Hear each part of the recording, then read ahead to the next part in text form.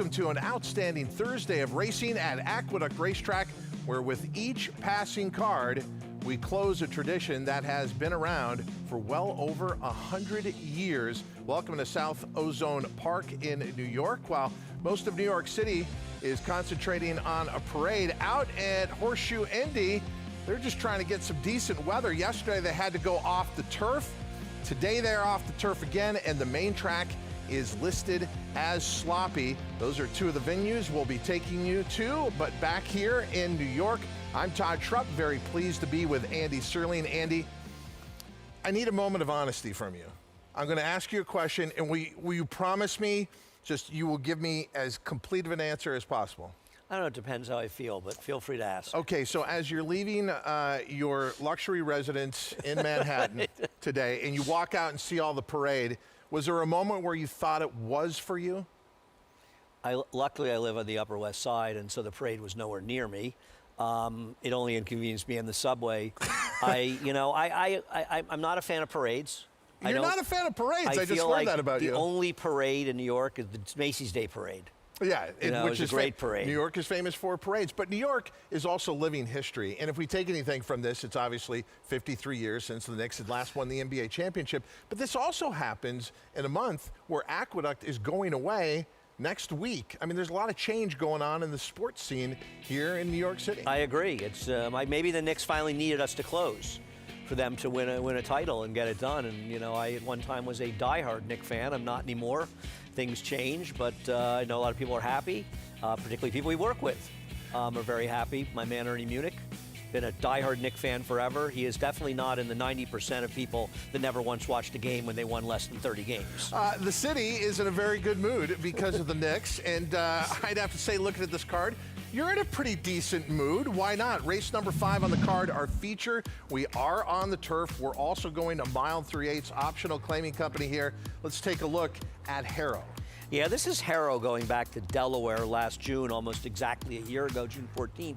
And the reason I show this was, I know his last 3 races have not been particularly good, but they were going shorter distances. And in this race at 1.5 miles at Delaware, and his next race 1 3/8 miles, and he finished 3rd to Far Bridge, albeit in a 4-horse field, he's a better horse going the longer distances. And at 1 3/8 miles today, I think it makes him one of the main players, and what I think is one of maybe the most interesting race on today's card. As we said, perfect conditions here for Belmont at Aqueduct, with the main track fast and the turf course firm. Horseshoe Indy will be updating you on all the changes there with a sloppy track, and they are off of the turf. And for the first time today on this Thursday, we get to say hello to Acacia Clement. Hey, Acacia. Hey Todd, great to hear you. At least I haven't seen you in person yet, but taking a look at horses here in the paddock for this opener, you do have a short price favorite making the first start for trainer Will Walden, and that is the number 4, Phantom Blue. Now, it is tough as this horse was on the front end and just got run down to finish 2nd last time out. You could argue that with the first start with blinkers, she should have gotten the job done that afternoon.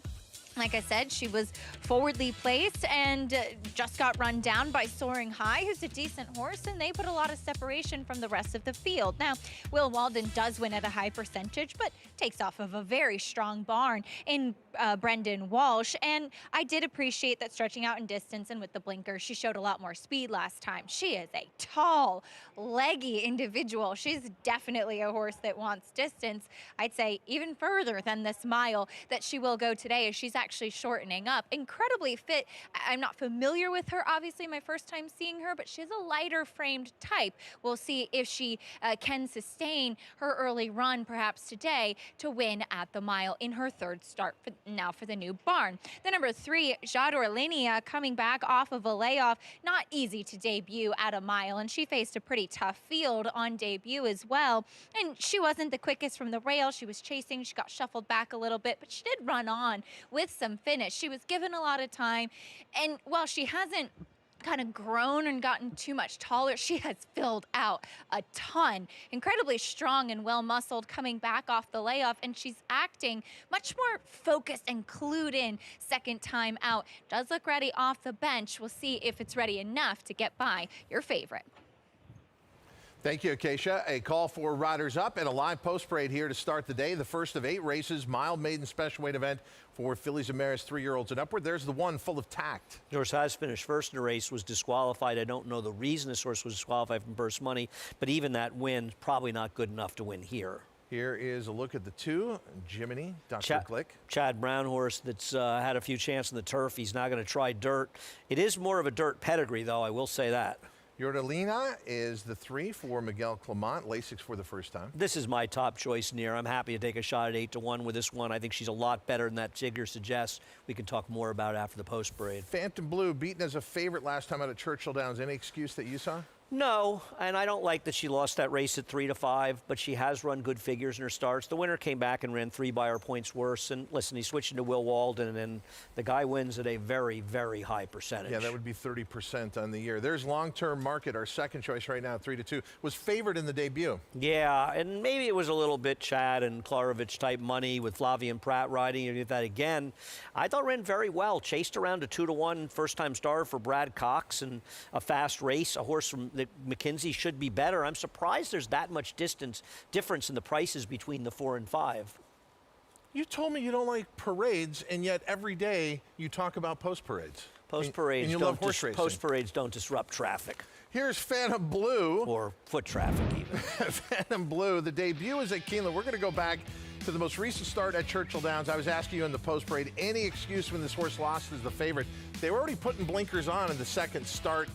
In the end, loses under circumstances where this horse looked to have a clear victory. Yes, it's a $1.2 million yearling purchase for John Stewart's Resolute Racing that is now lost at short price in both of the starts. He switches from Brennan Walsh to Will Walden. I don't know the reasoning. Brennan's very, very good. Will Walden wins at a higher percentage than just about every trainer in the country. And I'm not going to be surprised when this horse wins, cutting back from 2 turns, has the speed. But as you see now the 5 is favored at even money. I think it's going to be hard to beat both of them, but I'm going to try with the 3 Jatter Linija. I don't know what it is. I like how you said it. The 3 Jatter Linija didn't break that sharply from the rail in there. Kind of a step slow, rushed up and got shuffled back a little in the turn, but looked like she had kind of thrown the towel. She actually was able to re-rally and get the job done, run a reasonable race to finish 4th in there. Concurrently, who finished 2nd is going to be a heavy favorite in today's 3rd race. So she met a reasonable field that day. She's got to get faster, but why can't she get faster from 2 to 3? And I'm going to kind of hope she gets better and one of the 4 or 5 don't run their best race. Acacia trainer Chad Brown has 2 horses in here. The tote board says they're vastly different. The 2, Dr. Glick, is 13-1. The 5, Long-Term Market's even money. How do you see it?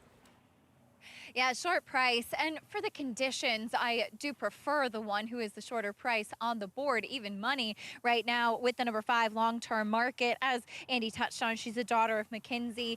She has some decent leg to her. She should appreciate the mile and be able to handle it just fine. They did go 1-2 around the track on debut, and I think that she's absolutely a horse that should suit here. Now, it took her a little bit of time to get going in that solo warm-up when she broke away from the pony, but then she leveled out nicely. And I have found that sometimes the progeny of McKinsey, they don't carry the most conditioning altogether, but they really lengthen their stride once they get going and with distance, which is what she gets to do in here today. The number 2, Dr. Glick, while she has much more experience, it's been on the turf. And while, yes, on the bottom side, it is far more of a dirt pedigree, I completely understand why she's been running on the grass. She looks so much more like a turf horse. She has a round pancake-like foot to her. Just the way that she's built, the way that she's put together. She's beautiful. She's touted herself very nicely. I haven't seen her since her debut, where she was incredibly green. That was back in August of 2024. Obviously, she's had some time since then, and she was very professional today. She's filled out quite a bit. She is the half-sister to a horse of Chad's named Accost, who has been running on the main track. So you would think that with pedigree, she should be able to handle it. But like I said, from a physical looking at her, I'm still not convinced that turf is not her preferred surface. Todd?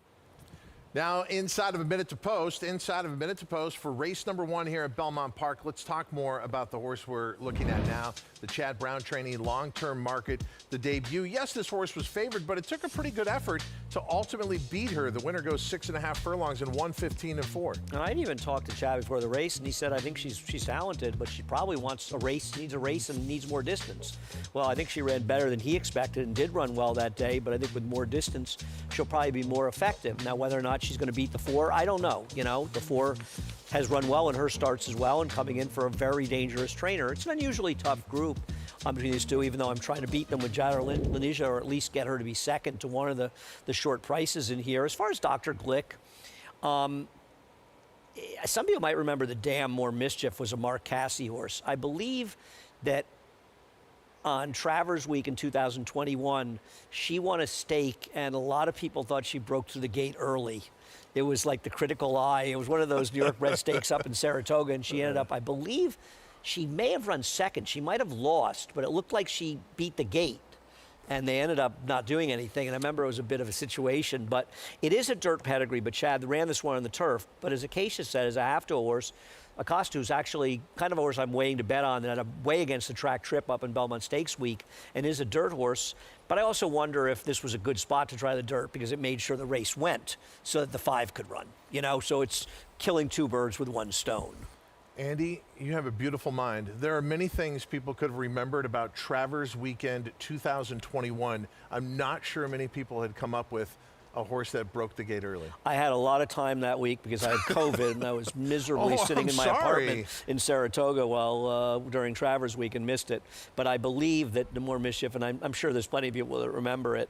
You think so? I don't know if either she won and upset the favorite, or she was the heavy favorite. She finished second. I know I feel like Joel Rosario might have won the race at like a 9-to-1 shot, or maybe it was close or something. There was definitely something involving this horse potentially breaking through the gate. You've heard our opinion. The most important opinion is yours. Hopefully we're playing it right now through your Naira Bets account. The field moving into line for the first of 8 races on the Thursday card here at Aqueduct. It's Belmont at the Big A. Enjoy it while you can, because this track is going away just 1 week from this Sunday. But right now, we're going up to Chris Griffin for the call of race 1 from Belmont at Aqueduct, live on America's Day at the Races on Fox Sports 2. Set. And they're off. Jador Lanisha broke very smartly in between horses right towards the front, but is going to take back. And here comes Phantom Blue to the outside. Phantom Blue is the leader. Long-Term Market is going to be a stalking second, is within a half length of the leader. At the rail, here comes Dr. Glick to join that early fray. Now back to 4th. After breaking on top is Jador Lanisha, and the early trailer, Full of Tact. They hook up with the backstretch, and on the front end, Phantom Blue. Mild pressure through a 23.03 opening quarter mile. Long-Term Market seems comfortable right now. Now gets some encouragement from Flavien Prat to keep up with that leader. Phantom Blue coasting along. Back in 3rd is Dr. Glick. Manny Franco taking a look back in behind. Chased to the outside by Jador Lanisha, Jamie Rodriguez, and Full of Tact, and Ricardo Santana Jr. the trailer. It's Phantom Blue. Phantom Blue into the far turn. 46.24 for a half-mile time. Long-Term Market has asked for more. Jador Lanisha has now taken 3rd. Dropping back quickly there was Dr. Glick, as Full of Tact starts a rally from the back end of the pack, but it's Phantom Blue still in front. Long-Term Market has been there throughout, is ready to challenge, is now with the head of the leader as they approach a quarter mile left to go. Jador Lanisha trying to pick it up from 3rd. They reach the top of the stretch. Phantom Blue had that lead, still with a nose advantage. Long-Term Market with every shot to push on by. They approach a final furlong, and they put 7 lengths on the rest as the 2 will battle it out inside the final furlong. Long-Term Market starts to edge clear. Phantom Blue fights on with a 16th left to go. Long-Term Market almost there, and Long-Term Market wins the opener. Phantom Blue 2nd, then came Jador Lanisha and Full of Tact.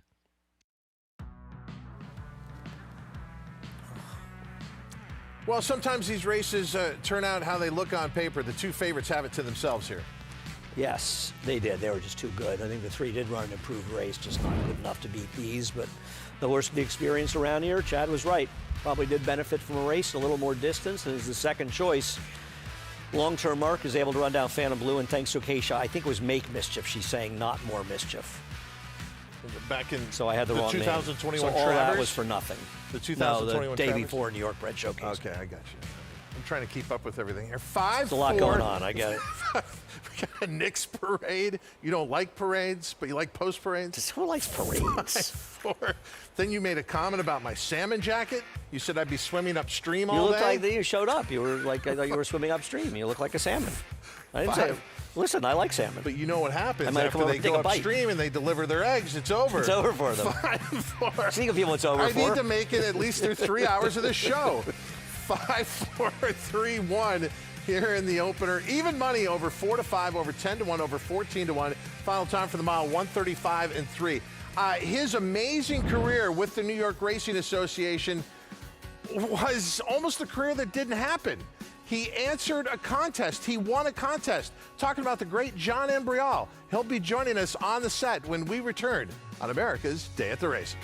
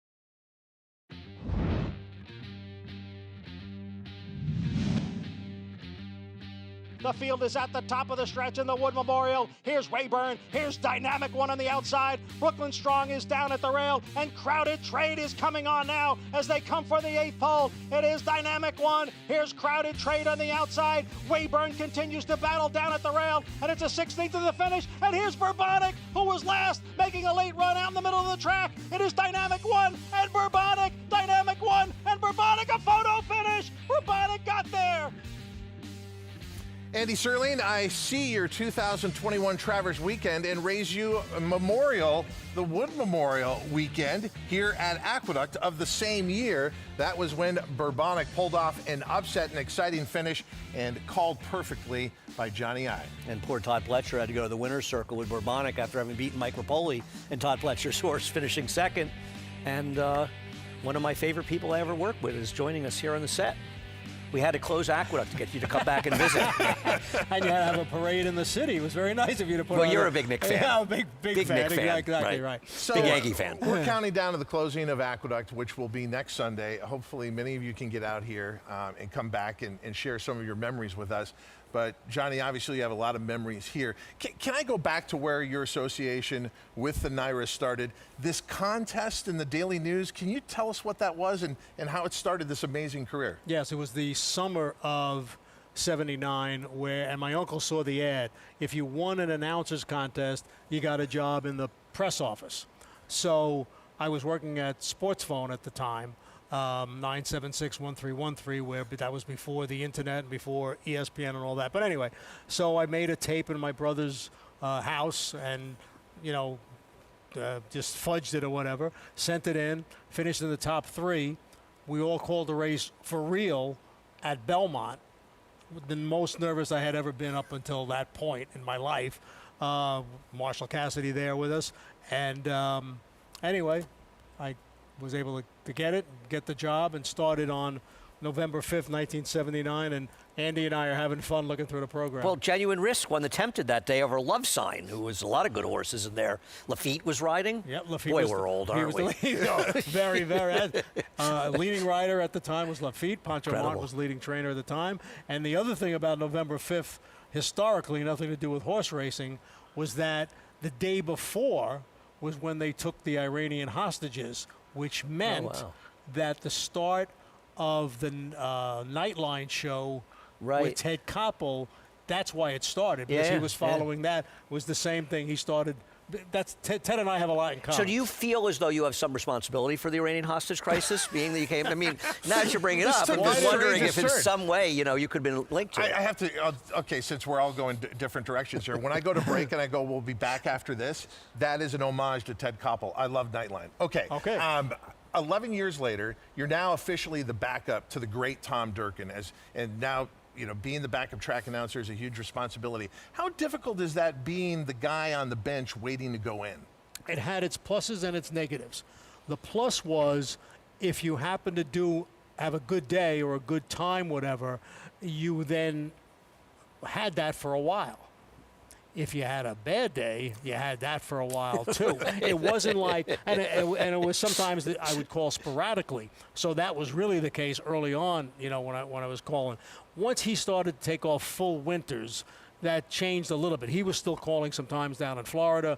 Eventually he was vacationing or whatever. So I got to do, that's why this place was near and dear to me, because I called more races here easily than I called any place else. And not that I'm not big on stats, especially for myself, but it is possible that I called more races here than anybody. Only because of the length of time. If you go way back, everything, there was 4 tracks.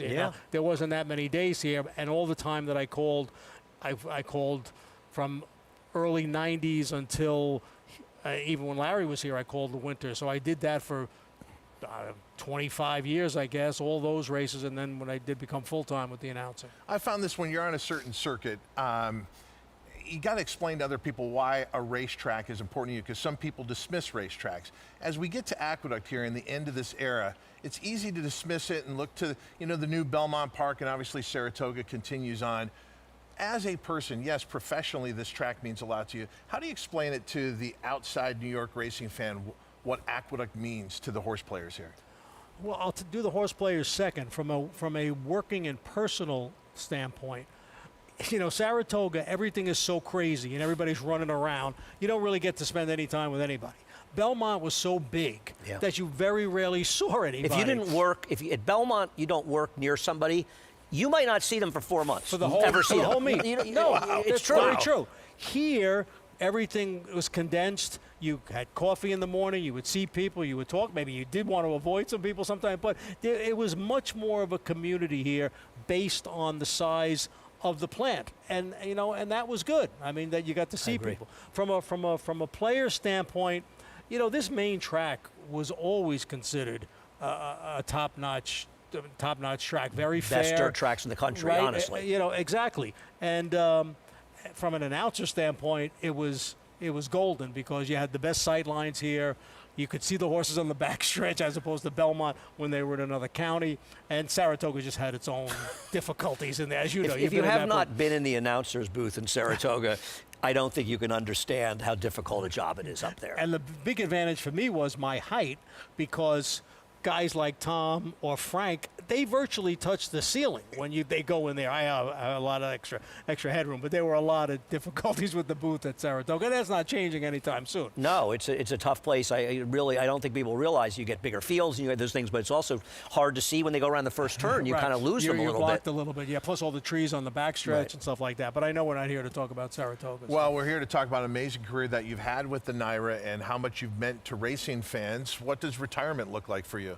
Retirement's going well. I have a place in down in Florida, but I'm still in this day and age. You can follow everything, very easly. And You've been in Saratoga every summer, I think, since Yeah, you I'm retired, not right? sure if I'm going to make it this year, but yes, I have. It's always good to go back.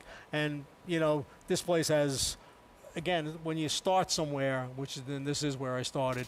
It always leaves a nice place in your heart. You also have many more jobs than announcing.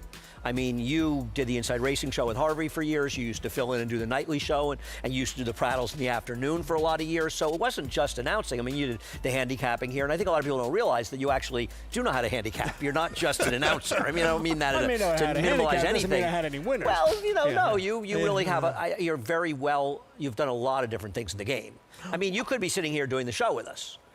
I think I am I? On a regular basis. In fact, you could leave and Johnny could just fill in for you. Please, I No, want but I mean, you that could. soundbite. I think there's no job in racing, and that you couldn't have done. And I was lucky with that because I also worked in simulcasting. And the first job I had, going back to '79, we were putting together the very first media guide. So I was given the task of literally going through files, newspaper clippings, to find out little tidbits about the Belmont Stakes or the different tracks or whatever. And by the way, I think those files probably still exist in the back room up in the press. They'll probably still be there when we leave. Yeah, probably. But it is remarkable. We have a generation now that can just hop online and ask the question and then get a variety of sources to reference. Is this going to be your last visit to Aqueduct? Are you going to be Yes. here for the closing weekend? No, this will have to be my last one, yeah. What would you have a favorite race memory from calling or being at Aqueduct for? Probably the one you showed, probably the Wood with Really? Borbonic. Yeah. Well, when you get a deep closer like that, that's all automatically exciting, and then you had the big price on top of it, plus it was the Wood, plus fortunately, everything went okay. Closing weekend, next weekend here at Aqueduct. The official closing day is June 28th. You're going to get your jar of dirt?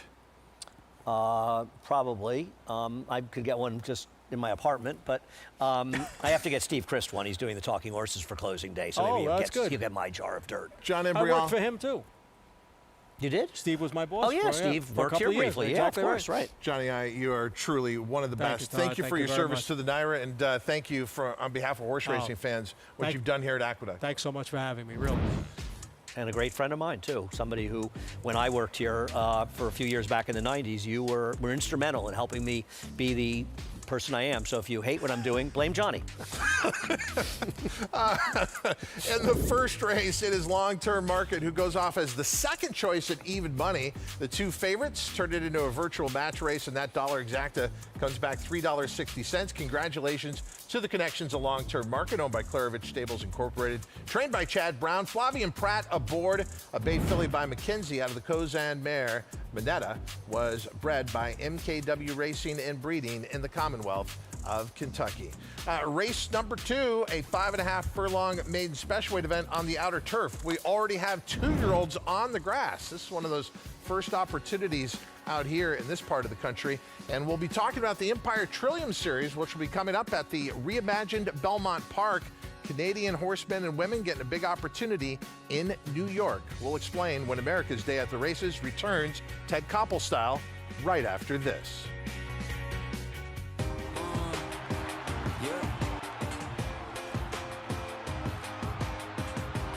Can wait no more. 3/4, 111-3. Lion Lake attack and fits right. Angles out for the drive behind them. Kind of a stubborn Lion Lake.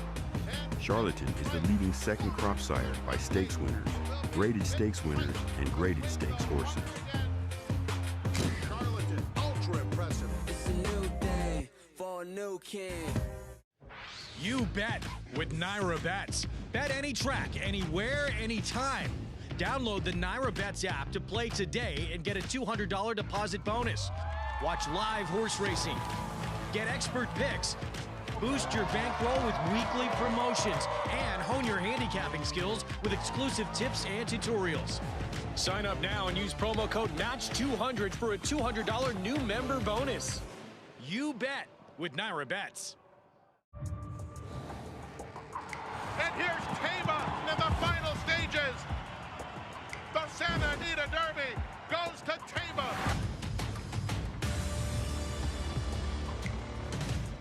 It's Tama, absolutely terrific, winning Malibu by 4 widening lengths.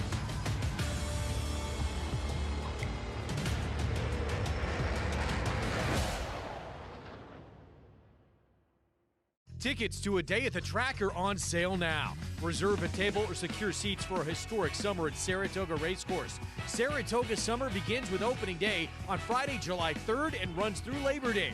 Book now at NYRA.com/Saratoga. RaceLens is the most in-depth product in horse racing, with unique features found nowhere else. True odds, predictive analysis, and pace projection. RaceLens. It will change the way you follow horse racing and take your game to the next level. A surging debut at 2. An international tour de force. An explosive winner of 2 sire-making Grade 1 races. Raging Torrent running the race of his life. And Raging Torrent and Frankie Dettori cruise to victory in the Malibu.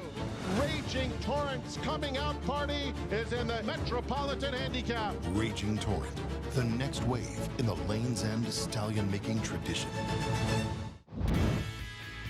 America's Day at the Races continues with a reminder about the excitement that's to come with the new Empire Trillium Series. This will combine opportunities between Woodbine and the reimagined Belmont Park. So from December 26th to February 27th, you're going to have 8 races from Belmont on the Tapeta as part of this series. But from April 24th to July 31st, it's 6 races from Woodbine, 2 of them on the turf. $3.2 million in purses for horses foaled in Canada or New York. Check it out. Nominations close tomorrow. That's the Empire Trillium Series. I love this. First of all, I like anything where racetracks are cooperating. Yes. Because I think that's one of the biggest problems in this industry is the complete lack of cooperation in so many circumstances. Now, Woodbine has done things. We've been involved in them before, and they're great partners in things we've done with them. And with us opening Tapeta in the winter and having that surface, which they also have at Woodbine, I just think it's a great idea. I think it's really fun, and I'm excited by it. And I like seeing the innovation. And I just like the idea of tracks doing something together as opposed to always working against each other. Well, with the foal crop, as we talked about, with the horse population out there, why not combine resources and make a bigger field rather than having a field of 6 on the other side of the border and a field of 6 over here? Listen, I like the original with the Sunshine Millions races. I thought it was fun. I mean, I understood it was problematic for some other stake races, but when it first started, there were some fun races. I like those kind of things. Field assembling in the paddock for race number 2. We get 2-year-olds on the turf and watching the field since they arrived down there to be saddled. Acacia Clement. And we'll take a look at a couple of the debuters that are taking attention here in the paddock, beginning to the outside with the number 9, Arctic Wolf, debuting for Phil Antonacci. I'm usually not the biggest fan of Frosted's progeny on the grass, but looking at this colt, he looks like a turf horse through and through, so I absolutely understand it. Big flat hoof on him, slacker pasterns.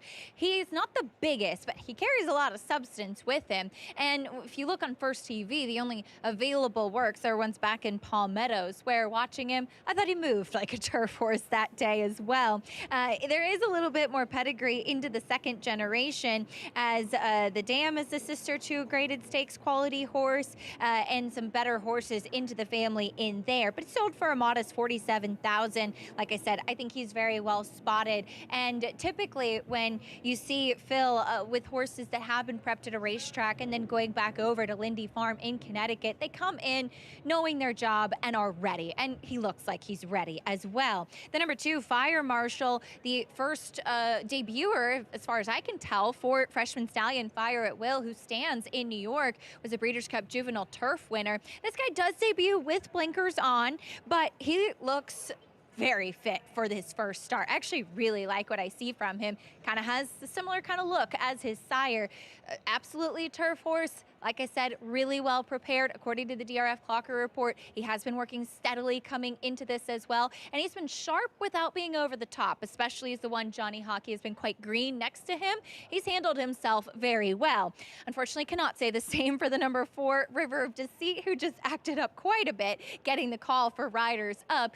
He looks to me like a horse that is a tank. He is solid, he's powerful, and he's just kind of one of those young boys that wants to flaunt himself maybe a little bit. So mentally and physically too, he looks like he might benefit from a start, but also according to the DRF Clocker report, he has been very sharp in the mornings, especially that last work. And prior to that, working with some older horses, which I always give credence to. Really good looking one. I'll keep to watching him on the track and see if he gets a little bit more focused, Todd. And the post parade underway here, starting with the one Johnny Hockey, a first-time starter by Omaha Beach. Am I wrong? This horse is taking a lot of money for a horse you wouldn't expect to take money, and there is some turf pedigree. Here is the 2 Fire Marshal. Boy, interesting sires all the way throughout here. This one by Fire at Will. It was the Breeders' Cup Juvenile Turf winner for 3 Diamonds, who owns this one. Not taking a lot of money, not a lot of pedigree on the dam side. Another first-time starter had a quick work over the training track last out, Noden. No turf pedigree to speak. Well, it's a theatrical dam. I shouldn't say that, but Enticed has not been a good influence. River of Deceit, a first-time starter. My top choice here has enough turf pedigree. I like the hard spuns, and Tom Morley can be very dangerous with his 2-year-old firsters in the turf. Okay, we got to respect those New York breds, but this New York bred not getting respect against Open Company at 27-1. The dam's produced 4 turf winners. Is a Freud. Didn't cost much money. Worth 10 to 5th the sale. Not getting bet, but there's pedigree. Here is Zodiac Warrior, currently 5-1, kind of hanging around on the tote board. Yeah, a lot of money. This horse cost almost $600,000 at the yearling sale, and there is turf pedigree. And if it's OXO Equine as the breeder, you would imagine Instilled Regard is the sire. That's right. the case with if the it's Southern. not Instagram. Yeah, right. Not a lot of turf pedigree on this one. Well, the second dam's okay. Here's the 8 Medieval. Should we get Medieval here?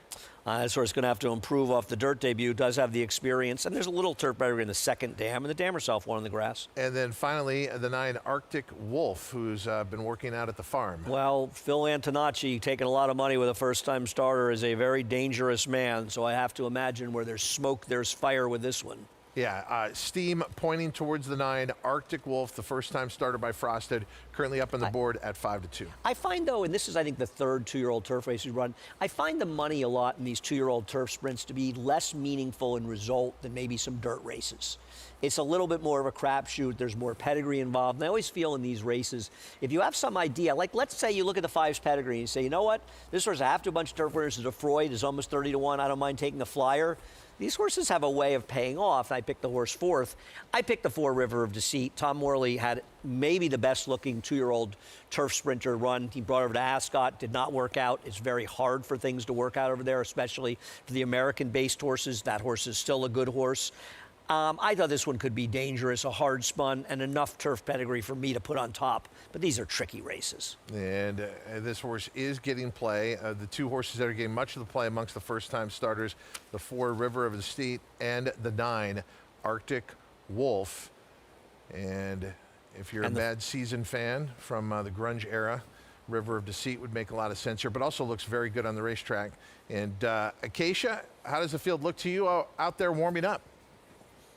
Yeah, I kind of touched on River of Deceit, and he was acting with riders up, and you're right, Todd. He did settle down quite a bit on the track, which is always good to see. But taking a look at a couple of other firsters, the number 6 Zodiac Warrior, as Andy mentioned, high purchase price for this one at the Saratoga Select sale as a yearling, $575,000. And this was very early with Jackie's Warrior. It seems like at the 2-year-old sales, Jackie's Warrior was one of those freshman stallions that everybody wanted. And so I think that there's a chance this horse could have even gone for a bit more. But I have long said, Jackie's Warrior being a son of McLean's Music, that they'll like the turf. And I feel that this one, who has plenty of turf pedigree, being out of Queen Maeve on the bottom side, a stakes winner, 2-time grass winner, and a turf producer as well, is well spotted. Took a little bit of time in the warm-up. It seems like Kendrick Carmouche was really asking him to level, and it just took him a bit of time to put his head down. I think just a little bit of greenness more than anything else, and he's a big solid horse that I think will also benefit, probably about 90% fit today, but a horse I'm going to watch with a lot of interest. interest in this spot. The number 5, Bet on Zion, as Andy mentioned, has a massive pedigree. I looked at this horse at the 2-year-old sale, as he's the half brother to one that I know quite well, an Illmatic, who runs in the stake back on the turf this weekend. The dam is getting up there, though. That was part of the concern. She's 22 now, and Freud is getting up there as well. And he did work 10-1, was a bit high-headed, moves very turfy. He does debut with a shadow roll and shortcut blinkers on, but as we've talked about, massive pedigree, definitely a turf horse, and we'll see if he can kind of bring a little bit of that refinement that it did seem that he needed. The number 8, Medieval, is the lone horse with experience in this field. As Andy mentioned, there is a little bit of pedigree for turf on the bottom side. He was a horse that broke sharply but took no money on debut. And typically you do see these horses bred by Arundel, really well schooled down at their farm in Florida. They're very sharp coming in as 2-year-olds. And I am curious to see if he improves getting onto the turf. Edgard Sayas has given him a big warm-up, circling him nonstop out there. I expect him to be quick again. I thought there were first-time starters who were a bit more intriguing with these conditions, but I do think he's going to be forward early on, and we'll see. As it looks to me like he has a pretty significant blinker cup. I didn't cover his first race, but I think it's an even bigger blinker than debut. He should be sharp early, Todd. Thank you, Acacia. And there's a look at the 6, Zodiac Warrior. And we heard Acacia talk about Jackie's Warrior. We're getting to see those progeny now. Interesting that this horse would debut on the grass. Well, Jackie's Warrior is a McLean's Music, who's got a pretty effective numbers on turf, particularly in turf sprints. So I can see that move. And, you know, there is turf in the dam side. She was 2 wins and 11 starts, 4 seconds. Jimmy Ryerson had a very good year with his 2-year-olds in the turf sprinting last year. So, you know, he's capable of winning with these horses, and I won't be surprised if this one's a runner. I mean, obviously, you have to be scared of the money the 9's taking. And Frosted, who's not that effective, is a 12% turf sprint sire, so he's done okay. And we saw Phil, when his horses took money last year, they were all good. But I'm still going to stick with the 4, River of Deceit. I do find these races to be a lot of guessing. I mean, I like them a little better when they go longer in Saratoga, or they have a race under their belt, and you can sort of go on what you've seen from them, because right now it's just a bit of a crapshoot. Is this our first race for 2-year-olds on the New York circuit on the turf? 3. We've had 3 so far. Okay. We saw the Wesley Ward horse that finished second behind Tom Morley's horse that won at Keeneland, that went to Ascot. And we had one last week that was reduced to a field of 4, which I believe George Weaver won. I think this is the first New York bred turf race that we've run. Okay, so your feeling is these races tend to be predictable, or you get upset? No, I think, listen, I think, first of all, you're never supposed to shy away from any horse you like at a big price. True. I'm sorry, it is an open turf race. I There's apologize. 3 New They're York breds. I apologize. got it. Thank you for that.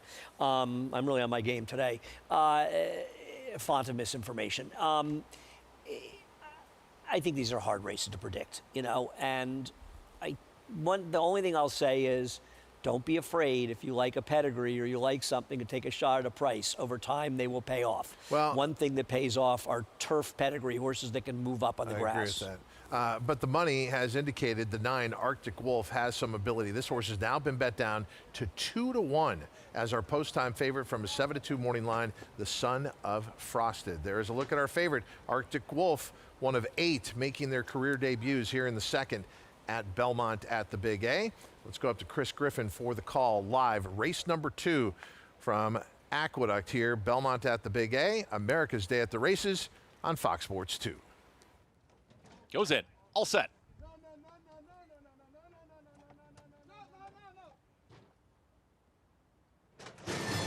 And they're off. Slow beginning for Johnny Hockey.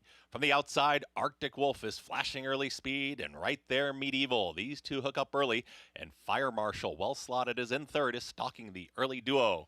At the rail, it's Medieval, who starts to shake loose from Arctic Wolf, who's a chasing second. Behind them, it's Fire Marshal. Then comes River of Deceit in fourth. It's a very strung out field. Towards the 5th position now is a ridden along Zodiac Warrior. It's another 3.5, almost 4, back to Berta Stitch.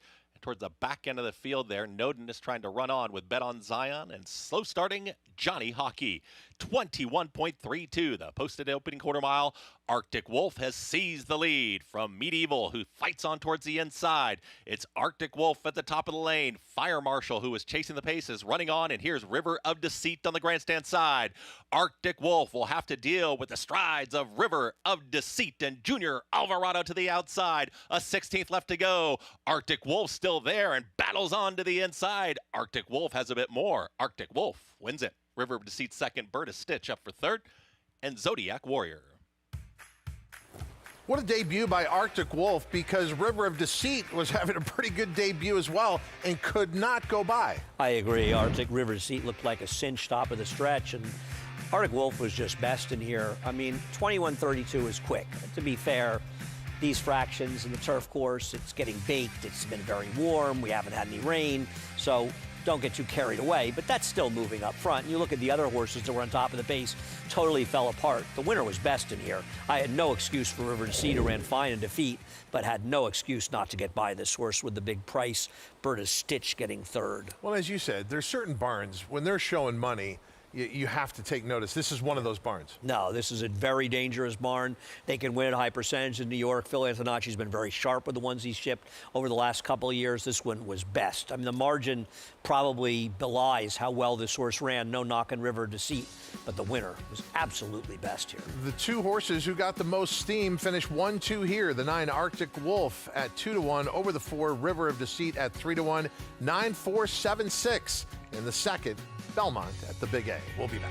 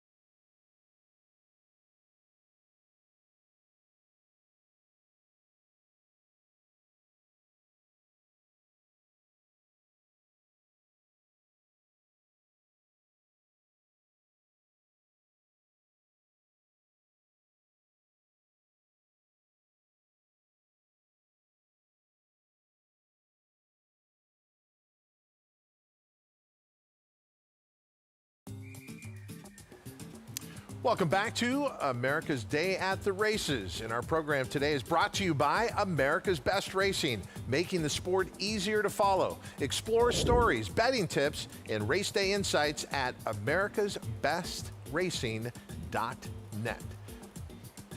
In the winner's circle here, race number 2. It is the first-time starter Arctic Wolf, who proved to be quick out of the starting gate, but it was River of Deceit who was moving menacingly down the middle of the track, turning for home. I think they both ran well in here, but Arctic Wolf did all the dirty work up front.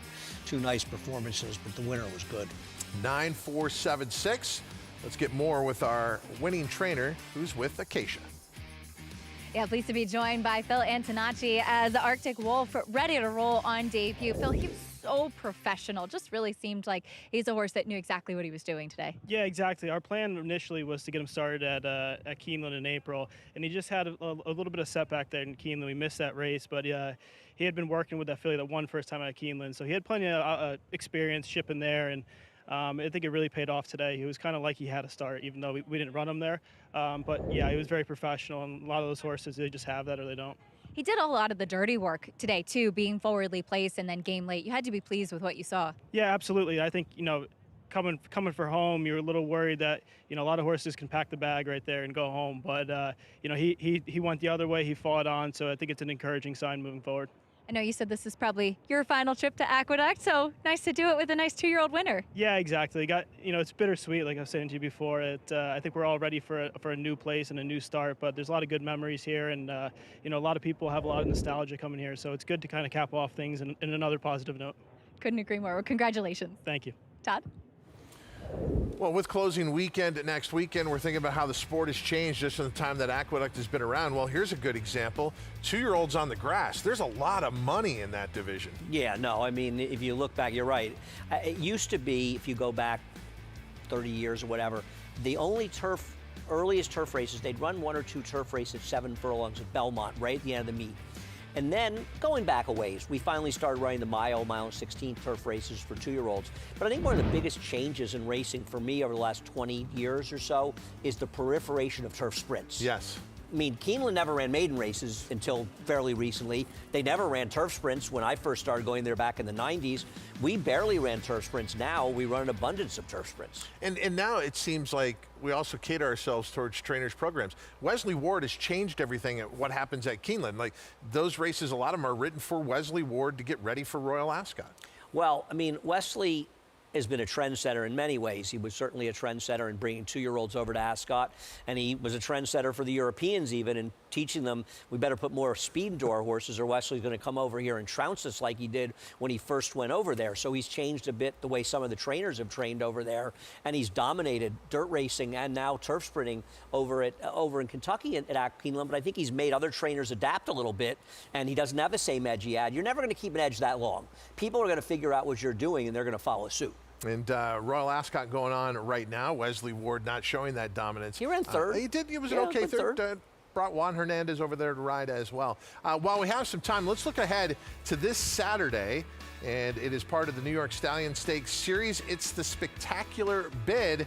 And we've got a 4-5 favorite here as the main track only. What does the weather look like? I thought there was maybe a possibility of a slight rain, but nothing that I think would allow Skokel's Folly to even get in. Very insignificant, probably no rain whatsoever. And I think Rick just took a shot. The race would fall apart, and you can't blame him for that.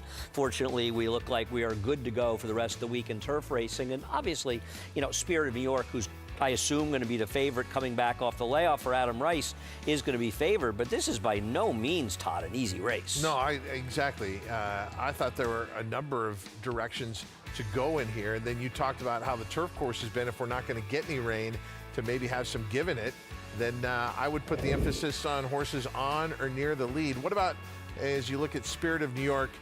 Does get the role of the 3-1 morning line favorite. Do you think ultimately is the post-time favorite? Oh, yeah, he will be favored. And I mean, just don't have the regular morning line maker this week, but he's likely to be favored in this race. I think Sunday Boy's a bit interesting in this race. He had a real trip in his last start, was shuffled back during some key moments of the race, and I thought ran well, much better than the Barclay Tag horse who finished 4th in that race. So I thought Sunday Boy, Witstorm is the Barclay horse. You'll see Sunday Boy is kind of in a good spot here, and he's going to lose position. The eventual winner is actually moving to his outside, and and in fairness, I think Christopher Elliott was trying to sort of keep in that position. He's not a horse that has that much speed, and maybe he would have been better off just sort of waiting a little bit. He ends up sort of getting shuffled a little bit out of that spot, but does come again and close towards the end. I thought Sunday Boy ran well in there, and he's got some good races. Thought he could be an interesting horse moving forward. Illmatic gets back to the turf, his only turf race. He was involved in a very hectic pace. in Spirit of New York's first, I think the favorite's debut win. So he could be a little bit dangerous in there, potentially getting back to the turf, though he's ran well in the dirt first time, has been disappointing since then. I don't think it's by any means an easy race, and it is a much, much more competitive race than the one we had for the fillies last week. As we said, with the closing of Aqueduct looming in a little more than a week, each day means a lot. And when you just take a look at the stakes races that are remaining, you got the Spectacular Bid this Saturday. Then you look to the following Saturday. You have the Ashley T. Cole. And then on closing day, it'll be the John Hettinger. So those are the stakes remaining for Aqueduct, 1894 to 2026. Closing day officially June 28th. Come out and join us for the end of Aqueduct. We have much more coming up here on America's Day at the Races. Beautiful day at Aqueduct, but we'll check into a drying out Horseshoe Indianapolis. That's ahead right after this. The sun shines bright on Caraconte. His versatility is evidenced by winners on all surfaces across the globe. Spandarella turns it into a procession. Yet another grade 1 for this magnificent daughter of Caraconte. Roja waved goodbye right out of the gate to win the Intercontinental. And his offspring are lighting up the sales ring. $300,000, Emma, thank you. Caraconte, standing at Gainesway. You bet with Naira Bets. Bet any track, anywhere, anytime. Download the Naira Bets app to play today and get a $200 deposit bonus. Watch live horse racing. Get expert picks. Boost your bankroll with weekly promotions and hone your handicapping skills with exclusive tips and tutorials. Sign up now and use promo code MATCH200 for a $200 new member bonus. You bet with Naira Bets.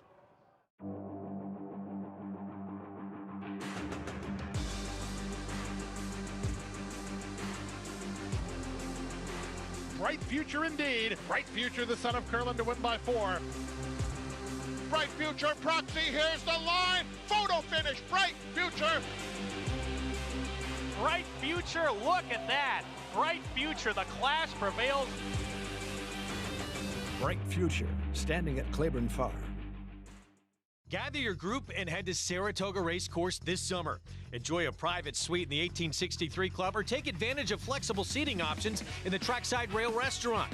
Head down the stretch to the Casamigos Spa Verandas for casual gatherings of up to 50 guests, or bask in the view of the historic paddock from the Paddock Suite and nearby Surfside Party Deck. The Mianetto Easy Goer features world-class Prosecco with sparkling views of the backyard. Book your group outing today at naira.com/groups.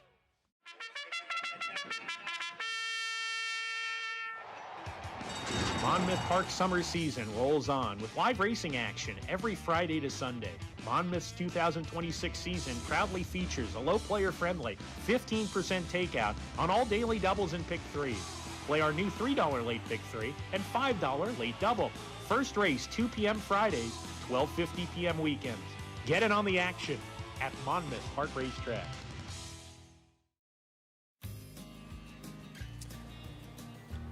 The 85th season of racing at historic Saratoga Raceway. This was supposed to be a summer of celebration.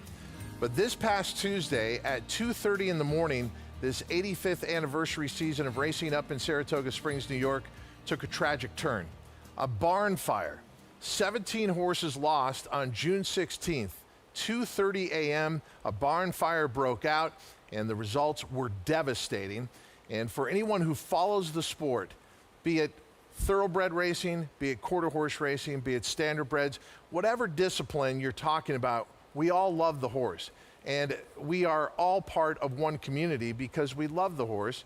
And so this was news that hit all of us very hard, the loss of so many horses in such a devastating way. And the first thing I learned when I came in the industry is just how awful a barn fire is. Because for people who don't realize, for horses, that's where they want to be. It's difficult to get them out of their stalls because that is their home. So when a barn fire happens, the losses are as devastating as we saw at Saratoga Harness. And I remember when the wildfire hit the San Luis Rey Training Center in California, the difficulty to get those horses out of there and save them, and the cost that happened because of it. No, it's a terrible thing. I mean, there's nothing, we can talk about it and say whatever you want.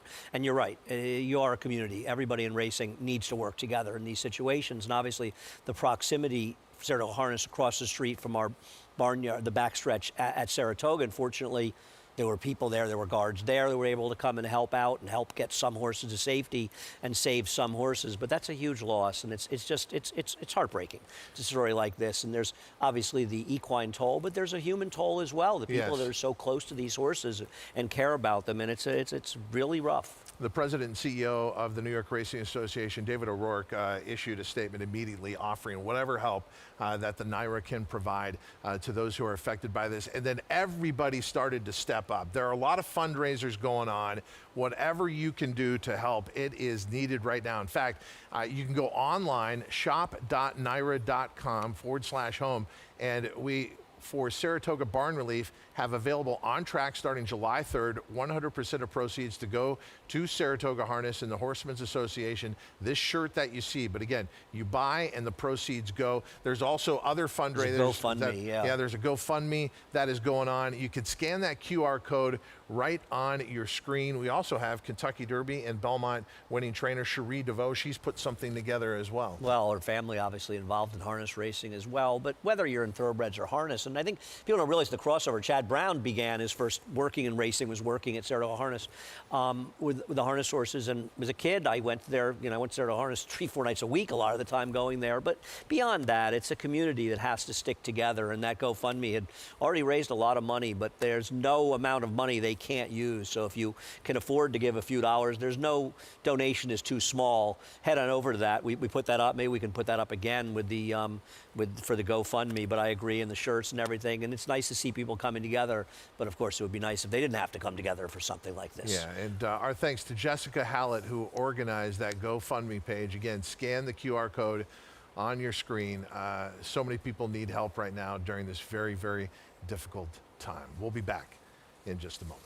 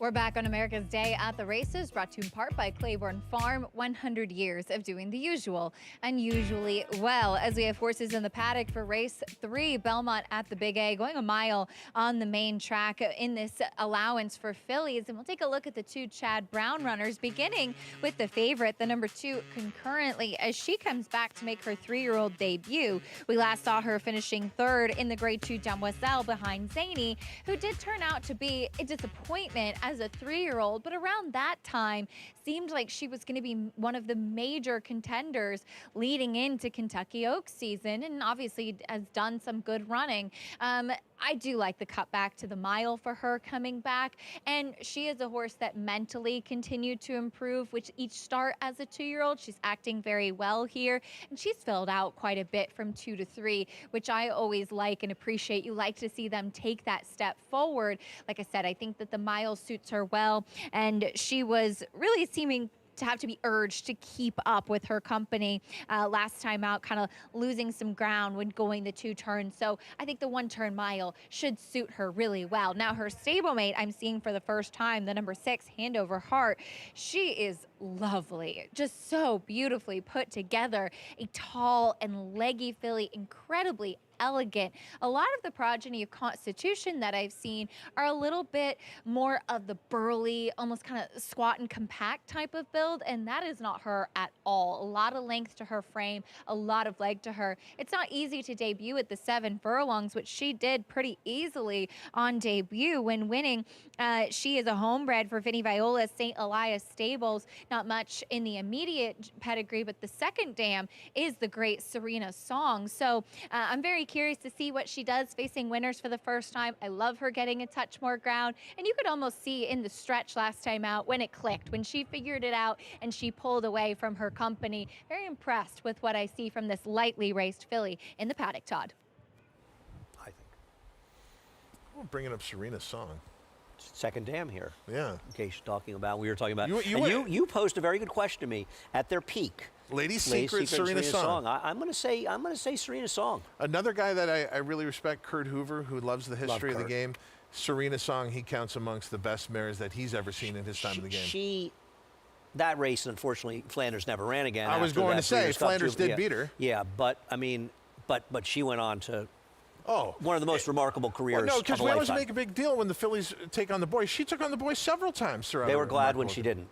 That's true. Let's meet our field for race number 3, live post parade, starting with the 1 Hot Gossip.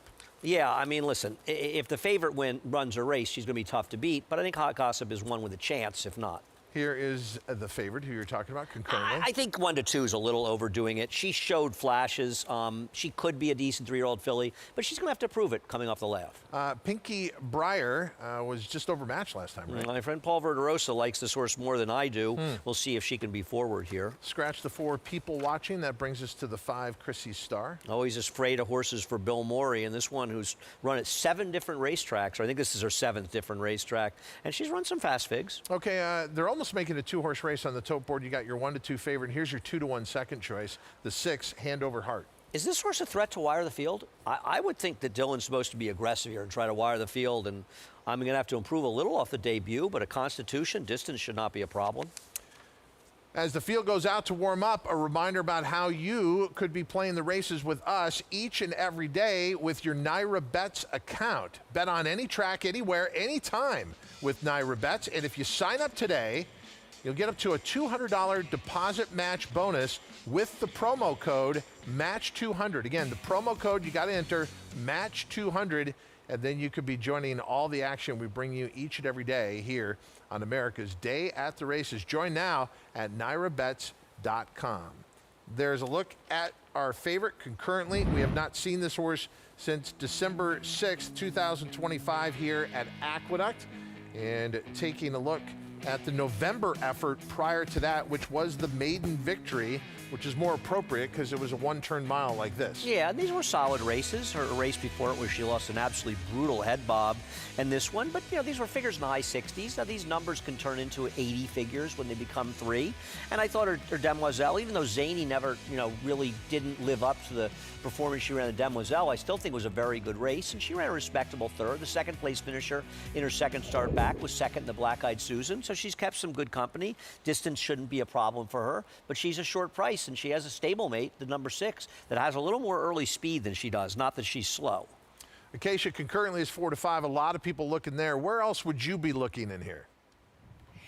I do think that the 2 Chad Brown runners are going to be very tough to get around in this race. But as we take a look at the number 5, Chrissy Starr, she is a new face coming in here for the always dangerous Bill Morey. Now, she's been pretty well traveled and is at some tracks that you could argue maybe some softer company versus what she'd likely to be faced coming to New York. But usually when Bill ships his horses here, it's with good reason. She stacks up nicely in the way that she's put together. Looking at her, she fits nicely with her competition. Now, last time out was a wet track, and she ran on second best behind a winner that wired the field, and she wasn't the quickest getting out from the rail. I do think she's a horse that will appreciate being drawn a little bit more outside. And like I said, she matches up. We'll see if the class does match up as well.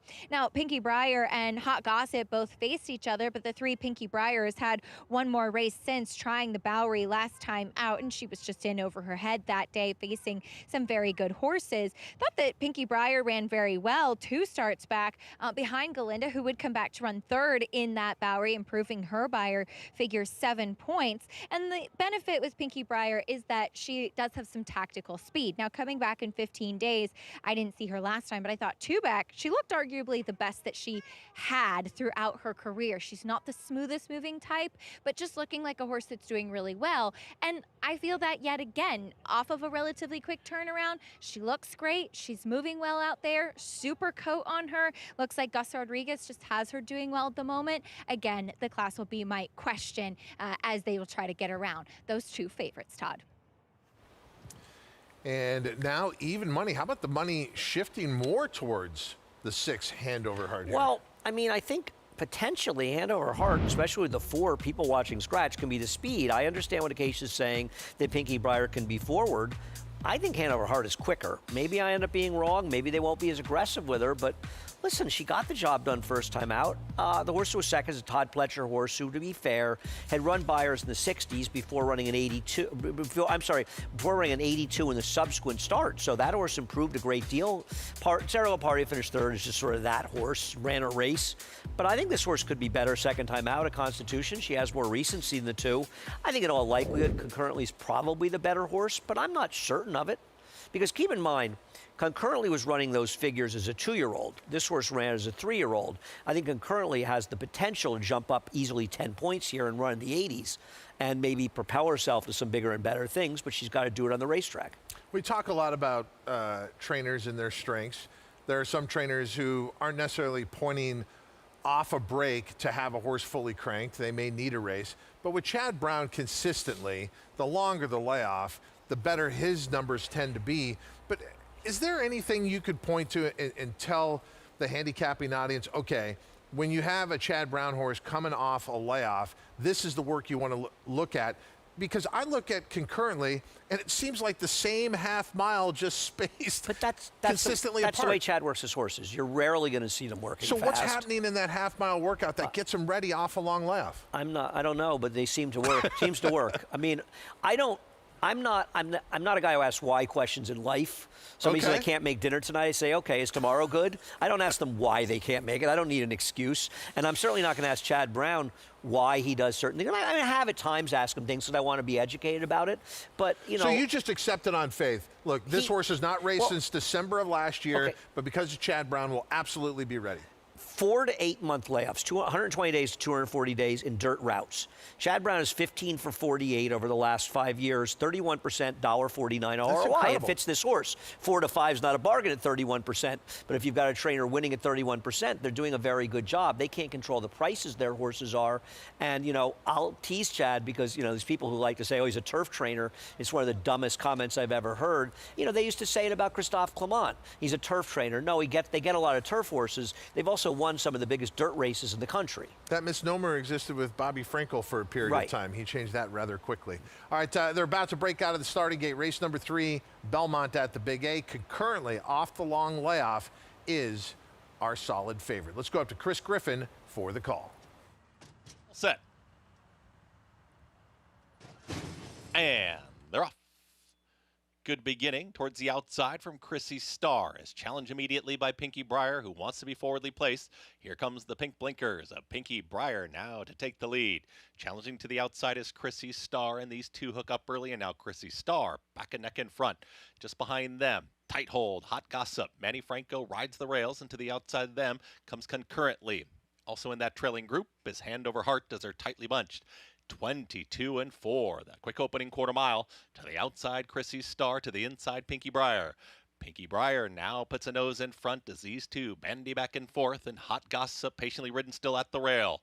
Concurrently is in between horses, is the trailer, only a length and a half, almost 2 off the lead, and still wide is Hand Over Heart, and they've got 4 furlongs left to go and 45.45 for the half-mile time.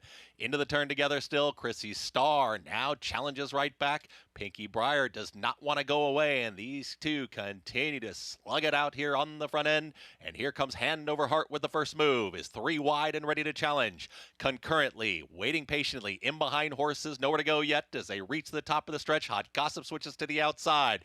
Pinky Briar still there. Chrissy's Heart won't go away. Hand Over Heart center of the racetrack, and now there's a seam. It's tight, but here comes Concurrently to the inside. Chrissy Star is back to second. Concurrently just found a little running room, is trying to run away. Hand Over Heart continues to challenge 3 wide. In between horses, Chrissy Star. Clarabit Stables with another one. Concurrently wins it. Chrissy Star second, Hand Over Heart, then Hot Gossip. I mean, if you just walked in right now, saw the winner galloping out there, you're like, oh, that makes sense. 4 to 5, Flavien Prat, Chad Brown Concurrently. But there's more to it than that. The patience of Flavien Prat was on display here. Kind of remind me of a Ramon Dominguez ride. You know, he's sitting behind horses, and as Chris actually accurately pointed out, he was waiting for room. And I think Flavien realized, I've got enough horse. I've got over a quarter mile. Probably the horse on the rail is dropping off. I'm going to get a chance to get through here and get it done. He worked out the perfect trip and got it done and won like a 4 to 5 shot should. Nice effort by the 5 finishing second on top of a very strong pace here. They were moving up front. And our winner eventually off at 4 to 5 here. 2, 5, 6, 1, 4 to 5 over 9 to 1 over 6 to 5 over 14 to 1. Okay, while we wait prices here, as we said, they're drying out at Horseshoe Indy. And for the first time today, the first of 9 races, I get to say hello to one of my favorite people in all of racing, Racing Rachel, on site for us. Rachel, you told us yesterday, if those who followed you on social media, that there could be rain, and it did arrive. What's the weather situation now today? Oh my gosh, feelings mutual, Todd. It's great to hear your voice on the Naira feed. I got to tell you that right now. It was just atrocious yesterday. I mean, it was nothing but constant heavy rain. In the interest of just talking about these horses, I'm telling you, it's been drying out really well though, because it is warm. You know, it is summer here. Today it's about 75. They're loading in the gate. So I'm going to tell you, I have some stats for later, but the one, I got a really great insight from Ray Paquette, who is the trainer on the one. He said, company you keep is a really cool horse. He knows when it's race day. He's usually laid back and easygoing, but on race day, he gets really excited. This guy is leading up to the race. He's really been training fantastic, probably the best he's ever trained in his life, Ray said. And he does not miss a meal. I can't say that he looks like that, but he definitely has filled out. I mean, he looks tremendous on the racetrack. I will mention as they're loading, and I'm going to throw it to John Dooley for the call. This 6 they're about to load, I watched moving over the track, moved very, very confidently. I'd put a little bit of money on the 6 on the outside. That is Charbit Charbon dropping down in class. They're about to load Charbon up here. My picks in this race are 1-6-2. Give you guys some insight on the horses and trainers who are leading right now and who are hot. Maybe next time, up to John G. Dooley for the call. Almost for Ray Paquette, 3-5. There's Company You Keep in the foreground. It's 5-2 on Charbon, 4-1 Mansfield Tiger, and 7-1 Painter's Canvas. Sky Key loaded, now Mansfield Tiger.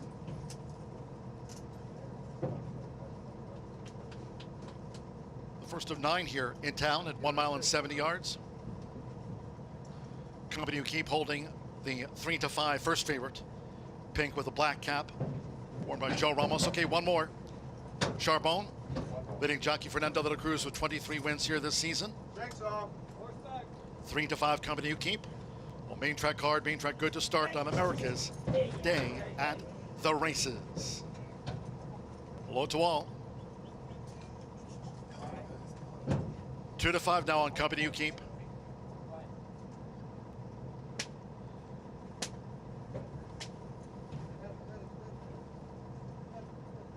Starter here, Oscar Quiroz.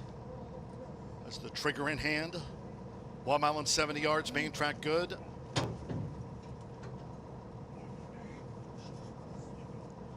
Others standing by, waiting for Charbon.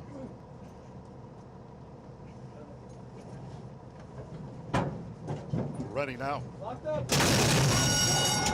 Away and running out, Horse Indianapolis. Mansfield Tiger was last away from the starting gate. Sky Key and the red cap away well. Charbon follows with toward the inside. Painter's Canvas, green with a white diamond belt as they enter the first turn. It's Painter's Canvas.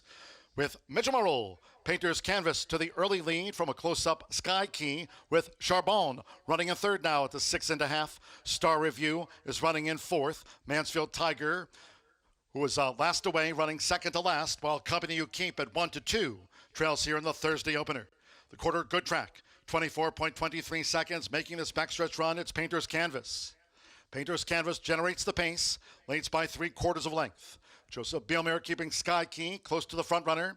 Fernando de la Cruz and Charbon in the 3-path and now looking to make headway to a half mile from home. Star Review is next, while 3 clear from Mansfield Tiger, trying to overcome a slow start. And into the hands of Joe Ramos. Company You Keep remains last of the sextet. Half mile for Painter's Canvas. 48.30 seconds. 3 furlongs still in front of Painter's Canvas. Has been doing this nicely for Mitchell Murrill. Painter's Canvas leads them toward the quarter pole from Charbon. Star Review trying to muster a rally now in the final quarter of a mile for Jose Gutierrez. And here's a sweep now by Mansfield Tiger, who's up and after the lead for Alexander Crispin as they close ranks straightening away. Company You Keep and Sky Key last into the stretch. 3/4, 1 minute 13.15 seconds. Toward the inside, Painter's Canvas has dug his heels in for Mitchell Murrill. Repel Charbon. Star Review looking to make a late split, and Star Review charging after. Painter's Canvas is near home. Star Review descends. Star Review getting up. Star Review. Star Review in the final strides denies Painter's Canvas. Charbon third, and Mansfield Tiger finished fourth. What a start to the card here at Horseshoe, Indianapolis. Star Review. I mean, you want to talk about working out a trip here, Andy. This horse was trapped.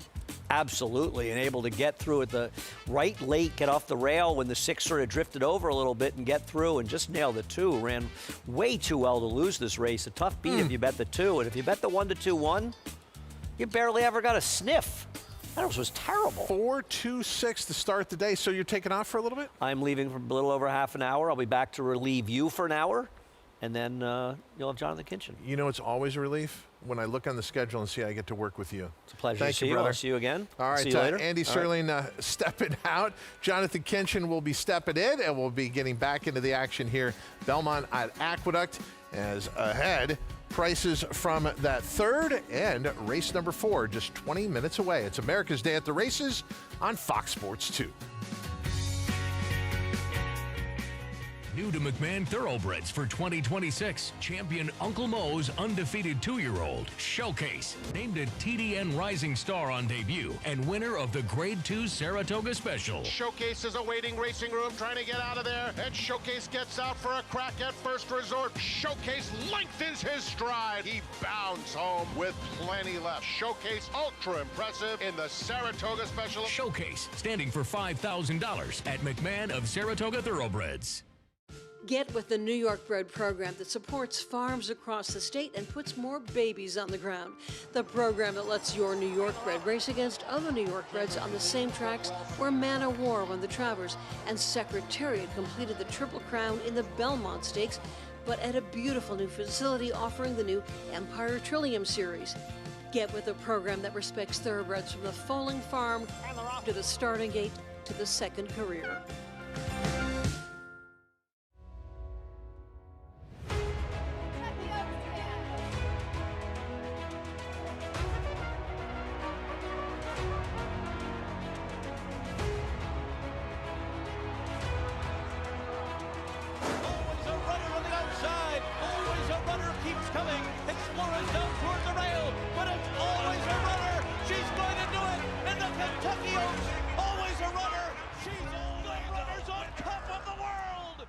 Announcing the Empire Trillium Series, a multi-year $3.2 million 14-race program at the brand new Belmont Park and Woodbine Racetrack, restricted to New York or Canadian foaled horses. This new event kicks off the day after Christmas with 4 2-year-old stakes races on Belmont's new Tapeta surface and continues all spring and summer through late July at Woodbine. The Empire Trillium Series. To learn more and enroll either New York or Canadian breds, go to NYRA.com/EMPTRI.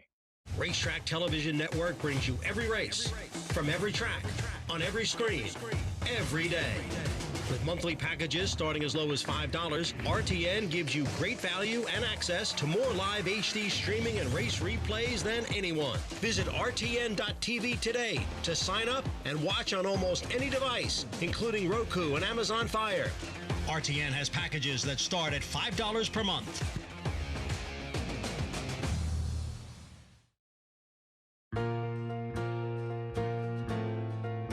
We talked about Secretariat coming here, right? His farewell. But I think it's even more incredible. Seattle Slew, after that gut-wrenching loss in the Jock Club Gold Cup, I think a lot of fans don't realize that they showcased him in the Stuyvesant Handicap here in November, and a huge crowd came out to just see him romp. Ladies and gentlemen, here he is, the champion of the world, Seattle Slew. And I remember that there was a lot of talk of, is he going to go for the track record kind of thing? And they didn't want to put him under undue pressure, but Angel rode him out a little bit. He ran fast. I think he carried 134 pounds, if I'm not mistaken. That was nothing back then. Nothing back then. Horses carried weight back then. And I was here, and I remember him going by, and he would have this move, Slew. He would gallop in place on his way to the track. He was getting all psyched up, pumped up. I always looked at him like the heavyweight champ coming to the ring, and all of that pomp and circumstance around him and the bravado. He was the horse of a lifetime for me, my favorite horse of all time. An incredible horse. And I still to this day think he might have been the best horse that I ever saw race. I actually, I've seen so many of these horses. I only saw him twice. I saw him win the Belmont and an allowance race at Saratoga before he went actually to Meadowlands and lost to Dr. Patches. But, winning that race, I remember the old OTB show, which of course you watched with Frank Wright and Charles C. Canty. I remember watching that race on that show, and it was just so exciting. Yes, it's so exciting. And, the thing about Slew, too, is if you look at what he did as a stallion after his racing career, you can make a very strong argument he's the greatest horse of all time. $17,000, and not only that kind of racehorse, but that kind of stallion as well. And it's pretty cool that he said farewell to racing here at the Big A. Andy Sertling and the Mig talking about some of their favorite memories from Aqueduct. What's yours? Hopefully you'll come out and let us know and be part of closing weekend. June 27th, June 28th is the final day of racing at historic Aqueduct. I think Living Color sang it best. You can tear a building down, but you can't erase a memory. and a lot of memories are going to continue long after this building might be gone. Welcome back to our coverage here on America's Day at the Races. I'm Todd Trepp. Very pleased to be with Jonathan Kitchen. Hey, JK. We didn't plan this. No, we did not, but somehow it worked. Me and Acacia don't plan it either, and it always ends up we're dressed the same. So it seems like we're going to have the same trend going on. Well, so when they built this facility, I don't think they planned on 2026. Who knows how long this track would have gone. When you look at Aqueduct, what are the memories you're going to take away as we're 1 week out from the final day? Yeah, I think we all have horses, whether they were like superstars or not, that we fell in love with. And early in our racing careers or racing fandom, one of mine is I Want Revenge, based on the race he had here with Joe Talamo when he missed the break and he came running, and I fell in love with him that day. And so I Want Revenge is one of them. A little bit of a lighter one is I had a layover at JFK one time, sprinted over here in a taxi cab, played the double, lost, went back to the airport, and continued on my journey. That was my first time to Aqueduct, so I'll remember that one for sure. Yeah, it's like music. It's very personal. A song can take you back to a moment in time for very different reasons, but everyone loves that song. Everyone has a reason and a memory from Aqueduct, and we hope you'll think about that as these final few days are upon us. All right, we still have a lot of racing action to come from Belmont at Aqueduct, especially on this Thursday card. Race number 3 goes to the favorite. Flavien Prat's already having himself a good day as usual, but concurrently gets the win here as the odds-on favorite. As I was talking with Andy, look, the best horse wins here, but had a trip that got a little dicey for a little bit anyway. No, absolutely. I mean, look, when you're 4-1 in the Demoiselle and you come back here and make a start as a 3-year-old in an optional claiming race, you're supposed to be able to overcome a little bit of adversity, like Concurrently did. But, look, you better get used to those silks, this rider, and that trainer winning a lot of races in New York for the next couple of months. Concurrently owned by Klarovich Stable, trained by Chad Brown. Flavien Prat aboard Bay Filly by American Pharaoh. Out of the Midnight Loot mare Dream Call was bred by Mike Rutherford in the Commonwealth of Kentucky. Much different kind of result at Horseshoe Indy. Yeah, the winner comes from off the pace. A dramatic move, but at a big price. Star Review, more than a $40 winner. Small field, big price here. Evan Roman up in the shadow of the wire over the 2 Painter's Canvas. Yeah, I feel like we've seen that on a number of occasions where you have these smaller type fields, horses get perfect trips, and that's one of the recipes to produce big shot, long shot winners, And you look at here, Evan Roman almost thinking he's going to have to hit the brakes, let them all fly on by, but he does find a seam after he gets off the rail. Once this horse sees daylight, and you look at those blinkers, you can see why they're on. He comes and gets the 2 Painter's Canvas and that close finish, but prices across the board to start the day at Horseshoe. Again, just a field of 6, and you get a 42-40 winner to start the day. Owned by Shim Racing LLC, trained by Scott Mullins. Evan Roman aboard Star Review, a bay gelding by Forever Doro out of the Aldebaran mare Stacia, and was bred by Jennifer Ann Bogosh in Indiana. Looking back here, Belmont at Aqueduct, race number 4, 5.5 furlong New York bred maiden special weight event, and watching the field as they arrived in the paddock, Keisha Clement. This is a very well-acting group of 2-year-old fillies, as we'll start things off with the number 2, Annotate, debuting for trainer Steve Asmussen, a horse that has been taking quite a bit of the attention and was sold at the OBS April sale for $300,000. Take a look at her workout. She went 10 flat at that OBS 2-year-old sale, and she was asked a little bit to start and had a quick stride, but there was a pretty steady rain falling that afternoon as well, and I thought overall she did it pretty nicely. Now, she has been working with a primarily over at Turfway Park, where it's also a synthetic track, so that's a little bit of a question, as we've seen typically Honest Mischief has been a very proficient New York stallion. His progeny do prefer the turf in large part. Now, she's not overly turf looking, despite the fact that her dam's only win was on the grass. She looks like she's well spotted to come here onto the main track. Incredibly fit, super coat, very professional, as you always expect from a Steve Asmussen 2-year-old first-time starter, and very switched off. Also very typical for the barn. Very lighter kind of feminine frame to her as well, but I do think, as I mentioned, that she is well spotted for her debut. Now, a couple of horses I was interested in. The number 5, Wildish Dreams by freshman stallion Drain the Clock, whose progeny are 2 for 4 so far, and he's gotten off to a hot start after selling like hotcakes at the 2-year-old sales as well. We saw some really impressive breezes from his progeny, including this one who worked 9 and 4.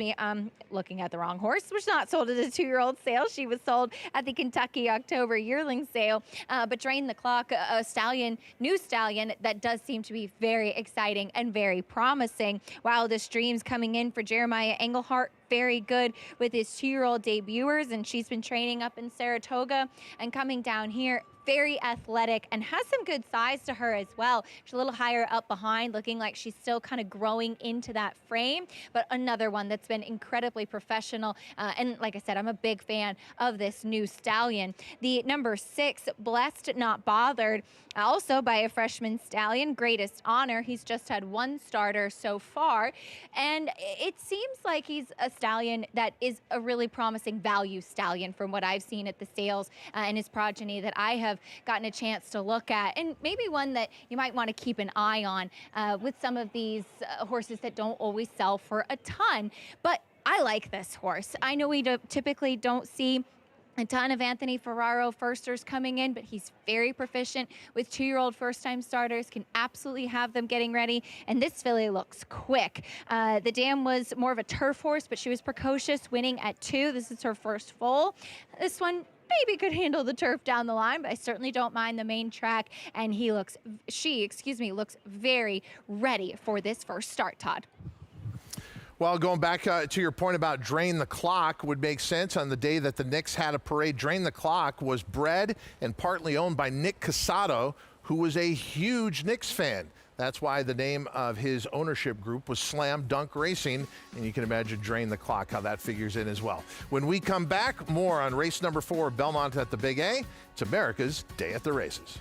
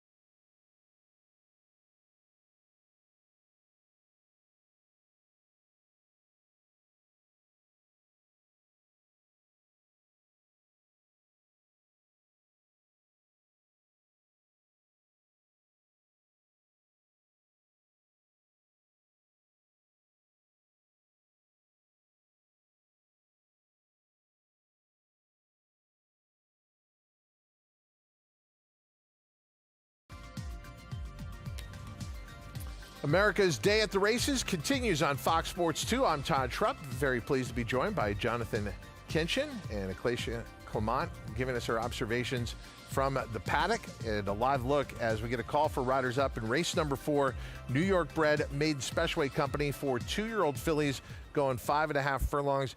JK, there are some horse players, when they look at a race filled with first-time starters, they get intimidated. I tend to like looking at the pedigrees and the possibilities. How do you look at races like this? Yeah, I mean, typically I'm one that looks at the workout report. So, various, you've spent a lot of time in California, so I know you're familiar with, I thought Andy Harrington did an outstanding job. And the DRF workout report is another one. I like to try to find some clues there when possible. Here's the one, Tiara, who sits up on the board at the morning line at 6-1. Yeah, interesting. Danny Garden bred, Vekoma sired, Randy Hill bought in. Interesting.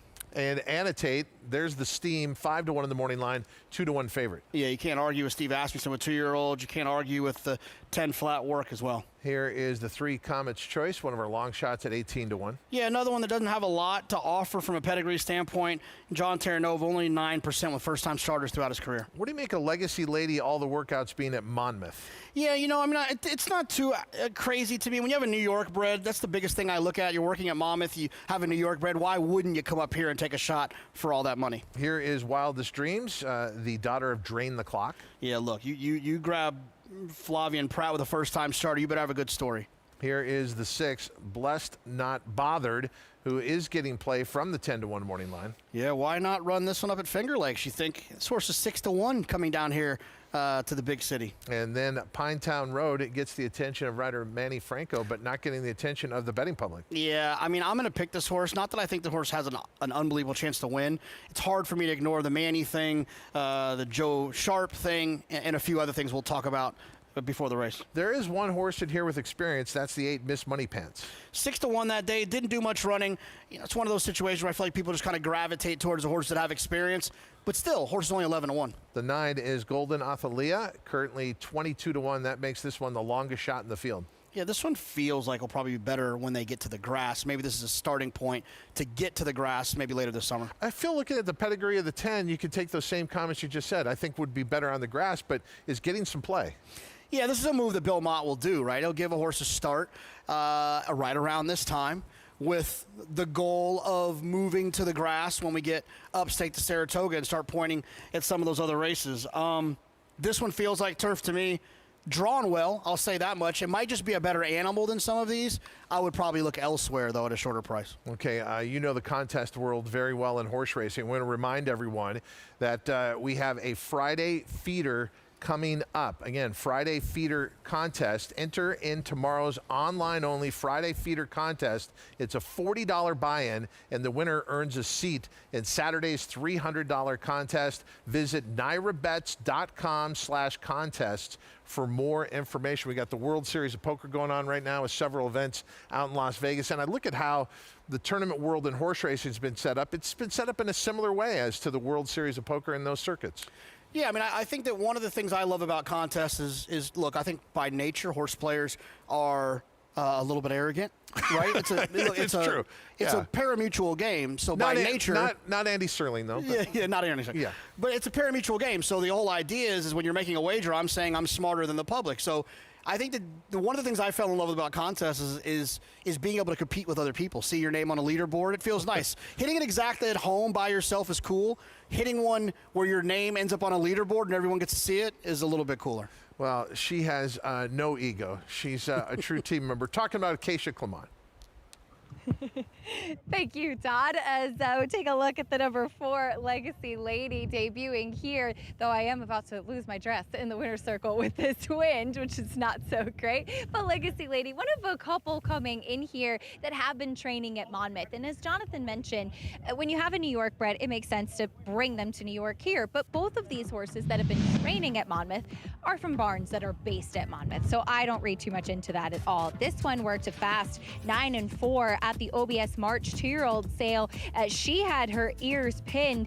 She looked really strong in her hind end to me, and was asked to finish, but she looked like she was aggressive going out there for that work. Bye, Freshman Stallion.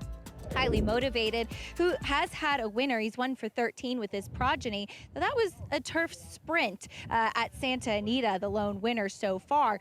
This filly, she is a horse that was very sharp first coming in, settled once they got the tack on, and then perked up a lot again out there on the track as Edgard Zayas gave her a pretty aggressive warm-up, and it's kept her moving for Jorge Delgado, who can be strong with his 2-year-old first-time starters. Now, the number 10, J. Ray's Jewel, out of an incredibly talented mare for Larry Goichman in J. Ray, who is multiple graded stakes winner, very talented New York bred, very good going long on the turf, just as Jonathan mentioned. Now, she's getting up there. The mare is about 23 now, and this filly is not the biggest.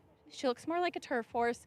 Furthermore, she had a little bit of skin disease as well. I'm going to watch one with her, and I will be curious, maybe a little bit more distance and a different surface moving forward, but she does get some experience in here and has acted professional thus far. The number 7, Pinetown Road, as far as I can tell, the first starter for freshman stallion Pinehurst. She worked 10-1 at the OBS March 2-year-old sale. I really didn't love that work. I thought that she had to be asked a little bit more labored in her movements and in her stride. She is very fit coming in. It does debut in blinkers, which according to the DRF Clocker report, she has been training in those in the mornings as well. But she got very green heading out, very green in the post parade, trying to rear up. I just didn't love the way that she was acting, lacking a bit of focus for this debut. Not something you typically see with this barn. So another one, I'm going to take the wait and see approach, Todd. Thank you, Acacia. And, we were talking about couple of horses being prepared at Monmouth. That's pointing to Jorge Delgado's barn. Then you have Steve Asmussen with Annotate, works at Turfway Park, and then your horse too, Pinetown Road, a majority of the works in Florence, Kentucky. Yeah, I think from operations, bigger operations, they have horses spread out everywhere. I think you can almost look at it as a positive, right? The fact that Steve was working Annotate at Turfway Park, decided to send the horse to Saratoga, then bring him down here. I think that's a sign of confidence. And you can say the same about Joe Sharp. Like I mentioned, they are New York bred, so it makes sense for them to be running here. Like I said, I don't know if Pinetown Road, the 7, can win, but I do think the horse will likely have a good account. There is some speed. There's been the mom won wire to wire, and 2 siblings have won wire to wire. So I'm just hopeful that one will show a little early. That's a phenomenal price for the connections alone, as you mentioned, at 26-1. And with Annotate, whom we were talking about, that last workout at Turfway Park, a half mile, 46-4, breezing out of the gate. That was the bullet workout of the day, the fastest of the day at that distance. Steve Asmussen doesn't work his horses out that fast, so you've got to show a lot of ability in the Asmussen barn if you have a work like that. And it is the 2, Annotate, who is our favorite. Here's Chris Griffin with the call. And they're off. Squeeze at the start was Pinetown Road. Speed towards the inside from Annotate. And Annotate, hard sent at the rail as Tiara, wants to hold that rail position, and a pace duel on the front end. 3 wide and clear of the early duel. That's Legacy Lady and Edgard Zayas, but now joins that early mix, and these 3 into the turn together. Just behind them, about 5 lengths off the lead, there comes Wildest Dreams. Going to ride the rail and get some encouragement through a 21-4 opening quarter mile. Back in 5th, that's Golden Athalia, and then J. Ray's Jewel starts to run on from the back end of the field with Miss Money Pants. Towards the far back, Blessed but Not Bothered. Then come Comet's Choice, and the rest are far back. They reach the top of the stretch, and Tiara at the rail has taken all the early pressure, and Tiara starts to kick away again. Legacy Lady continues to give game chase from the back, trying to rally on. There comes Wildest Dreams, and at the rail, Blessed Not Bothered. It's Tiara, but they're catching the leader quickly now as they approach the final 16th. Tiara's finding a touch more. It's a scramble on for the place, but give it to Tiara. Kendrick Carmouche to get the victory. 3-way photo there for the place. That's J. Ray's Jewel to the outside of Blessed Not Bothered, and in between them, Wildest Dreams. What a debut by Tiara. It's a 3-way speed duel. She's on the inside of it, opening quarter mile, 21-4, and she finds more. She sure does. And like we talked about before the race, this horse is bred by Danny Gargan. Yeah. Danny Gargan owns the horse. Yeah. Randy Hill's involved. I'd imagine Randy came in at one point. Danny probably called and said, hey, I got a good Vekoma. So Danny's trainer, owner, breeder, you know what I call that? A pet. That is his pet. But it's a pet who can clearly run. Yeah, for sure, from the inside. I'm sure nothing makes Randy Hill happier than having a Vekoma win with those silks on. And 7-1, your price here got very tight for second. It's a 3-way finish for second. We'll let you know who ultimately gets second out here, but a 7-1 winner, our first price of the day at Belmont at the Big A. Meanwhile, at Horseshoe Indianapolis, the field out on the track for race number 2. We heard from Racing Rachel earlier how much this track had dried out. Before they were racing today, they had an official designation of sloppy. It has dried all the way out to good. As she said, they've got more summer weather with skies clearing today, but they are still off of the turf. Race number 2 is an Indiana-bred maiden claiming event for 3-year-olds and upward, going 6 furlongs. The maiden claiming price here is $7,500. Final horse in the post parade is the 7 Reaching Out. You had 3 scratches, the 3 Lovers Trap, the 4 Recomputing, and the 6 Maximum Justice. Now, even with all those scratches, JK, you've got a competitive race here on the tote board. 3 of the remaining 4 horses are either 8-5 or 2-1. Yeah, for me in a small field like this, you're sprinting. I want to find the horse that's got the most early speed, and it was a tough pick between the 1 and the 2. I'll go with the 1 because of the inside draw. I think sometimes the rider's intent will be to send away from there. Let's go back to Rachel on site for us at Horseshoe Indianapolis. Thanks, Todd. The second race here, I don't know what to say, you guys. It's not my race. There's scratches. Every horse in here that's left is dropping from a maiden claiming 15 down to 7,500. But so I just went and talked to everyone because nothing jumped off the page. There's absolutely no speed in here to be found. The 1 and the 7, I think, have a little bit of early speed where they're probably going to say, I wouldn't even say speed. They have a little bit of early pace to them. And those are the ones I would focus on here. First, let's talk about Lil Chance. Jose Gutierrez, this bug rider, is really good here. He won last year the Juan Saez Apprentice Jockey Award, and he's riding for Michelle Elliott, who does really well percentage-wise when she's dropping her horses down to plus classes, which is the case here, obviously. Michelle just said, girlfriend, I need a change of luck. That's all she said. She said, I just really, really like this horse. I hope that he gets a good trip in here. I got to tell you guys, he was really calm in the paddock, really classy. I mean, he just walked around there. He didn't have that thing I like where they're on their toes. They're moving really well. They're a little bit, I don't want to say cinched up, but you can tell they're a little wound up, but not too much. That's what I like to see, and he wasn't. And he's a really long horse too. I'm surprised that they haven't tried to run him at two turns recently, but hopefully he'll be involved early. That's the 1. Lil Chance is my top selection in here. Moving on to the 2, Boss Justice. Just taking a look here to see if they're heading to the gate yet. I think they're about to start moving that way. Alexander Crispin, the jockey on this too. Boss Justice just really been riding amazingly in the last couple weeks. I got to tell you, this horse was going long last time and did not like it. They figured that out, and we're going to move back to a short distance today, and I think he needs it. This is just another horse that's dropping down. He was kind of shaking his head. He had good movement in the front end when he was moving around the track, and I love to see that. And then I'm going to round it out with the 7, Reaching Out. This is trained and owned by Darlene Green, so I talked to her a little bit. We're switching over to Alberto Burgos. Now, she did want Jose Gutierrez. She said he was already riding something else. So she had chose the bug rider because she said he kind of figured out and had some nice insight for her from her last time after that last race. But Burgos, very talented. She's very excited. She got one of the top jockeys in our meet here in the irons for her today. So she's just going to send him out there. And it was so funny. She said the same thing, Rachel. I need just a little bit of a change of luck here. Back to you, Todd. Don't we all sometimes? Are you superstitious at all?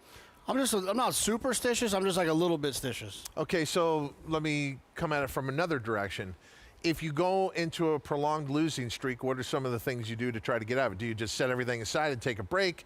Do you go watch a movie? Like, what do you do? No, so the only thing I'll ever really do is if I have a sequence with friends. I don't really do this by myself. Sequence with friends, I'll try to stay on the same TV. Or the same spot. You know what I mean? I gotcha. But other than that, I'm not really one that won't, I'm not one that says like, oh, I don't start screaming I'm home at the 8th pole, but I'm not like also freaking out on people for saying you're going to win at the 8th pole. Like, I don't blame them for it. Here's the thing, and this is the honest truth when it comes to superstition. If the TV I watch or what someone says next to me is making the difference, then what the heck am I handicapping for?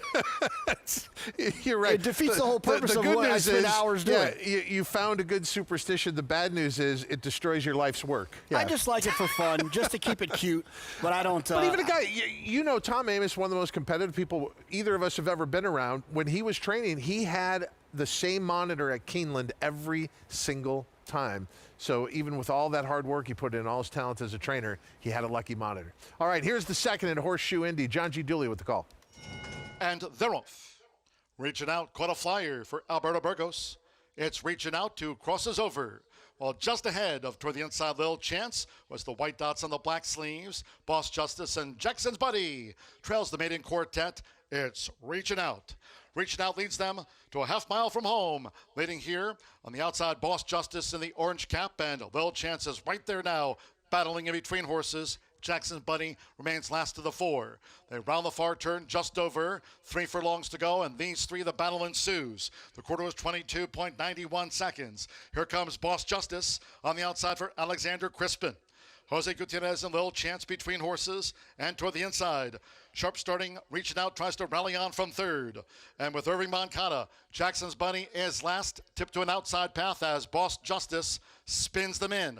Half mile in 45.91 seconds with Alexander Crispin. Boss Justice has slipped away to an 8-length lead, coming down toward the final 16th. Jackson's Buddy is now second. Lil Chance is spent. Reaching out is being outpaced near home. It's Boss Justice, the son of Harry's Holiday, who gets the result by 9. Jackson's Buddy was second, and Lil Chance finished 3rd.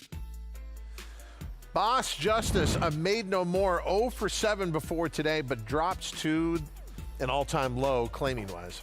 Yeah, look, it was going to be one of these 2 inside horses. I didn't know which one was going to be the quickest away from there. They both had figures that mattered. Pace figures that matter. The 2, Boss Justice decided to pop away from there, open up, and prove his position all the way around there. And a heavy favorite here. Meanwhile, back at Belmont at the Big A, race number 4, we told you it was a tight photo for second. That did go to the 10, J. Ray's Jewel. So 110, 6-5, your official order of finish here. But the big story is Tiara and how she took on every challenge and found more. She sure did. And those not pink silks, Randy Hill will tell you, they are salmon. Yes. And those salmon silks. Our theme. Oh, you have a salmon jacket on. Yes. I love me some salmon. The one thing I will say is the biggest thing I could take away from this race, and no offense to Danny and Randy for winning this race, I want the 10, J. Ray's Jewel, in about 4 or 5 weeks in a turf race going 1 mile and 16th at Saratoga. Yeah.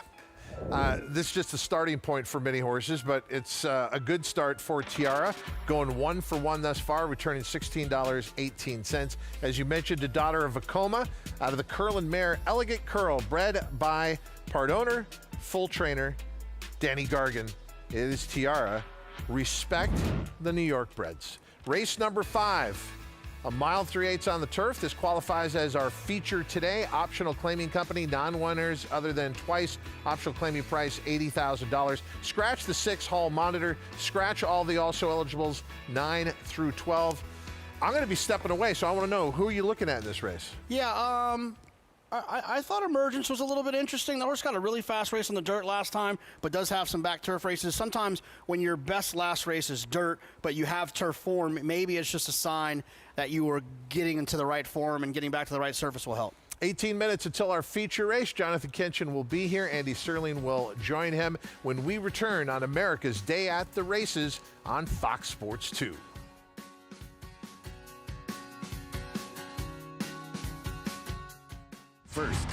First again and again and again. First mission, 4 graded stakes. He made finishing first his mission, and all with big buyers. Now he's a Darley Stallion, and breeders are falling in love with him. Here's fabled horseman John Williams. First mission is an eyeful. He's beautifully balanced, and I love the way he uses himself as he moves. Come to see First Mission and tell us your first impression.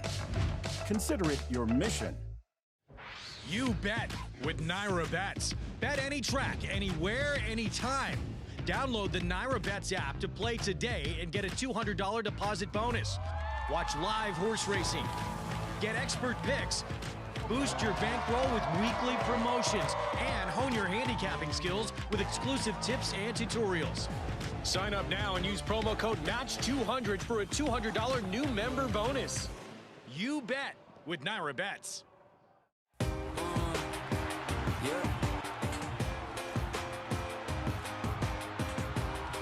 Wait no more, 3/4, 111-3, Lion Lake attack, and Fitz right angles out for the drive behind them, kind of a stubborn Lion Lake. Charlatan is the leading second crop sire by stakes winners, graded stakes winners, and graded stakes horses. Charlatan, ultra impressive. It's a new day for a new king. The official Belmont Stakes Barstool Sports Collection is here. Check out the hottest styles of the summer. Shop this limited drop before it's gone. Get yours at shop.naira.com. Get your ticket to the longest season in Saratoga history. Season tickets and season passes are on sale now for 46 days of action at Saratoga beginning Friday, July 3rd. Lock in your summer plans at naira.com/Saratoga. Gratefully and Saratoga Special, nose and nose for the wire. Gratefully Saratoga Special, gratefully would not be denied. Welcome to Adelphi Racing Club's unparalleled partnership experience. Exclusive access to the backstretch at Belmont and Saratoga, premier accommodations on race day, and of course, experience excitement like no other. Contact us today to get a taste of the Adelphi difference. While Aqueduct might not be the most beautiful or bucolic track in the country, it's real. It is New York City's racetrack. This is New York's racetrack. This is New York City's racetrack. I mean, it's within the city limits. It's right by JFK. You can hop on the A train, jump right here to the racetrack. There's something great about a racetrack you can take the subway to. Just getting off the subway and going to a racetrack, it's the Otoy of Queens. Coming in on the train, on the bus, public transportation to get here.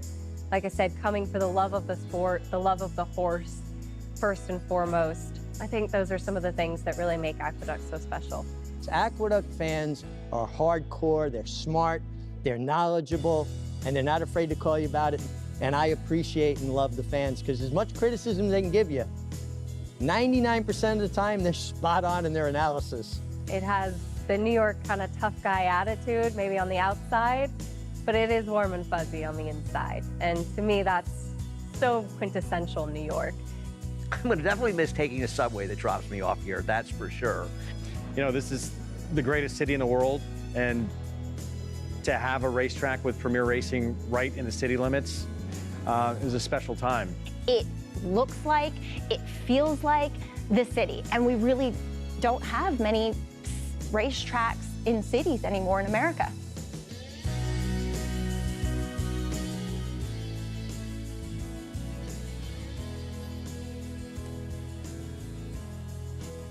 Welcome back to America's Day at the Races at New York City's racetrack Aqueduct. Still got 8 days of racing, including today. Happy to be joined here by Jonathan Kinchin, who survived. You were sort of on the fringes of the parade. Is that yeah, I just went down there just to kind of feel the energy, let my 14-year-old son, you know, feel it a little bit.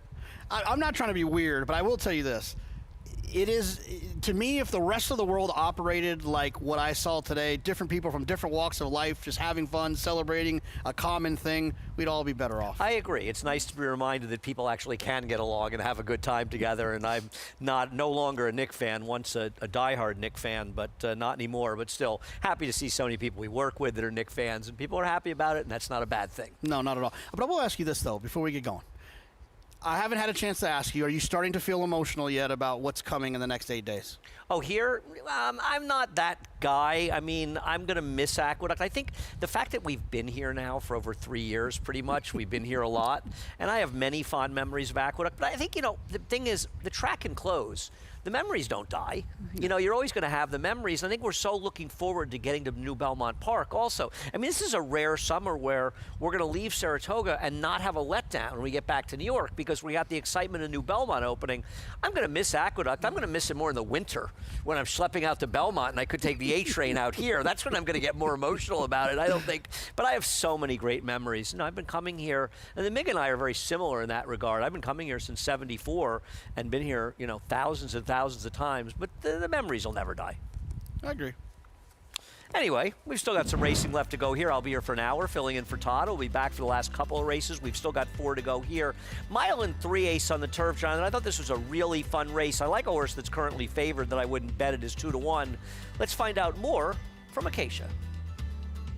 I like him too, Andy, and the number 3, End of Romance for Grand Motion, coming back to Aqueduct for the first time since he tried the Woodhaven last year as a 3-year-old going a mile. And I'd written down in my notes that day, Big and Burly looks like he wants longer. And that's exactly what they've done with him. He just really strikes you as the type of horse that appreciates distance, as he went 1 3/8 last time out at Churchill, and he was very far back early on throughout the running of that race.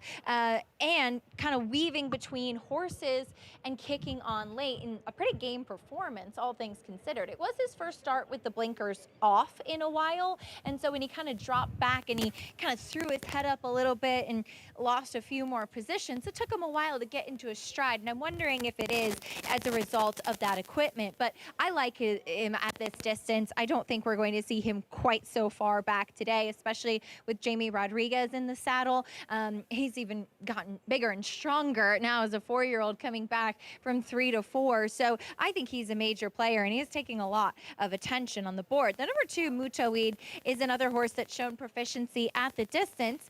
Now, he is a first off the claim from Mike Maker to Brad Cox, and he was last early last time out and ran on outside. It was a blanket finish, and several horses looked like they were in finishing range in there, but he's a horse just with no speed. He can run forever, and absolutely distance is no problem. It's just that he often leaves himself with too much to do. Last time he was able to get there and he had something to run at, he always gets hot. He's washy in the paddock. That's typical of him.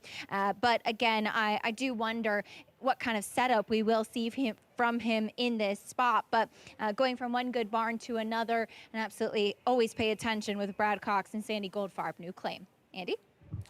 Thanks a lot, Acacia. You know, I don't, you know, the numbers, there aren't that many claims for the Brad Cox barn in New York on the turf. And for Sandy, don't know if you'll see the kind of results. And I think both you and I kind of prefer the bigger priced Brad Cox horse in here in the 4 Emergence, who to me is a very, very generous 8-1 right now. He's got to come down from there, Jonathan. Yeah, I would think so. I mean, if he goes off at 8-1, that would be the longest price he's ever gone off. He's almost favored in doubles. He's the second choice. Yeah, it's just they're probably going to come a little bit late. You know, it's just one of those situations where the horse is obviously just running the grass. He'll handle the longer distance of this turf race. He's run well going a little bit shorter. He's run well going longer. He's run well on the dirt.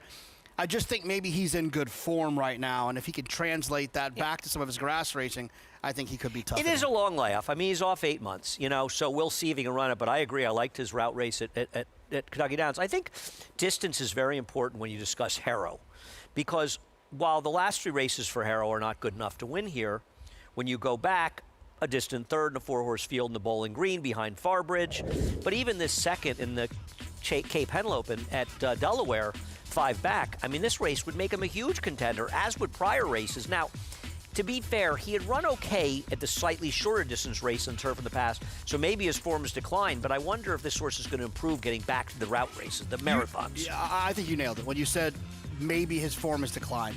I agree. Those past races definitely are good enough to be competitive in here. I just wish he would have run a little bit better last time. If he would have run better last time, then I could see how that form could translate into this added distance for him, which I don't think will be a problem for him. I just worry if he's going the wrong direction. Right. When he was good at those distance races in the past, he would also run some 1/16 races and run faster figs, so that's a concern. But I do think it's important to look at the horses that can be forward. And the other thing is, there's absolutely no speed in this race. Now, the pace projector is End of Romance in front. I wonder if Grand Motion's going to really understand that he has a horse that doesn't need to be as far back as he was. And I like this horse. I would book him at 2-1. He is a distant 3rd or 4th choice in the multi-race bet, so I don't understand how he's this short a price now. He ran very well last time because that was a race at Churchill Downs where nobody made up any ground except for End of Romance, who I thought Jose had way too far back. This feels like one of those New York turf races where there's no speed, but there's not necessarily a horse and or rider that's going to take advantage of that. I agree. You want to guess who's going to be in front? Good luck and see how that works out. I don't disagree. We'll see if Flavien tries to get Mutawid more forward, but he has no speed. We'll be back on America's Day at the Races in just a few moments.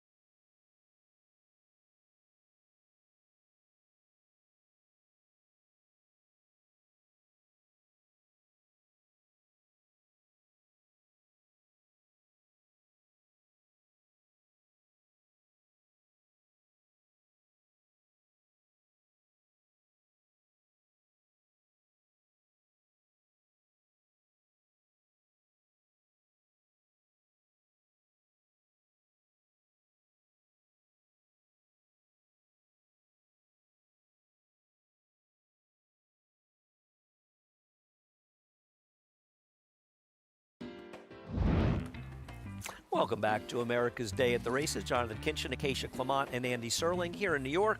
Horses on the track for race 5, the 1 Harrow, Saffie Joseph, and Dylan Davis. Didn't run well last time, but he didn't have Lasix. Gets Lasix back this time. Maybe that'll help him run better.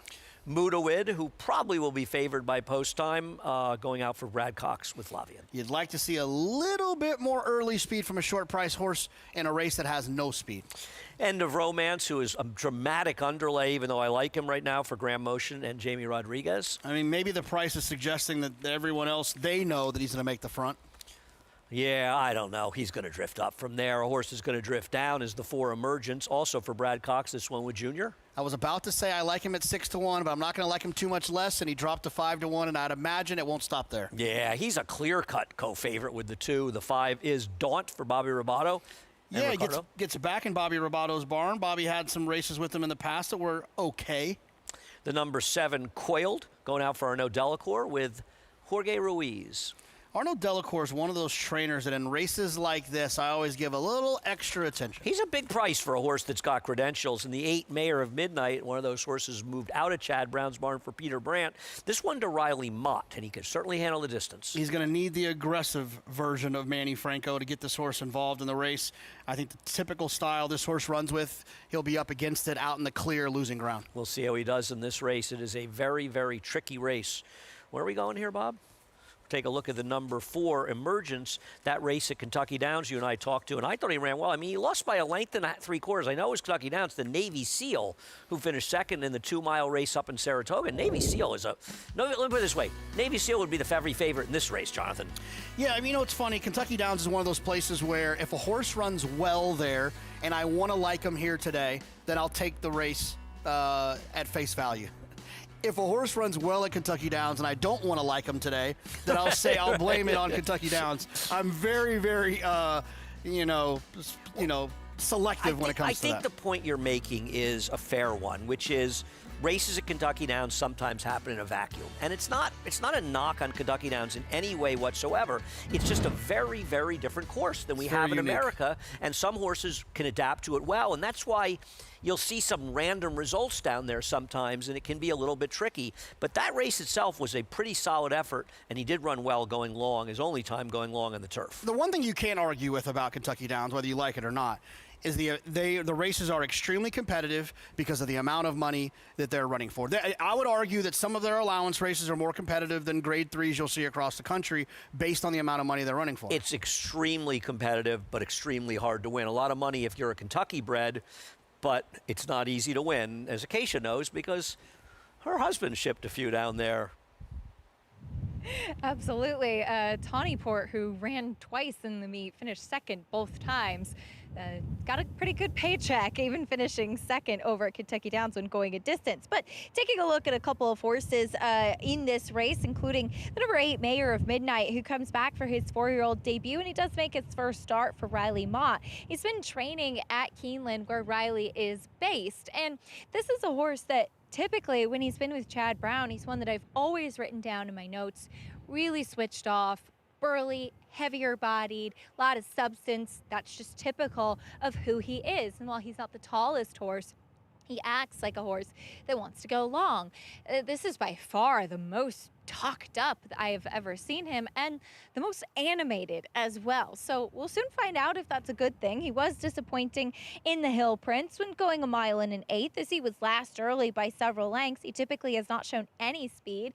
He was very energetic in his solo warm-up today, and usually he does have good energy overall, but like I said, the sharpest that I've seen him. So very curious to see how that does affect his performance today, as he looks different than I've seen him in the past going out for the new barn. The number 8, Harrow, I think that Jonathan brings up a really interesting point about getting Lasix back today. He is one of those horses that you look at, and he's kind of the prime candidate for one that you say probably does better with Lasix. He gets really hot. He's a really energetic type. He's a heavier body type of individual as well, and sometimes Lasix for horses like that really just takes the edge off, and while he's warm, he's not over the top, and I think that probably helps him quite a bit as he comes out of a try where he went to the lead against tough company in the grade 3 dinner party last time. I like him getting back going longer. The last time he went this distance in the Bowling Green, it was a yielding turf course, and he is not the type of horse that appreciates that type of going. The number 4, Emergence, off of the layoff,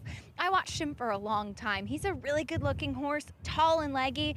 I wonder if we are going to see him take a step forward, and I think he's going to have to. But one thing I will say, I really like him getting back to the turf. He is turf through and through, Andy. Thanks, Acacia, as they're heading into the gate for race number 4. Interesting race. Love these marathon races, and it's one thing, you'll see more of them at Belmont Park where we can run 1.5 miles around 2 turns, and obviously things will change. And we get back to Belmont, we can run 7 furlong turf races, but we do have a good distance turf program at whatever track we're racing at, and I enjoy that. Whoever makes the lead, Andy, I think will be doing themselves a great service and will likely be involved in the exact. I do not disagree. We'll see how that plays out as Chris has the call of race number 5. Mayor Midnight goes in. All set. And they're off. Good beginning, end of Romance, right to the front. End of Romance quickly seizes the lead, and here comes Emergence to the outside, and Mayor of Midnight is going to be wide into the turn, wants to push the pace, and Mayor of Midnight and Emergence, these two hook up. Neither one wanting to give up the lead, is now Emergence with a neck in front. Mayor of Midnight is now going to take back. Will be a stalking second after not getting to the lead. Just in behind them, a little keen there, End of Romance, cornering it a little bit awkwardly as they reach the top of the lane. Daunt is comfortable in the 4th position, 24.76, that posted opening quarter mile. They're chasing Emergence with the lead. Now comfortable, Mayor Midnight is a more settled 2nd, End of Romance at the rail in 3rd. Daunt is in behind them. Towards the back end of the field comes Harrow. 2nd to last will be Coiled, and the early trailer, Mutaweed. The leader, Emergence, Junior Alvarado, and Emergence front running and well clear. Now 6 lengths, almost 7 in front as they into the turn. It's Emergence, the clear leader. Mayor Midnight is a comfortable 2nd now. Manny Franco and Mayor of Midnight starting to inch closer, 49.31, the posted half-mile time. Jamie Rodriguez and End of Romance. No move yet, is alone in the 3rd spot, and here comes Daunt, is moving towards the outside into the 2-path for Ricardo Santana Jr. 4.5 lengths clear of Harrow, who's still towards the back end of the field, Coiled, and Mutaweed. They're getting closer to Emergence, who's come back to the field. Emergence, only a half length in front, tried to catch that breather. Emergence with the lead. Mayor of Midnight is to the outside, is ranging up and ready to go. End of Romance has now lost 3rd, just got passed by Daunt to the outside. Coiled has moved in much closer in the 2-path, now going to switch out for an outside run. At the rail, it's Harrow and Dylan Davis trying to hold that position, and Mutaweed starts to uncork at the back. They get set to reach the top of the lane one more time. Emergence has been there throughout. End of Romance is on heels, looking for a way through. Mayor of Midnight challenging to the outside. Switching out is End of Romance, and Jamie Rodriguez did not want the rail run. It's Emergence who battles on with Mayor of Midnight, and the rail was wide open for Harrow. Harrow's trying to sprint through 2. Grandstand side, Mutaweed trying to time things up. 5 of them here towards the finish. It's Harrow down towards the inside in between Horse and Mayor of Midnight. It's a photo finish. Ended up between Harrow and also Mutaweed towards the outside. Mayor Midnight's in there, Emergence, and End of Romance. Feels like the number 1 Harrow with a very good rail skimming ride with Dylan Davis. Jamie Rodriguez gave it up to get outside with End of Romance, who didn't quite finish off the deal, but Dylan took the inside route to get the victory. Nice efforts by a lot of horses in here, and they were aggressive. Ooh, is it possible the outside got the ball? I don't think so, right? Is it possible Mutaweed got up? It's close. It's close. I can't read these that well. They're showing the 1. I had thought it was the 1. Distance 5 across really the track. that. Heck of a race. Yeah.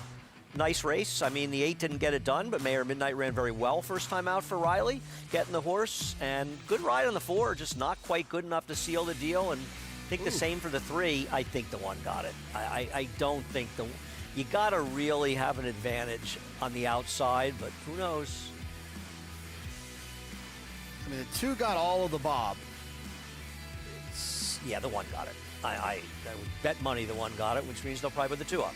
I think the That's 1 how you're got going? it. I think it's 1. I think it's now they're showing the 2.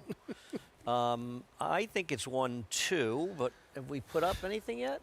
It may take a while because it may be tough to discern all 5 positions. So sometimes these things take longer than you would expect.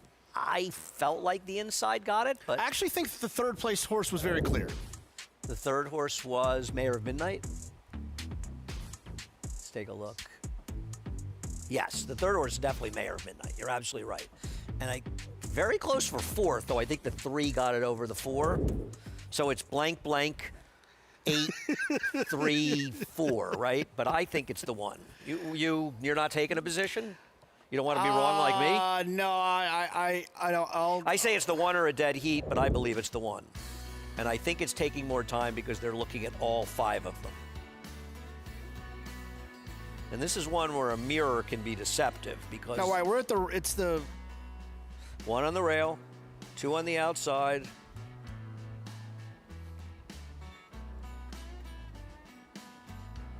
I still think the 1 got it, but it's very close. It's very close. Very close. I'm not sure how much this Whose is up. nose appears first on the other side of that red, white, and blue pole is what I'm gonna... These are very tricky to call, especially on the inner turf. It's a little bit tricky. We're still waiting to see who got it done here. They're both just circling. Yeah, I like those turf races with those blanket finishes. It's one of the things that makes turf racing fun. Not sure if anybody had any real trips in the air, but it seemed like a fairly run race. I mean, Forward Horse did well, but both the 1 and 2 made runs from fairly well back, so it really wasn't a race that necessarily was dramatically affected by dynamics, you know? Do we think Junior threw out the anchor on the backside? A little bit, but I'm not going to blame him for that. I don't know. It's hard. At the end of the day, he got kind of outfinished a little bit. Would he have really, if he had maintained a bigger lead, gone a little faster, would it have necessarily helped him? I don't know. You know, I mean, the other thing is I'm sure if you're Jamie Rodriguez, you're saying, ugh, I should have stayed inside. But the reality is that most horses don't get their momentum going on the inside, whereas Dylan probably got a chance to get that clear run inside and didn't really have much of a choice. But I'm sure Jamie's saying to himself, maybe I should have stayed inside. I don't know. Thought that horse had every chance to win End of Romance, and I bet him he just didn't quite get it done. He ran well enough to win, but you could say that about any of the top 5. They ran well enough to win, right? When you're talking about what's the margin from first to fifth, a neck to a half length at most. Any dead heat scores or dead heat bad beats come to the top of your mind? I can't think of one. Just thought you might have one somewhere in your arsenal. How about a dead heat where you probably don't think you deserved it and there was some problem reading the photo and you got a dead heat when you probably lost? I might add one of them. That happened in the Lake Placid, the year Dunbar Road won. I think Regal Glory got the win, and it seemed a little bit murky. Didn't she dead heat with Graham or something? It was raining. It was a driving rainstorm. And it was tough to read the whole photo, and there could be some murky situation. I can't really remember Who a did massive Graham have dead. there? The Eclipse horse? Wasn't the horse that won the... No, I can't remember I'll find who it. it was. It may have been Eclipse, but I can't remember. Wow. I mean, do we know that this is them not deciphering 1-2, but looking at 1, 2, 3, 4, 5? It's hard to really know. You would like to think if they know at least who's first, second, and we know that, as you said, we know that the 8 ran third, but we're still waiting here. Anybody have any jokes to tell or anything you want to do? What about Horseshoe Indy? What's going on there? Should we Horseshoe Indy? I think they're getting ready for the 6th at Horseshoe Indy, the 3rd, excuse me, coming up as they're marching around.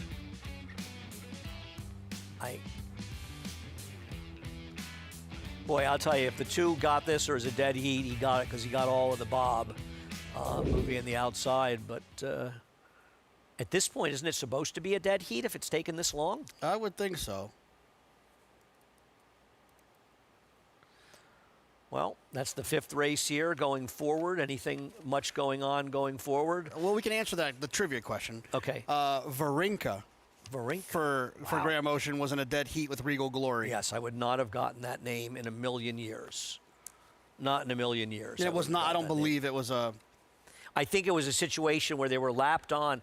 Sometimes there's a problem when the mirror image gets blocked and you can't be absolutely sure of who it was. So they have no choice but to make it a dead heat because there's dark. That was a crazy day. In fact, there was a delay running the Alabama. Yeah. And it poured right during the race or before the race, and then they ran the Alabama and Dunbar Road won. Dunbar Road's first Folder race is running in tomorrow's, I think, 5th race here. That's good TV. Draw the Rail. Look Yeah. That's good TV. Listen, Dunbar Road lost the Breeders' Cup Distaff by a nose. She was a very, very good horse. Peter Brand, of course, owned. Chad Brown trained. She was quite a good horse. They're going in the gate at Horseshoe, so we better go to Horseshoe as they're heading into the gate for the 3rd. Quick opinion? Oh, my gosh. Let me flip over here. I'll lie to you at this point. I like the 5 to upset I like the 5 over the 3, the 2 chalks. Okay. That's fair.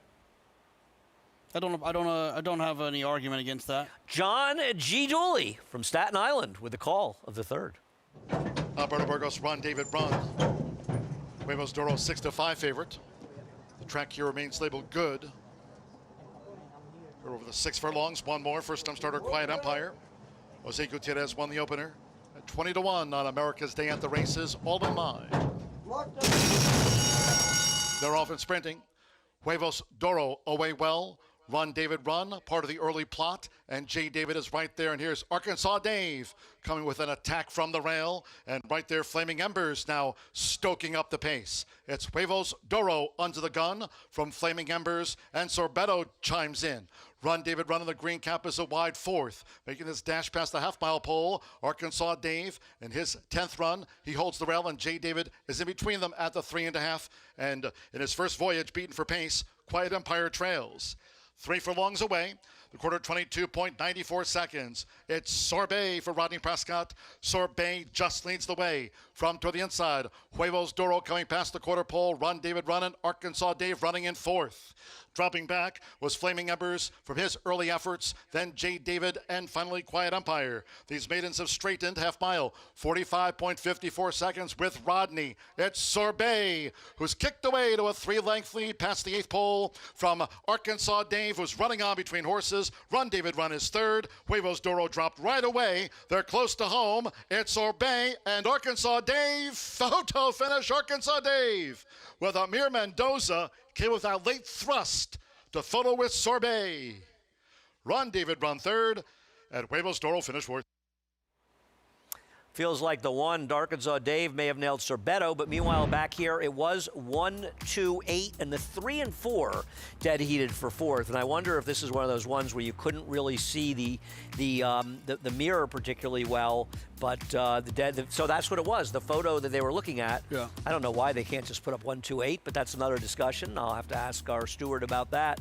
But it was 1, 2, 8 with a dead heat for fourth and supers. So 3 and 4 dead heating, as it looked like the one Arkansas Dave probably got up in the shadow of the wire at Horseshoe Indy, but the old 1, 2, 8, 3 and 4. Yeah. Look, the one ran really well. We had talked about before the race. The horse had some back numbers going along. The last race wasn't all that great. Maybe getting back to the Lasix helped a little bit. Getting back to this distance, Harrow liked. Congratulations to Rich Averill Racing. And a good ride coming up the rail by Dylan, getting it done in a blanket photo. As we'll take a look at that photo. Let's see. Well, that's the win photo. It was pretty close. And what else do we have? Are we going to show a photo for, I don't know if there really is a photo. They are pretty close. It does feel Look at the riders. They're exactly in the same place. All right. That was a mile. That was an easy win. Easy win for Harrow. All right. That was harrowing. Waiting for that result. But it was 1, 2, 8 in race number 5. And they did put up the 1 at Horseshoe. Arkansas Dave did nail Sorbetto at the wire. We'll take a break. We'll be back. We've still got some action at Horseshoe Indy to come, and we've got 3 more races here, including some maidens in race number 6. America's Day at the Races returns in just a moment.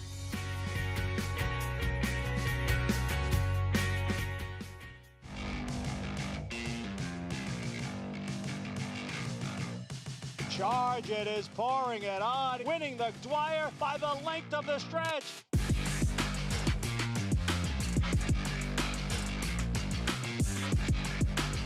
Charge It wins it convincingly in this Grade 2 Suburban.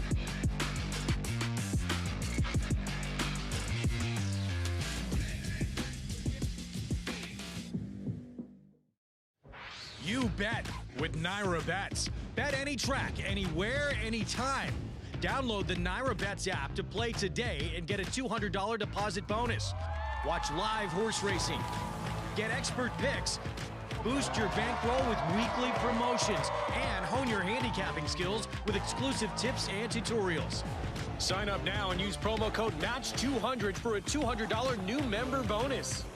You bet with Naira Bets. Cyberknife was a very talented horse from day one. A very gifted, fast horse, a lot of speed, able to carry it around 2 turns. Looks a tremendous amount like Gunrunner, same ability and talent, beautiful physical, outworked every horse in the board. Holds the track record in the Haskell. He won it in impressive fashion, beating a very good group of horses. And Cyberknife has won the TVG.com Haskell over Tama. Jack Christopher finished third. The Arkansas Derby was one of his best. Showed how much talent he really does have and stamped himself as one of the best 3-year-olds in the country. His name is Cyberknife! Cyberknife ranks up there as one of the most talented horses I've ever had in training. Multiple Grade 1 winner, brought it every time you let him over there. Excited about him passing on his durability, his soundness, and his talent. And if he does, he could definitely be a breed-shaping stallion. It's time for the first major yearling sale of the year. A sizzling source for success on the track. The July sale is the most underrated sale in America. July produced 2 Breeders' Cup champions in 2025. Shiso Spicy and Splendora, as well as Grade 1 winner Argos, and recent graded stakes winners Roja, Forge Steel, Helena's Forte, Italian Soiree, and Taken by the Wind. The Fasig-Tipton July sale of selected yearlings, July 14th in Lexington, Kentucky. Where will you be? Couple of very narrow finishes back-to-back here and Horseshoe Indy. It was Arkansas Dave getting up in the shadow of the wire for trainer John Horan. It looked like my horse Sorbetto was home and got a little leg weary late. Yeah, I mean, Arkansas Dave had some back numbers that were okay, but they came from races where he was coming from way out of it. I don't like taking horses in situations like that, but it seems like he got the same situation here where he came from out of it and just kept coming. Got the nice setup that he needed here today with the 5 going fast, opening up, and then getting a little bit tired late. I mean, obviously, in retrospect, I'm sure the connections of 5 thought maybe we were a little too aggressive early, but they're going after the favorite in the 3 Huevos de Oro. Now, if you know that horse is going to fall apart, obviously you wouldn't have done that, but it's very easy to ride horses in retrospect, knowing what happens in the race. At the end of the day, got a little leg weary, and Arkansas Dave there in start number 10 to take advantage of it. Race number 6, lost a player when firster Coco de Oro came out. The favorite right now, the second choice in multis, is the 7, Luck Be Our Lady, a firster for Miguel Clement, who has not started a firster in a dirt sprint maiden claiming race since taking over the stable from his father. I prefer the one with experience, Kaz Farm Girl.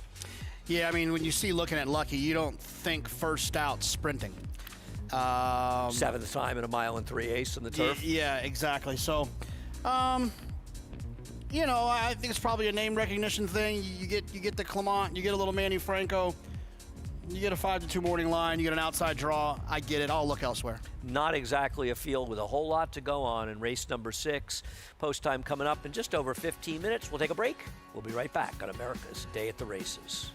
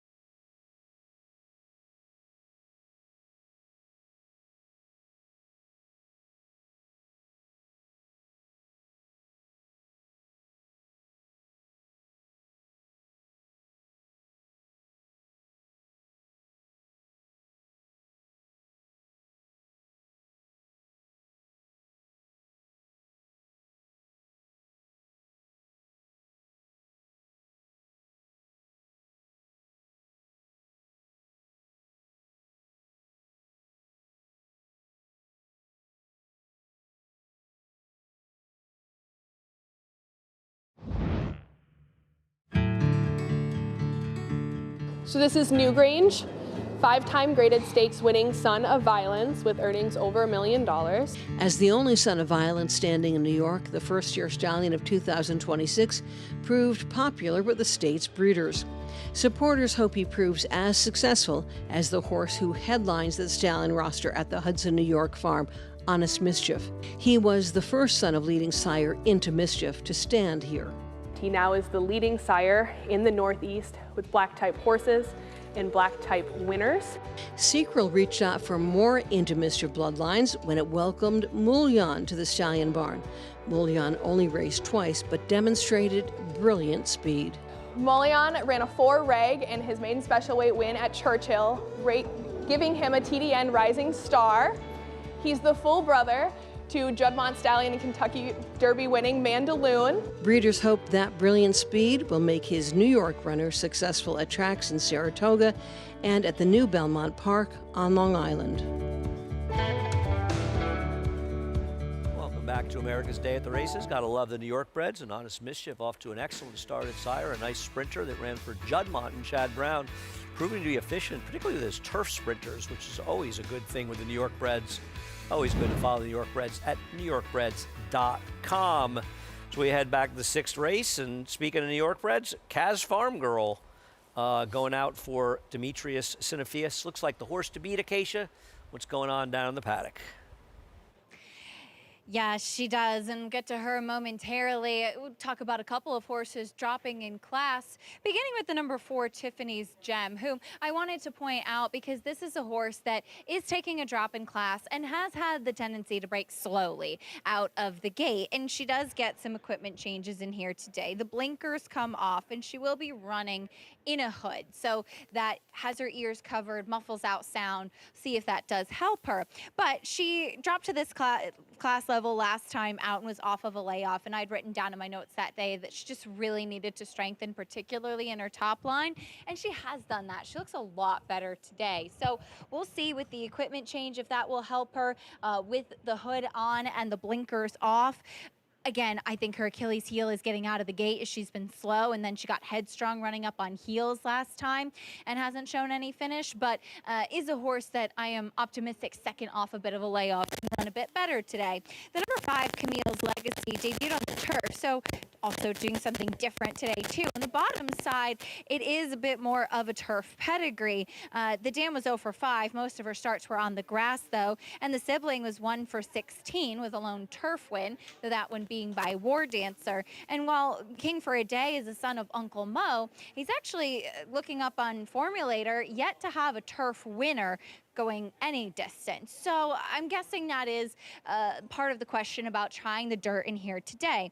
This filly does look a bit more like a turf horse, to be honest. She has slack pasterns, flatter hoof to her. She was very light and angular first time out, so she has strengthened quite a bit from first to second start, which you really like to see, especially moving to the main track, and especially want to see that in the hind end when getting onto the dirt, and she has improved a lot. So I am curious to see how she will handle the surface switch today. Now the number 6, Kaz Farm Girl, significant drop in class. She does look like the one to beat. I know she's 0 for 7, but she's run either in maiden special weight or one try even in the New York Stallion series as a 2-year-old, so she's faced some very good company. She was a horse that last time out was part of 3 horses on the pace and ended up flattening to 4th. So I think you can forgive her for that. She looks tremendous coming in here for Demetrius Sinafius, and I think that she is a horse that has the ability to be forwardly placed on top of her class. I think her tactics are in her benefit as well, Andy. I agree, Acacia, and I think, listen, you don't know the firsters, and this is a race with some unknowns, but isn't Dylan just supposed to come out firing with a 6 and try to simplify it?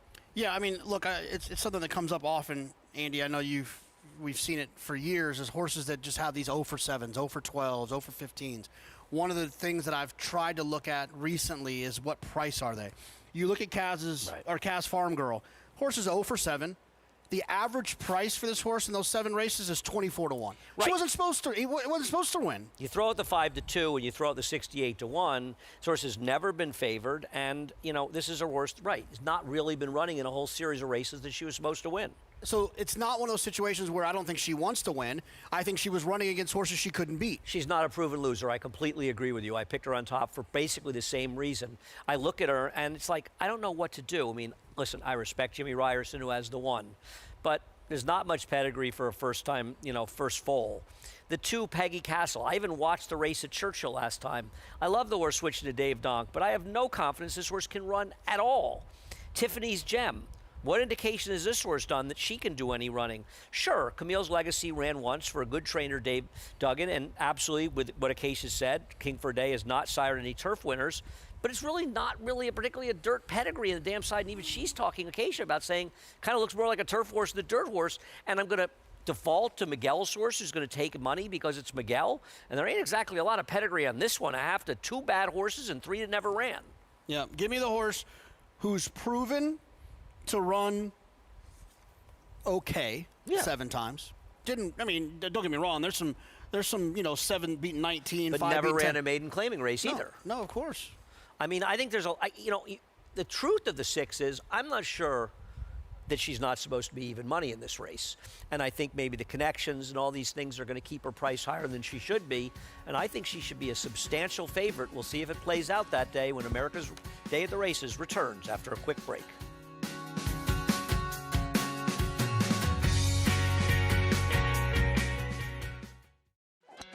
Excelling on a cross of New York turf and Kentucky bluegrass. A 6-time graded stakes winner, including the Grade 1 4-Star Dave, Grade 1 Turf Mile, and the Grade 1 Maker's Mark Mile by leading champion European sire, Lope de Vega. So he's got that going for him. Carl Spackler, the ultimate greenskeeper, standing at Lane's End.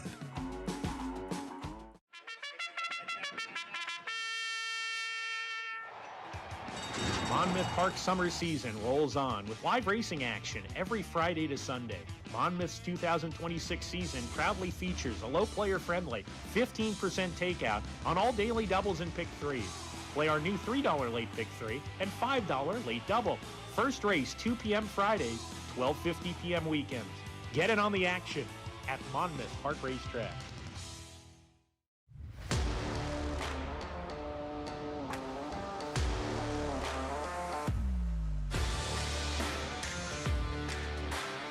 The lead belongs to Epic Ride. He is showing them a clean pair of heels.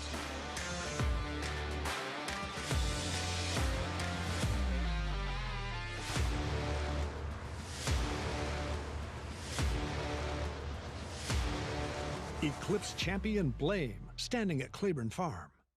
What if you didn't just watch horse racing, but own the moment? With Bond Racing Stable, you can experience the thrill of ownership without the full cost or commitment. It's easy in a racing partnership with Bond Racing Stable. They do all the work while you get access to the backstretch, morning workouts, the paddock, and the winner's circle. Whether you're new to racing or a lifelong fan, Bond Racing Stable makes it easy to get in the game. Don't just bet on the race, get in the winner's circle. Contact Bond Racing Stable and ask about a racing partnership today. Racetrack Television Network brings you every race, from every track, on every screen, every day. With monthly packages starting as low as $5, RTN gives you great value and access to more live HD streaming and race replays than anyone. Visit RTN.tv today to sign up and watch on almost any device, including Roku and Amazon Fire. RTN has packages that start at $5 per month.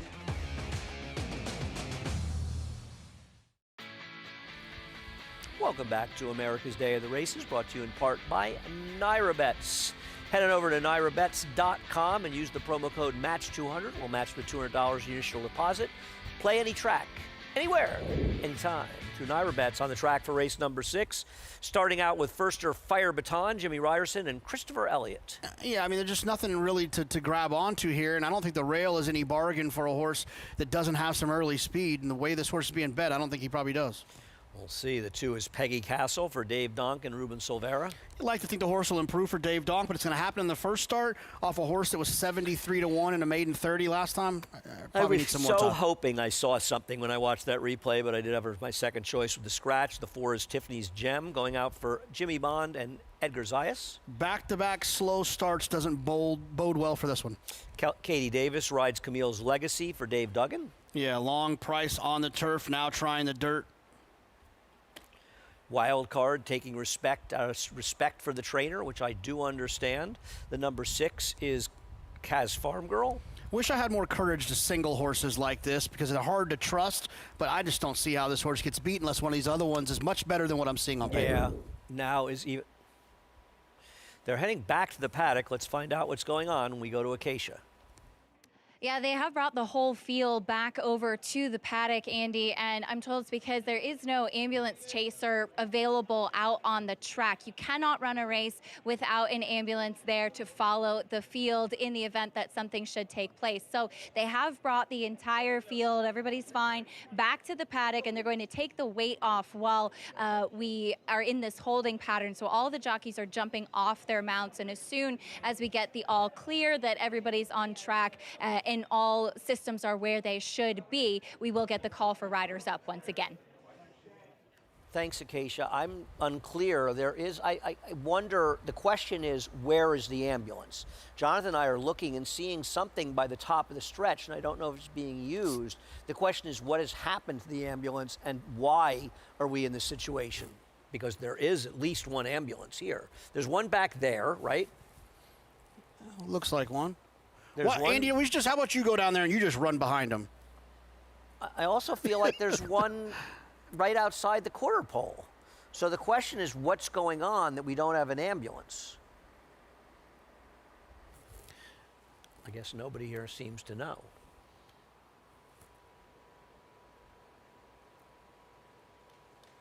Oh. Horses are heading onto the track for the off-the-turf 4th at Horseshoe Indy while we try to figure out what's going on with these ambulances. There is, in fact, an ambulance right around the 7 furlong marker, 6.5 furlongs, as they're in the paddock for this race at Horseshoe Indy, where the 12, the lone MTO, Fashion Designer, is currently favored, and a slight favorite in multis for trainer Brad Cox. Yeah, you get those silks from Gary and Mary West and Into Mischief. The horse is a fool to Life is Good. Really? I did not know that. Wow, good info. They're on the track. We're going to do a post parade? But he hasn't run like Life is Good yet, just to be clear. Is it me, or does it feel like Friday the 13th or something, or a maybe full moon? Maybe the ambulance is down at 20-minute photo for the parade for 4th. The number 1, Outro, Brendan Walsh, and the number 2 is Smitten, Bill Mott. Overlay, in my opinion. Yeah, some big-time silks we're seeing. You got the Starlight horse to the inside. You got Godolphin here. I feel like we're at Royal Ascot. No idea why that horse is distant third choice. Lady Faye going out for Joe Roberts is the 3. The 5 stays in for Whit Beckman.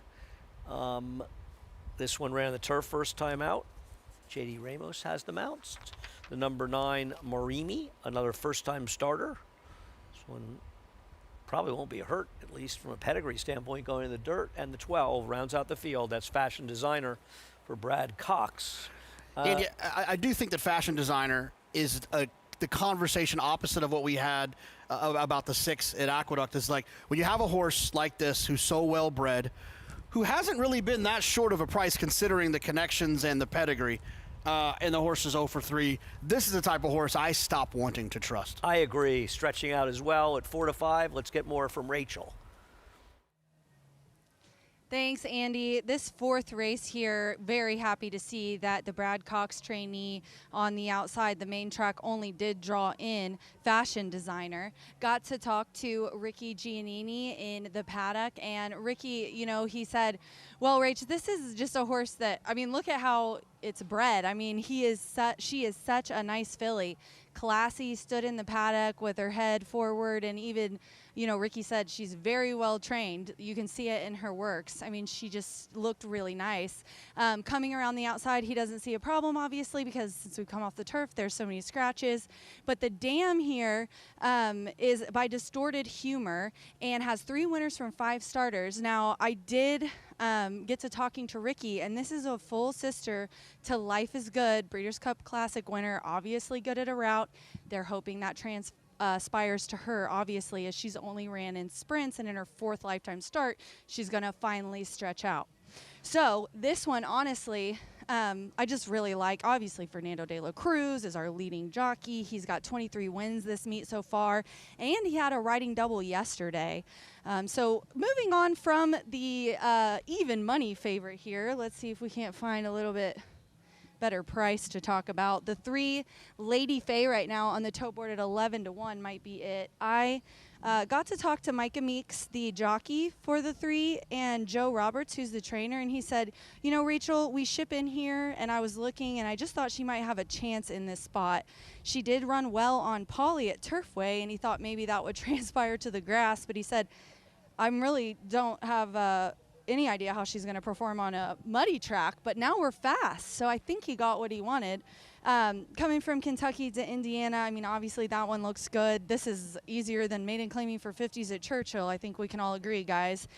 The 5 Twirling Daisy, also at the board is 6-1. Looked good in the paddock. Now I'm going to tell you guys, the 5 and the 9 are obviously the ones with the least experience, and I'm going to tell you they were acting like it.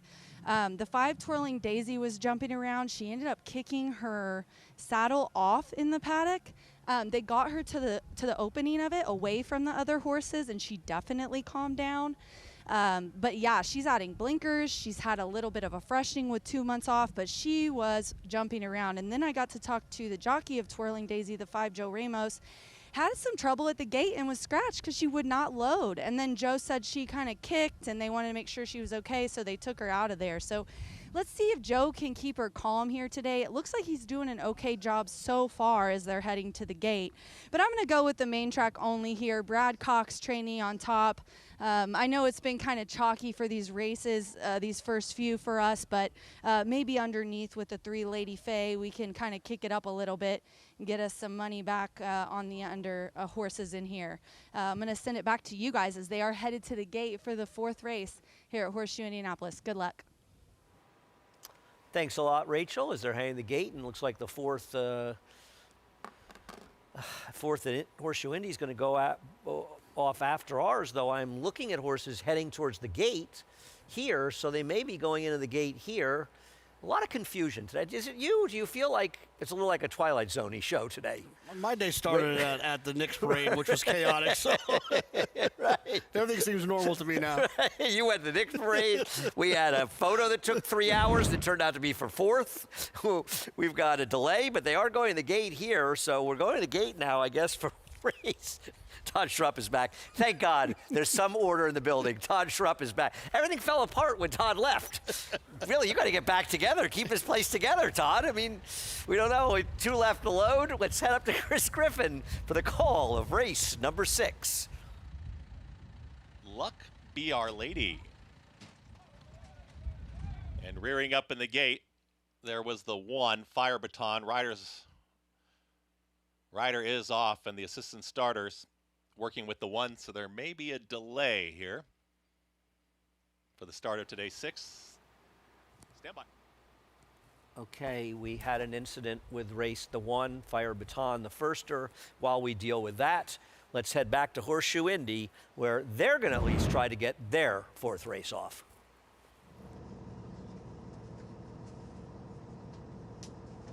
Right now, 7-1 on Twirling Daisy.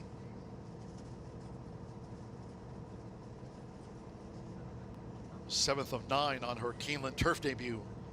Twirling Daisy.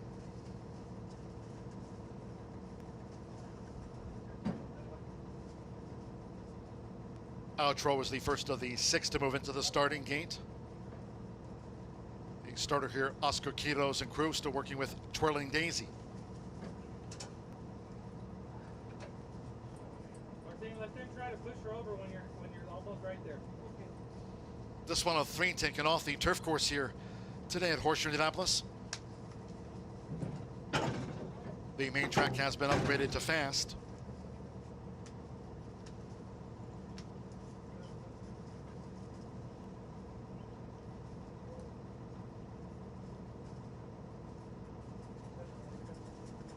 Look, switch with him real quick. I'm going to give her light, just because I've never done it with Martine before.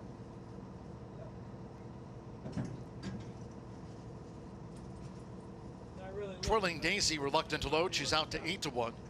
3-5 Fashion Designer, 2-1 Outro standing in the starting gate. Smitten 5-1 for Godolphin women. There's 8-1 on Twirling Daisy now. Double digits bar.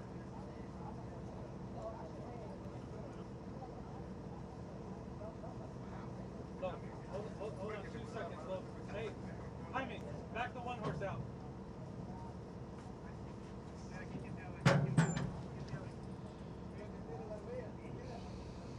Now they're backing Outro out to the starting gate.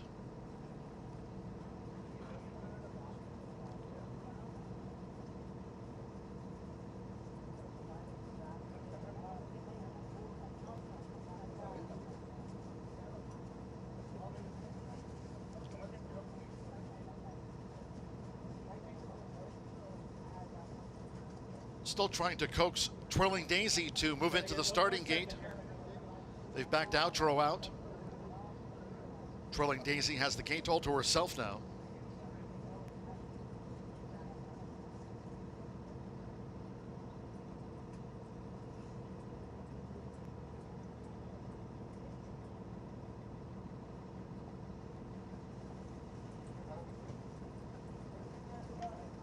She's out low. Well, we're back on. Got any jokes you want to tell, Jonathan? Dirty jokes, non-dirty jokes at this point? I like my job. So the 7 got loose. The 1 is scratched. The 7 is scratched now and got loose. Somewhere in the middle of that, the 2 is now scratched. So we're waiting for a 3-horse field here of the 4, 5, and 6, where now the 6 Kaz Farm Girls job got a little bit easier. And they scratched the 5 at Horseshoe Indy, who wouldn't go in the gate. And Acacia has an update on, I don't know what to update at this point, but go ahead, Acacia. An update on everything, Andy. So when they brought the horses back out to the track, the number 1 Fire Baton did rear up and flip over in the gate. They had to work with her to be able to safely remove her. When she reared up and flipped, it caused the number 2 Peggy Castle to react as well. Thus, at the gate, late scratches of the 1 and 2. So all the jockeys got off their mounts. Not sure exactly what happened, but sometime during that time period, the number 7 Luck Be Our Lady got loose, and last I saw, I had not seen them. I see it now. The outrider has apprehended her. She got almost all the way around the track, so she is a late scratch as well after that. Just to clarify on what took place with the delay for this race initially, it is actually the veterinarian chaser truck, not an ambulance, that is unable to start and is parked on the track. It's far off of the rail, and they will have an outrider posted in front of it through the running of this race. But that was the original cause for this delay, which ultimately resulted in the 3 late scratches by the gate, Andy. Okay, so we're waiting for 3 to go here. We're waiting for 5 to go in Horseshoe Indy, and I got to tell you, I've been at the racetrack a long time. Oh, wait. Someone's going in the gate at Horseshoe Indy. We could have a race. We have 2 in. Don't count your chickens until they're hatched. John Dooley will have the call of race number 4, hopefully, at Horseshoe Indy. Again, this is 103 taken off the turf course, main track fast. Now Moremi, Alexander Crispin on the Thursday score sheet. Late scratch on 5, Twirling Daisy, win and load, and 1 more. Fernando de la Cruz, Fashion Designer, runs as a main track only for Brad Cox. Fashion Designer, and they're off. And Lady Faye away well with toward the inside of the gray Outro. Fashion Designer in the black cap with an early attack as they make their way toward the first turn. Spinton is in the royal blue of Godolphin, second to last. And Moremi has dropped back to 5th as they round the first turn with Fernando de la Cruz. Fashion Designer now takes the lead and is in front here, the quintet, as they go to the back of this now fast track. Fashion Designer out to lead them from Lady Faye. Smitten comes up with a bid on the outside. Outro running in fourth by 3, and Moremi is last to the 5, making this backstretch run.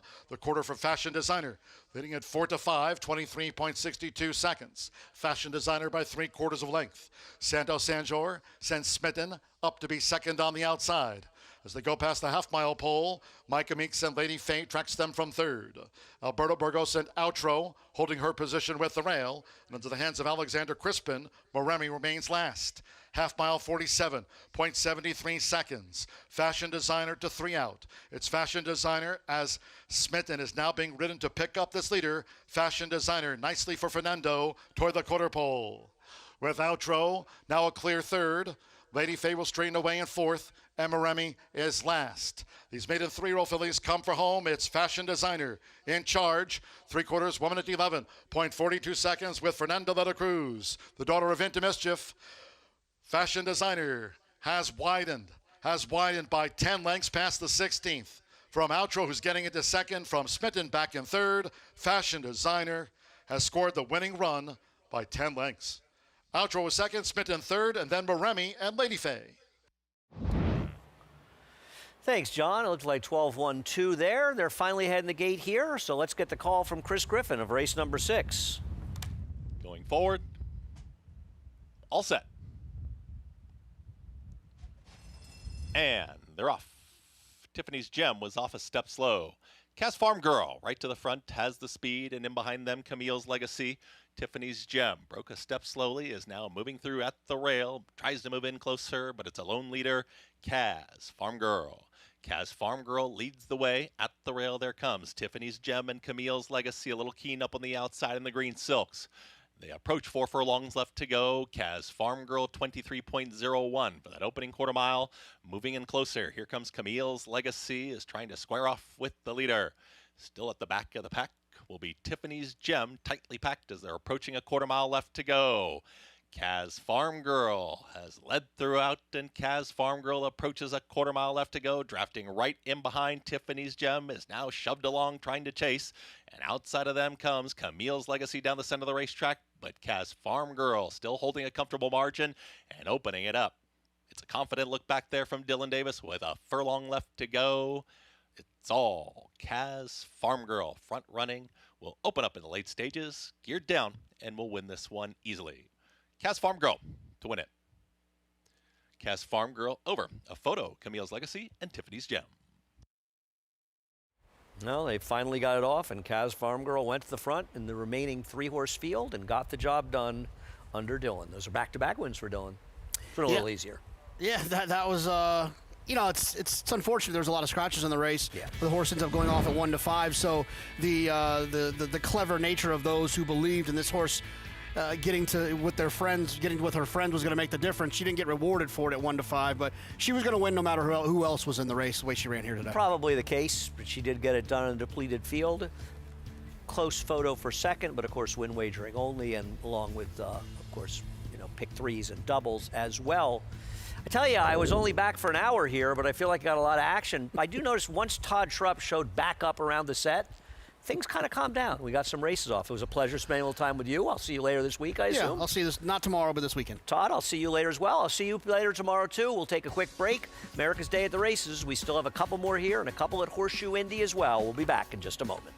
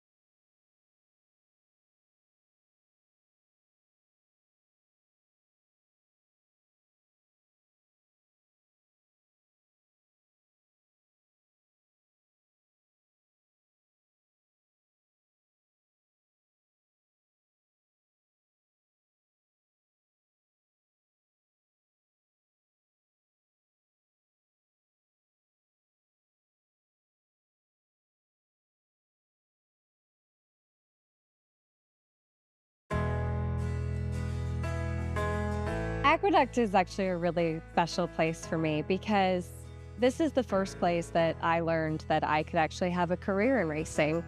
When I was at Fordham, I would take the train out to Aqueduct. I learned very early on that when you take the A train here, you must get the Rockaway Boulevard, not the Lefferts one.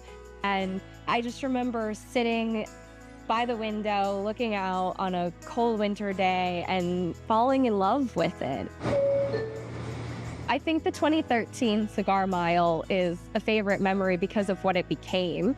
I was here that day. I believe I was Miss New York City at the time, and I was competing in the Miss America organization. I presented a trophy in the winner's circle. I was not here to racing capacity, but it was at that time that I realized this is how I wanted to spend my life, around horse racing. Deterministic wins the Gotham! My husband Miguel and I flew up that weekend from Florida, and I just remember standing in the rain in the winner's circle, throwing my hood off and screaming my head off. That was such a special, special day.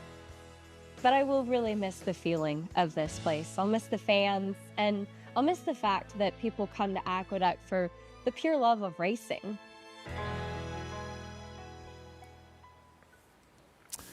Just a few days remaining in the storied history of Aqueduct. Closing day will be Sunday, June 28th. Hopefully you'll make your way out here, share your memories with us. Welcome back to America's Day at the Races on site here at Aqueduct. I'm Todd Schrepp.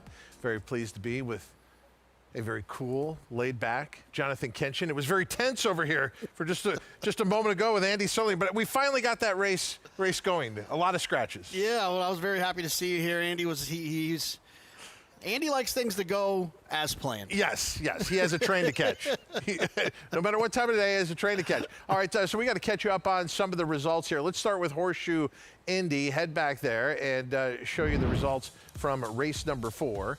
And here, some familiar silks coming into the winner's circle as the 12 gets the victory. That is Fashion Designer for owner and trainer Gary and Mary West. A main track only in a race that was originally scheduled for the turf. This horse had 3 lifetime races and looked nothing like a foal to Life is Good, and then suddenly shows up here today and looks like the foal that he is to the very impressive Life is Good. 8-1 morning line on the main track only goes off at 4-5, just a bit outside. All right, back here at Belmont at Aqueduct, coming into the winner's circle. Look, I haven't seen that many scratches in quite some time at the gate. There was a lot of chaos here before the start. We're left with the field of 3, and our favorite takes advantage. Yeah, it's unfortunate because I felt like the 6 was a horse that was looking like they were going to reward people for believing in the drop from maiden special weight to maiden claiming and getting with the friends. And unfortunately, if you did believe in that, you weren't really rewarded with 1-5. Congratulations to the connections of Kaz Farm Girl, who's a Maid No More after 8 attempts, finally gets that first win. Owned by Peter Kazmias, and a dark Bear Brown filly by Name Changer out of the Orb Mare Farmave, was bred by Kaz Hill Farm in the Empire State of New York. Moving on to race number 7, compact field again, at least going in, we got a field of 5. Scratch the 1, Sparkling Mama, scratch the 4, Gracie's Delight, and scratch the 7, Donna Romano. 7 furlongs here for 3-year-old fillies. Figured Lady Rose would be the favorite, but did you anticipate this heavy of a favorite? No, I think when you have some scratches, that could also kind of knock that down a little bit from the 5 to 2. But no, this horse definitely makes sense and deserves to be the favorite. All right, we have some time until race number 7 here, Belmont at Aqueduct. And as we continue along on America's Day at the Races, we charge along, thinking of Saratoga and all that's coming up over the summer. And what a Belmont week it was. And we have some great news about the giveaways that'll be coming up for the summer meet. That's ahead on America's Day at the Races on Fox Sports 2.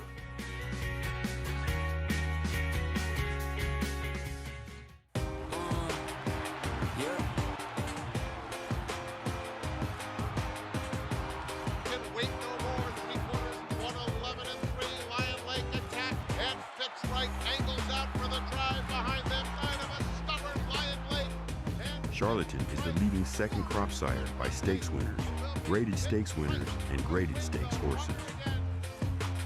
Charlatan, ultra impressive. It's a new day for a new king. You bet with Naira Bets. Bet any track, anywhere, anytime. Download the Naira Bets app to play today and get a $200 deposit bonus. Watch live horse racing. Get expert picks. Boost your bankroll with weekly promotions and hone your handicapping skills with exclusive tips and tutorials. Sign up now and use promo code MATCH200 for a $200 new member bonus. You bet with Naira Bets.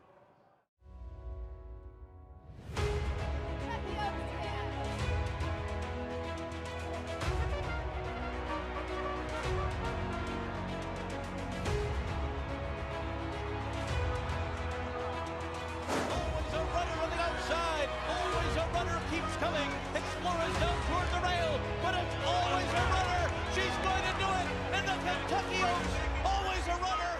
She's all the runners on top of the world.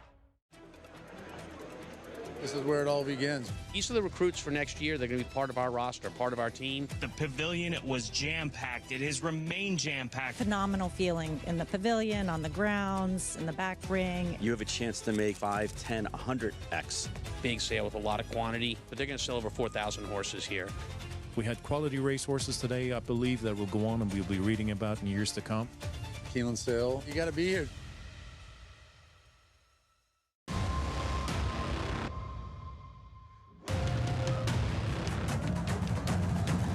Passion, performance, and the pursuit of excellence.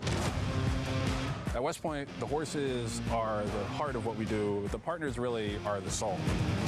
The bar that they set is different than everybody else. This starts and ends with the care of the horses. This is a real immersive experience.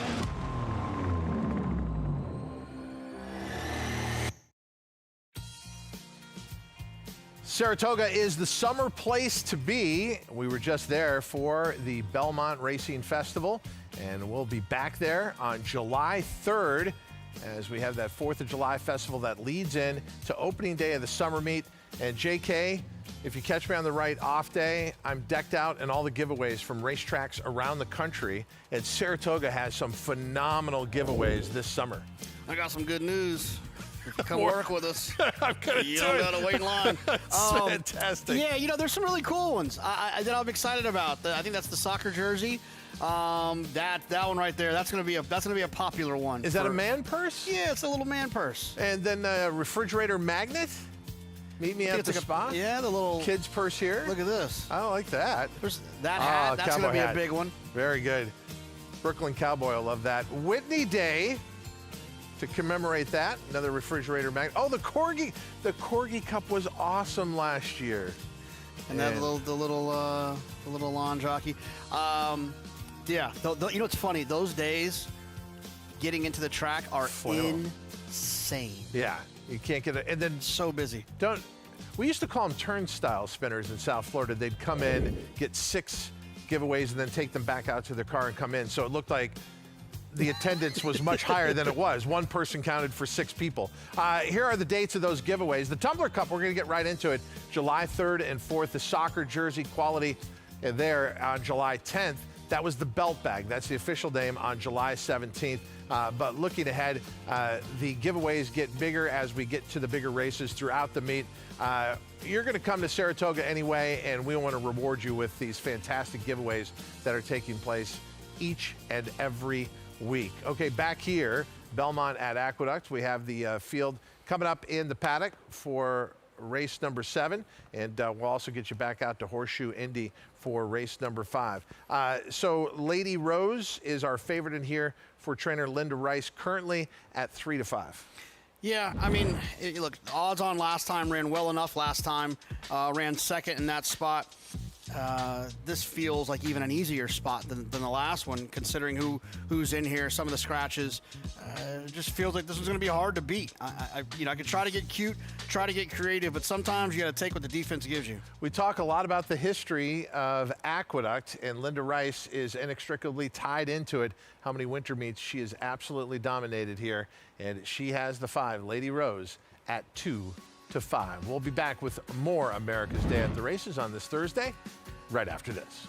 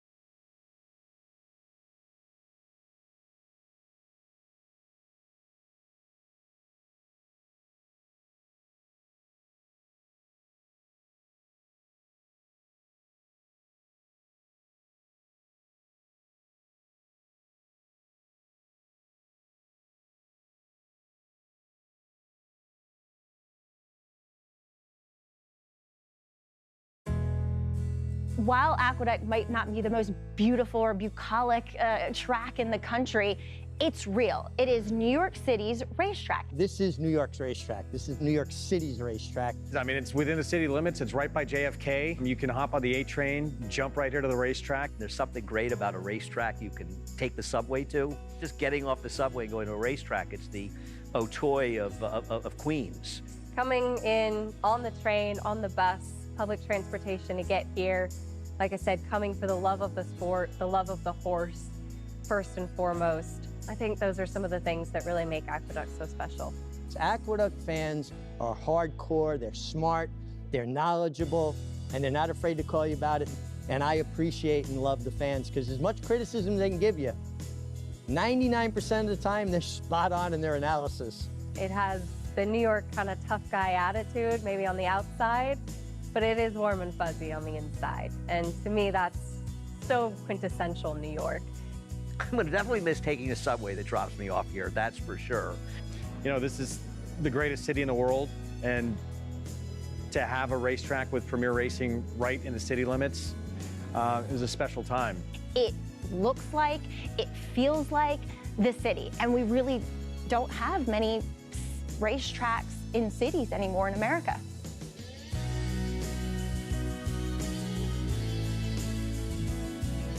We hope you'll take time out to think about some of your favorite memories at Aqueduct, and let us know when you come out to the racetrack, as closing day forever is Sunday, June 28th. Okay, let's continue on with the horse racing action on this Thursday, taking you back to Horseshoe Indy with the field coming out onto the track for race number 5. And that track has dried out quickly, now fast. It was sloppy just before racing started today, and then dried quickly, now currently fast. Start with the one Cloudy Star, 7-5 at the morning line, drifted up to 5-2. Stretch out speed from the inside, geometry comes into play. Express, what about this horse coming out of sprints? Can that horse go to the lead? Yeah, maybe. The last couple of races haven't been great. Here is the 3, Hoosier Promise. Yeah, another one that will be stretching out and hasn't really shown a lot of run. You would think Fancy Is My Name gets the ideal trip, sitting just off the speed. Yeah, a horse that won by 5 last time, going 2 turns on the dirt, has the experience. And his Free Lass will need some pace up front. What about this horse on the turf last time out, now coming to the dirt? Yeah, I suppose. I'd like to see a little bit more consistency. And finally, the 6, Sweet Saint. Yeah, I like this horse's race 2 back. The problem is I don't love the price. I think at the prices that we're getting currently, and obviously it's a pari-mutuel game, those can change, I would prefer the inside. I'll say this, it's a cheeky answer. Whichever one of those 2, the one of the 6 goes off at the longer price, that's the one I prefer. Well, let's join Racing Rachel to talk about race 5 from Horseshoe Indy. Thanks, Todd. Yeah, this 5th race is a competitive one. I'm telling you, when we've got these horses that have all been kind of running at this class, this is a 2 other than. I mean, they all look like they've got a chance. I mean, when Jimmy McNerney is here, who's been a track announcer at few of the tracks around here in the Midwest and Kentucky, and now he's kind of our pinch hitter for an analyst. When him and I are on different horses, we think and handicap very similarly. We were talking about superstitions earlier, and I liked what JK said, because if me and Jimmy Mac our thoughts are aligned on a race, I know that we've got it figured out. When we have completely different horses, it makes me nervous, and that's the case here. He's got 3 completely different horses. I think we have one in common, and it's the one, Cloudy Star. But yeah, it's a question mark moving up in distance. I'm sorry. This horse, though, has some speed, has good numbers, some consistent ones. I mean, you've seen this horse has only been out of the money once in 6. My concern is the 2 turns. Is she going to be able to handle it?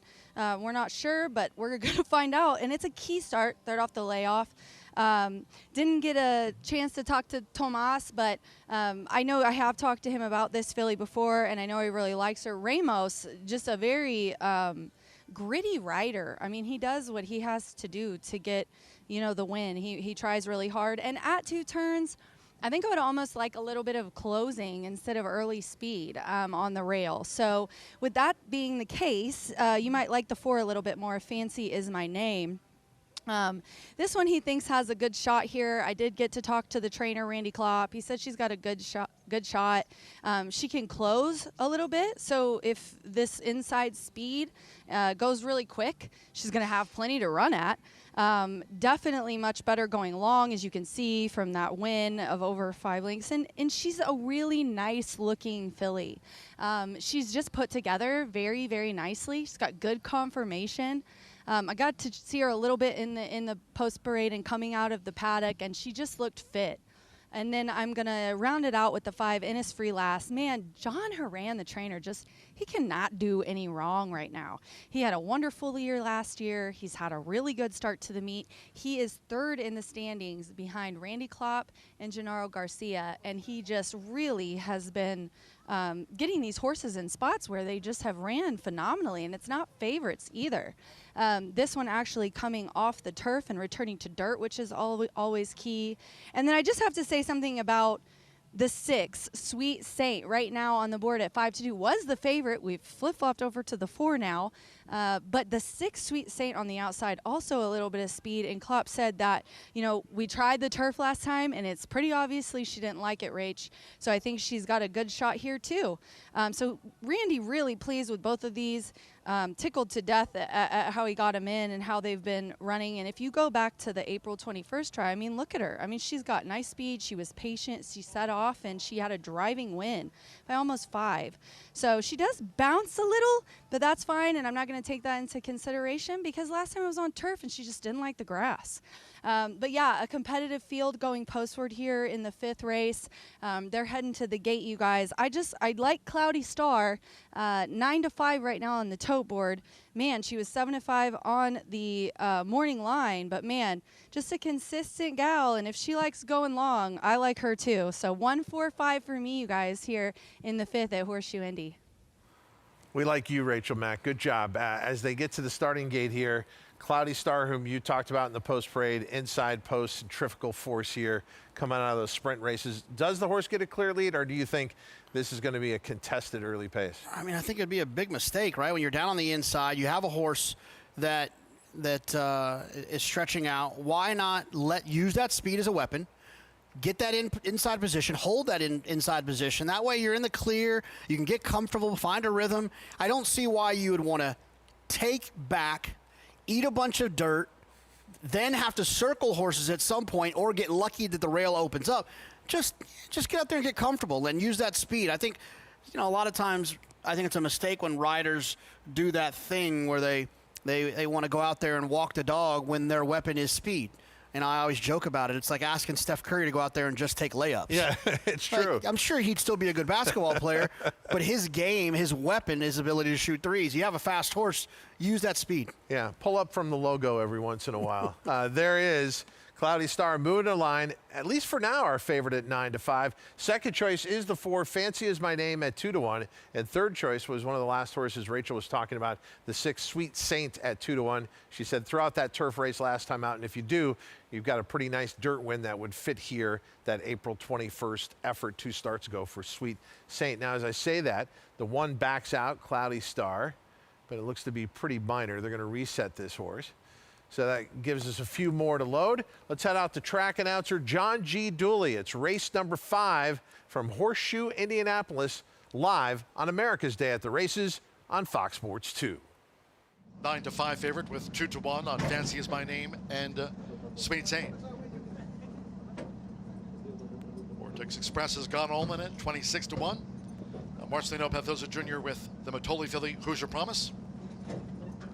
One more, Samir Bermudez, Sweet Saint, a winner of 5 of 8 career starts. This leg D of the cross-country pick 5 with Belmont and Aqueduct. They're in the gate. Cloudy Star was a fractious there within the starting gate. Cloudy Star. Delay.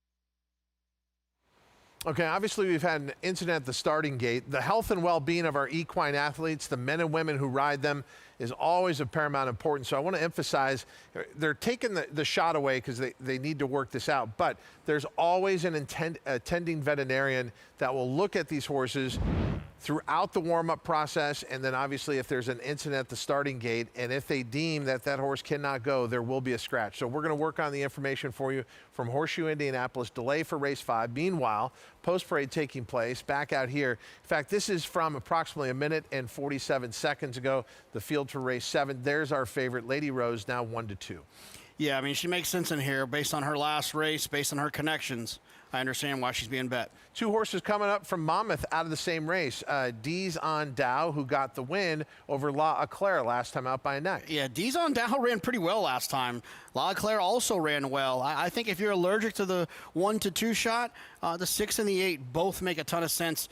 It's just Linda's hard to beat in races like this. Okay, we do have information on the 5th at Horseshoe Indianapolis. The 1, Cloudy Star, you remember that horse had backed off, then moved back in, but then had another issue at the starting gate. That horse is now a late scratch. That's a significant scratch in the 5th, Horseshoe Indy. The 1, Cloudy Star, is out because that obviously changes the pace scenario quite a bit, JK. Yeah, I mean, I think that Sweet Saint, the 6 to the outside, is one that has the tactical speed if needed to be able to get to the front. But from out there, there's no reason to do that. We talked over and over about being on the inside, wanting to hold that position from the outside. That's a nice position to be in, too. You can see what's happening to your inside. Get your position moving forward and see what happens to the inside. We'll continue to monitor what's going on with the 5th at Horseshoe again. Delay there with the late scratch of the 1, Cloudy Star. Meanwhile, Acacia Clement's been watching the field here for race 7, Belmont at Aqueduct. Yeah, we'll take a look at your favorite, the number 5 in Lady Rose, as she did run a mile last time out, and she actually ran a lot better than I had anticipated because I really thought that she's just built a little bit more like a sprinter. The fact that she ran well, I actually really like the slight cutback in distance for her today to the 7 furlongs, as she will be a very short price in here, but she's a horse that, like I said, I do think will appreciate going a little bit shorter. She was part of 3 horses on the front end last time, dueled to the wire, incredibly game. I imagine she probably took a lot out of that off of the layoff. Now, the number 6, D's on Dow, comes in for Jorge Delgado after a win last time out. She typically does wear a shadow roll. She also wears a Houghton bit or a cage bit. As you could see last time out, it said stumbled badly at the start, and yes, she did stumble, but she stumbled moving forward, and she still got onto the lead. So I don't think it actually really impacted her all that much, to be completely honest. But she was dueling to the wire, and that sort of equipment, that bit, will give the rider a lot of control in helping to keep her square and keep her straight. She is a very good-looking daughter of Nyquist, and Jorge Delgado is shipping her over here as well instead of finding a spot at Monmouth, and thought that she was a major player in this race. Out of that same effort was the number 8, Leclerc, as she was a very short price that day, and she was pressing in a short field. There was never any stage of the stretch where it looked like she was going to go by D's on Dow. They were dueling. She was pressing. She was chasing. Like I said, it never looked like she was going by. I don't think it was really much of a competition. She's a very lightly framed, handy type of filly, a horse that physically I much prefer the number 6, D's on Dow. Leclerc has been consistent. It was softer spot last time. We have seen Lindsay Schultz be very dangerous shipping horses over here. We'll see if there's a world where she can turn the tables. Todd? Thank you, Acacia. And right now up on the board, D's on Dow is 9-2. Is that the horse to catch in here? I've always felt pace is kind of a difficult scenario when it's a smaller, compact field because no one ever really gets away from the rest of the field. Well, they sure should be able to, right? I mean, there's a lot less going on. You got a lot less to worry about. I mean, I would think from Edgar Zayas' time and some places where speed is paramount, you'd think he'd be aggressive away from there. He's got some ability. His pace figures last time at Monmouth were very fast. I like to look at Timeform US and look at those pace figures, and that's with him not breaking all that great. So you got to think, if you don't break great, you still achieve fast pace figures. That means that there was some even more internal fractions that were very fast for you to get to that position. I would think that the 6 has a great shot in here to make the front if that's the rider's intent. I mean, such an important point about that trip last time. I don't want to come back to it, but we've got live racing action at Horseshoe Indianapolis after the late scratch of the one Cloudy Star. The field is moving into line. And remember, if you had the one Cloudy Star, vertically speaking, win, play, show, combinations in the exacta, trifecta, or superfecta, all those combinations will be refunded if you're live at a daily double, consolation payoff. If you're live at a pick 3, consolation payoff. If you're live at that pick 5 or the pick 4, you didn't make your change, you're going to get the post-time favorite. And at least for now, that is the 6, Sweet Saint, who's now dropped into the even money favorites role. Sweet Saint about to move in. Let's try it again. Out to John G. Dooley live, race number 5 from Horseshoe Indianapolis here on America's Day at the Races. An Aqueduct and off here at Horseshoe Indianapolis. After the late scratch on one Cloudy Star, Fancy Is My Name going to the front end, quickly followed by Sweet Saint as they make their way into the first turn, and these for Randy Klopp. Then toward the inside is Vortex Express, who now comes through for Alex Achard to take the early lead with 7 furlongs to run. Vortex Express by 2 to Fancy Is My Name, who pursues going to the back of the track, Simmer Bermudez and Sweet Saint at even money. The favorite running in third, Hoosier Promise with the rail, joined on the outside by Innisfree Lass in the white jacket. The opening quarter was 24.06 seconds at 20-1. Vortex Express heads them. Vortex Express by a half to 3/4. Irving Moncada close second on the outside with Fancy Is My Name. Sweet Saint tracks them from third. On the outside for Jose Gutierrez, Innisfree Lass trying to close into this pace, running in fourth.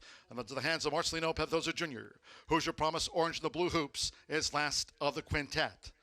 Vortex Express, Fancy Is My Name. Here comes Sweet Saint in the 3-path, and joining her, Innisfree Lass 4 deep. The one detached is Hoosier Promise. Half mile, 48.21 seconds now at the 2.5. They swallowed up Vortex Express. Going for the quarter pole is Fancy Is My Name with Innisfree Lass. And right there, Sweet Saint battling between horses. Hoosier Promise is the wide out. And toward the inside, Vortex Express tries to rally on. It's still a toss-up.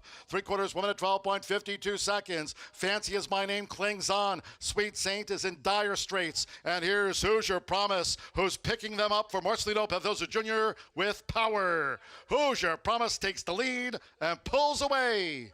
The best Fancy Is My Name by 3. Sweet Saint was third, then Innisfree Lass and Vortex Express trailed them home.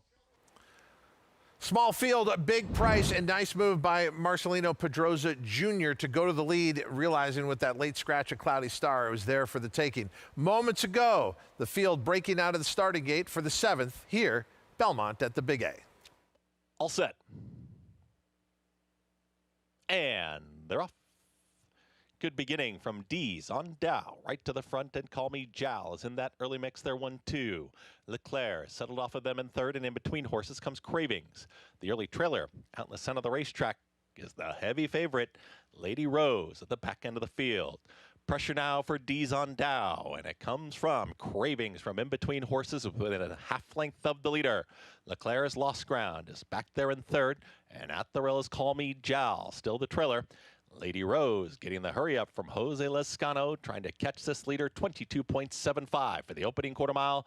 D's on Dow in front, and here comes Cravings. Cravings is ready to challenge, and now Lady Rose has emerged, and Lady Rose got that encouragement into the turn, has taken a shared third with at the rail, that's Leclerc.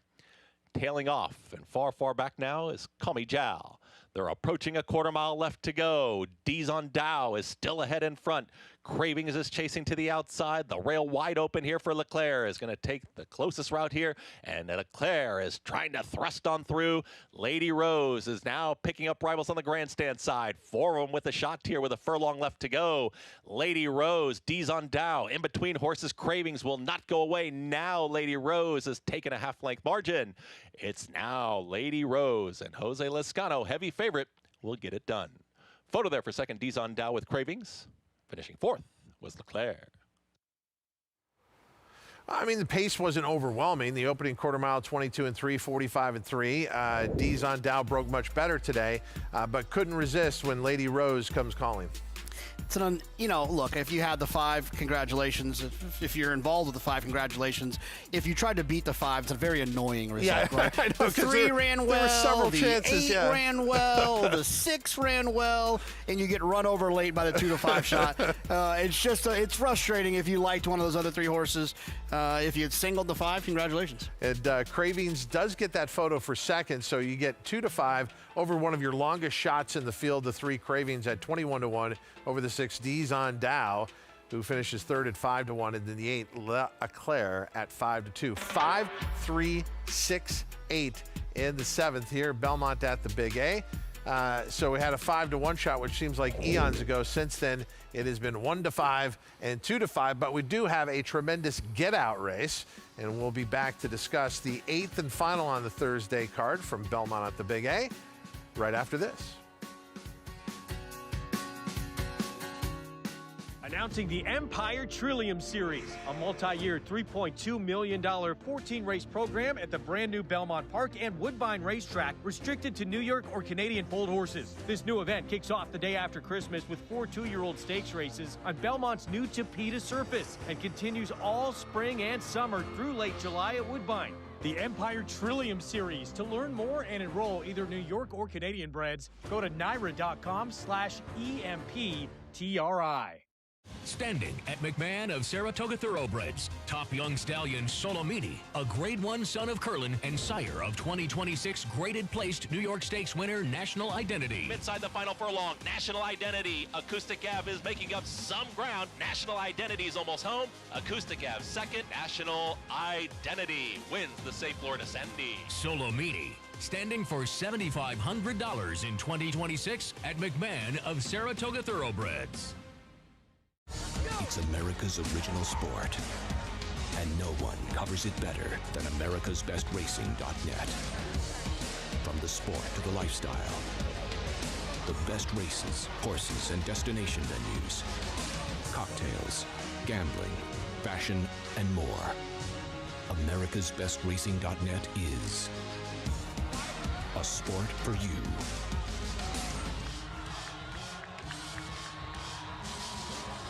A provision in a bill passed this summer reduces the tax deduction for wagering losses from 100% to 90%.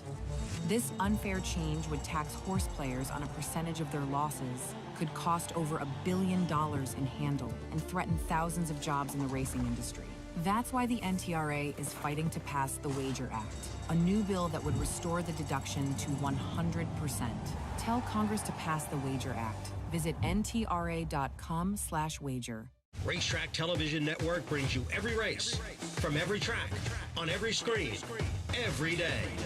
With monthly packages starting as low as $5, RTN gives you great value and access to more live HD streaming and race replays than anyone. Visit RTN.tv today to sign up and watch on almost any device, including Roku and Amazon Fire.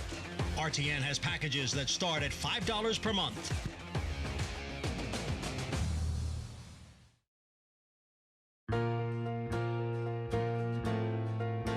I think that really ever since I started coming to the racetrack, the horse that so many pros that have been around for years talked about with reverence was Dr. Fager. And the race that was talked about probably the most, and you and I came around the same time in the mid-'70s, was the 1967 Woodward, when Buck Passer, Damascus, and Dr. Fager all hooked up. And of course, Dr. Fager fell victim to not 1, but 2 rabbits in that race. And that is a race that has stood the test of time, still considered one of the great races of all time. Well, think about the 3 names you just said, 3 legends, Hall of Famers. And my Uncle Phil used to talk about Dr. Fager in those reverent tones, and he would say, they used to run Hedivar at him all the time. Hedivar was a crack sprinter in his own right. He would always get very, very passionate about Dr. Fager. But those 3 names, those are the foundation of what made me fall in love with the game, and I'm sure you as well. Oh, no question about it. You know, they were all still stallions when I started getting in the game. Yeah. So that's actually how I first heard of those horses, and all of them were efficient. And of course, Dr. Fager, as you say, is talked about in legendary terms. Damascus wins by 10 lengths. He had the rabbit to do it, though. He had won the Travers by 22 lengths. Buck Passer, another tremendous stallion running from the 5th stable. Just an incredible race. And to think that that race continually gets mentioned as maybe the greatest race ever run here at Aqueduct is pretty incredible when you consider all of the horses we've seen over the years. Some really great horses. Sure. And they get a little bit forgotten. You and I may not forget them, but not that race. That was unforgettable.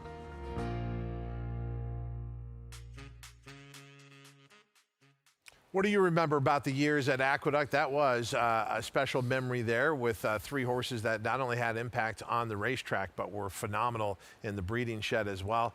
Just a little more than a week remains until the ending. I like a lot of the activities they got lined up for those 2 days, including, we were talking about giveaways, a jar of dirt. Yeah, I think that's awesome. I think that's really awesome. I might have to try to get here myself to grab a little jar of dirt, but it's a cool souvenir, I think, to look on a shelf 25 years from now and say that's some dirt from Aqueduct. Would it be uncouth if you and I started taking seats out, throwing them into your vehicle, and kept those in the man cave? But come out and join us for sure. All right, we've had a stretch of favorites here the last couple of races. The most recent one coming in race number 7. Lady Rose gets there, but as you pointed out, JK, it looked like at the top of the stretch, maybe there could be some type of upset here, but they all eventually have to yield to the favorite. Yeah, there was a lot of opportunities for a lot of different horses in the spot, but ultimately it was the 2-5 Lady Rose paying $286, and it felt like a foregone conclusion when you looked at the paper, but then the longer you look at it, you start creating ideas, and unfortunately those didn't come to fruition if you tried to beat the 5. So I had an idea in the last race that maybe there wasn't a 6-5 favorite in here, but the betting public has found one, at least early. Are you surprised that it's the 8, Leslie Starr, who sits at 6-5 from a 5-1 morning line? I'm never surprised when Linda's horses take a lot of money. Does it always equal a win? No. Or majority of the time? Not all. It feels like more often than not. I think Yeah. I think the last race is a great example of that. When they bet Linda's horses like this, they typically run well. Because we were talking about Philip Antonacci earlier today, 2-year-old first-time starter, literally getting bet off the board, bet down to 2-1 from about a 5-1 morning line, and the horse delivered. There are certain barns that the money means a lot. Linda, it's a little bit harder because she's got so many horses in on a daily basis at so many different levels. No, absolutely. But a lot of times, I think it's a little trickier when you're dealing with like a first-time starter type. Yeah. When you have a horse like this horse, there's an established form that you can go off of. And meanwhile, back at Horseshoe, Indianapolis, our winner pulling off a minor upset here at 6-1 is the 3 Hoosier Promise. And you can see spinning way out to the middle of the track and wearing everyone down here. We had the late scratch of the 1 Cloudy Star.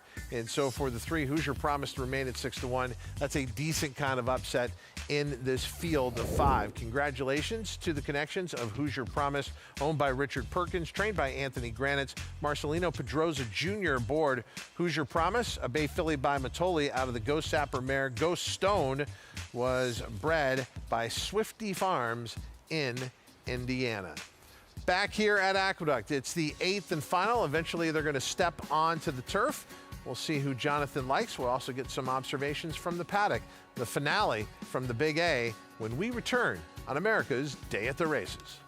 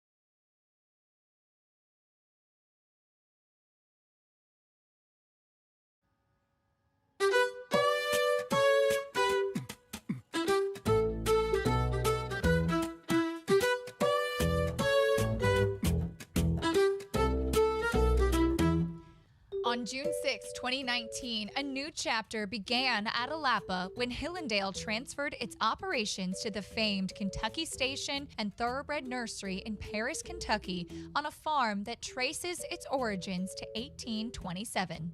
We're trying to be progressive, thoughtful, and respectful to what's already been here, the intent of the farm, along with trying to become efficient and modern. The 1,400-acre Alapa is driven by its owner John Sikura's passion to return the landmark farm to its original glory. The extensive restoration includes building a brand new breeding shed out of stone and concrete, matching the training barn that's been converted to be a stallion barn and now houses a roster of world-class stallions. Hillendale also built 8 new barns, plus adding landscaping and building tens of miles of fence, plus adding roads and utilities. Sikura appreciates the daily inspiration the farm gives him.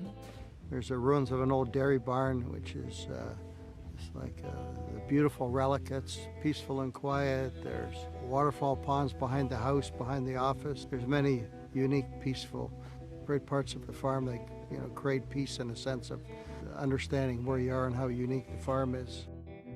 Sikura is now focused on making new history at Alapa. When you think of all that living history, it makes you respectful of the barn and who's been housed there, and then also a responsibility of trying to keep that same standard and try to move it forward and be historic in what we do, so that when someone would look back 50 years from now, they have a feeling of obligation for them to do the same here.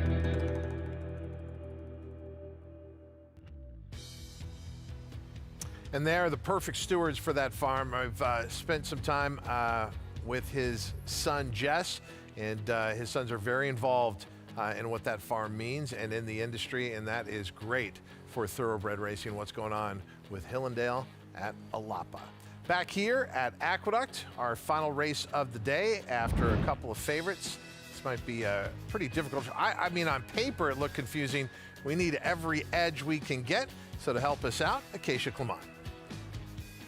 I certainly will try, Todd. This is a tricky one to wrap up what's been an adventurous day here at the Big A. But we'll start off with one horse that is taking some attention and off of the layoff, and that's the number 6, Rogna, coming back for Jim Bond. Has not run since November. Now, typically with this barn, I like to see them have a start or two. And looking at her here in the paddock, that backs up. But now she does come back, and she is able to run for the waiver, given that she is off of the layoff, so she's protected, which is always something that I think a positive. You get a start into her now, maybe going to be better when we come up to Saratoga, which is typically where we do see them fire. She looks about 90% fit.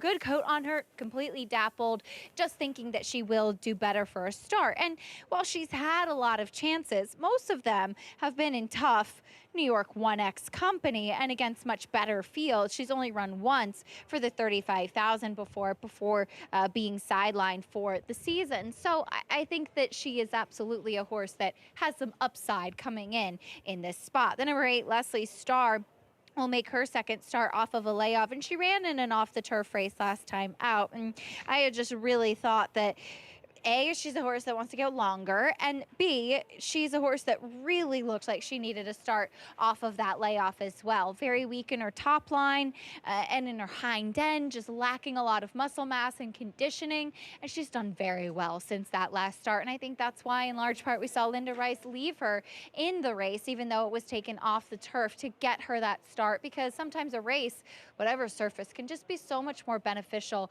fitness-wise for a horse, especially when they need to put muscle on. So Leslie Starr is getting back to the conditions that she prefers, which is going a mile on the turf. I especially like that for her. And she's had that all-important race off the bench to help her strengthen, and has really done well from first to second start off the layoff, Todd.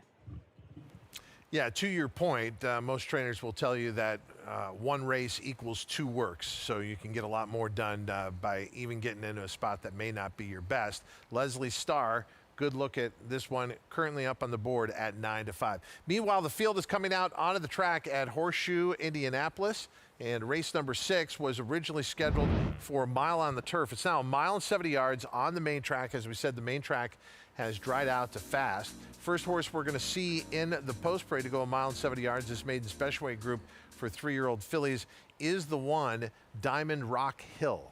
Yeah, always excited to see a filly by Uncle Mo. This one didn't break all that well on this turf first time out. Gets a chance around the dirt here. Crescent Sky, 2 sprints to a route. Yeah, 52-1 and 47-1, and now runs on a surface that I don't think this one was intended to run on. Trainer Brad Cox sending out the 3 Tarzana for Godolphin. Fun fact, my brother used to live in Tarzana. Ah, we were practically neighbors. Look at that. Here is the 5 Little Red Stiletto. First-time starter by Cantheros. Yeah, this horse was entered 2 times for maiden 30. Now shows up maiden special weight. Feels like they're just looking for a race. Burbiana, how do you expect this one going to the dirt? Look, anything that Will Walden sends out, I give a little bit of extra credit. Didn't break well last time. Didn't run well. Should run well here today. Final horse in the post parade is the first-time starter, Love To. Yeah, I mean, this horse is 10-1, first time out. It's you never quite know. I think when horses are running at kind of some of those obscure training tracks, you never really know how well they're working or how well they're not working. I would say 10-1's not completely ignored. Some money has come in on this horse. As the field goes out to warm up, let's go out to Rachel Mack. Thanks, guys. Yeah, this race is nice, and I got to talk to a couple of them. The 3 and the 5 is probably who I'm going to focus on. Got to talk to assistant trainer Ricky Giannini, to Brad Cox, and I always joke with Ricky. I go down there, and he is like a walking encyclopedia for breeding. If I have any questions or can't remember something, Ricky Giannini is Johnny on the spot. His wife and I were just joking about, we don't know where he holds it all. Like, where does it go in his head?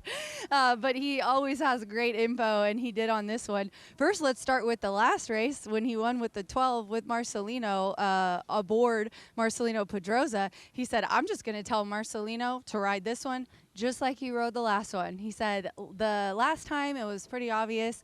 She went a little bit too fast on the front end, couldn't hang, ended up folding. He said that is not going to be the game plan for today. This one's got some good works, as you can see, just like the last Brad Cox trainee that we saw went over the surface. I particularly like June 11th, and the May 12th was nice too, obviously, but has had races since then. But you like to see good works, you know. You like to see them showing up in the morning. And then I'm going to go to the 5, Borbiana. This is a 3-year-old filly by Candy Ride and Union Rags, you guys. And this morning when it was muddy, I was like, this girl's my bet today, because she's just bred to love a wet track, and she's coming off the kind of layoff I like. 49 days after that lackluster finish at Churchill on the grass. These works really look good, and that work on June 6th with Larascassi, I believe is how it's pronounced. She won the Monomoy Girl on Saturday at Churchill. And of course, fun fact, Monomoy Girl broke her maiden here at Horseshoe Indy, so she's one of those horses for me, just like Serengeti Empress. But she just is looking good in the mornings for sure, especially, like I said, that June 6th work. And then I got to tell you guys, I know we all remember when poor Alex Achard got scratched right at the gate for the Kentucky Derby. And boy, has the universe said, sorry for your bad luck, buddy. Let me turn that around for you. Because he, in the last month, I looked it up, in the last 30 days of racing, he's had 17 starts, 6 wins, 5 seconds, and a third. Overall, he's had just a really good meet so far, obviously, with a percent of 24% win clip and 60% in the money. I mean, it's obvious Alex is having a good year this year. So I'm going to go 3-5-1. I threw in the horse on the rail, Diamond Rock Hill, trained by Mike McCarthy. 2 turns for the first time could be interesting and coming off of a bullet work. But they're loading here for our 6th race, and that's going to do it for me, for you guys here. It was a true pleasure, JK, Andy, and Todd, spending this day with you. Good luck. Racing Rachel, you bring the sunshine whether it's raining or the skies are clear. Thank you very much. Speaking of bringing the sunshine, he's also going to bring us the race call. John G. Dooley with the last of the load and then the call. It's race number 6 from Horseshoe, Indianapolis, now on the main track at 1 mile and 70 yards, live here on America's Day at the Races on Fox Sports 2. Here's Duels. Marcelino Pedrosa Jr. riding for a double.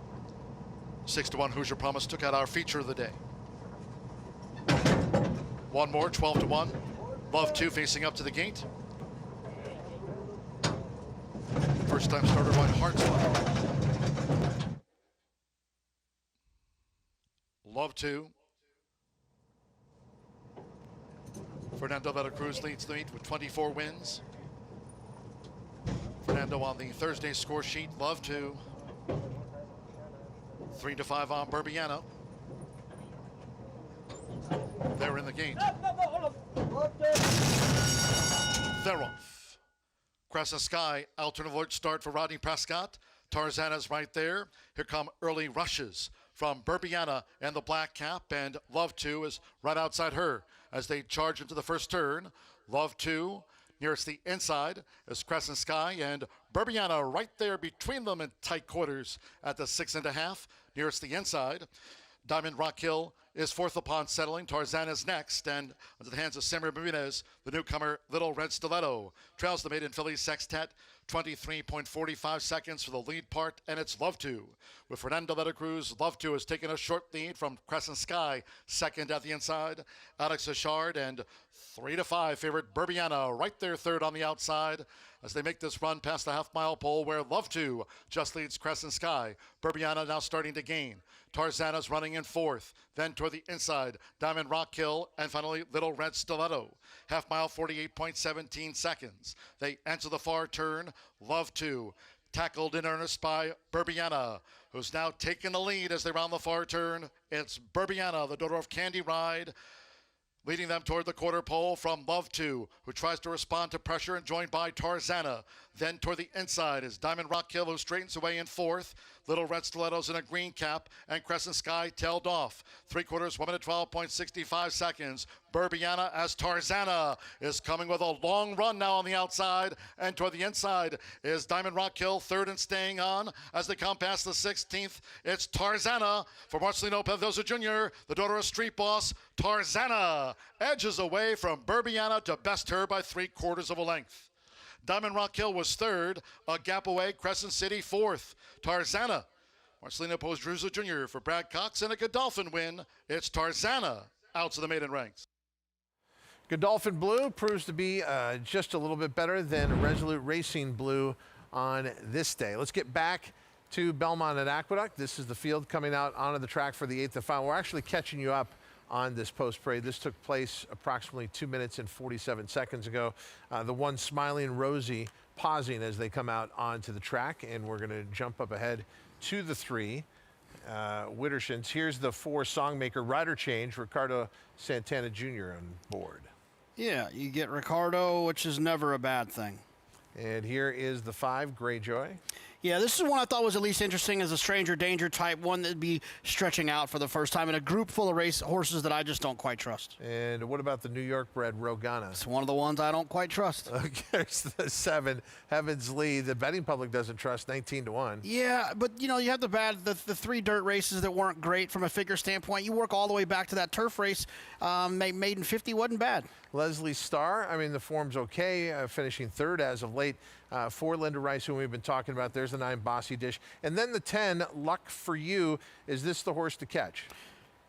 You know, from the outside, I feel like you would give away that position by trying to rush to the front. I think just be tactical, pop away from there and see what the horses to your inside do and find yourself in that comfortable stalking position.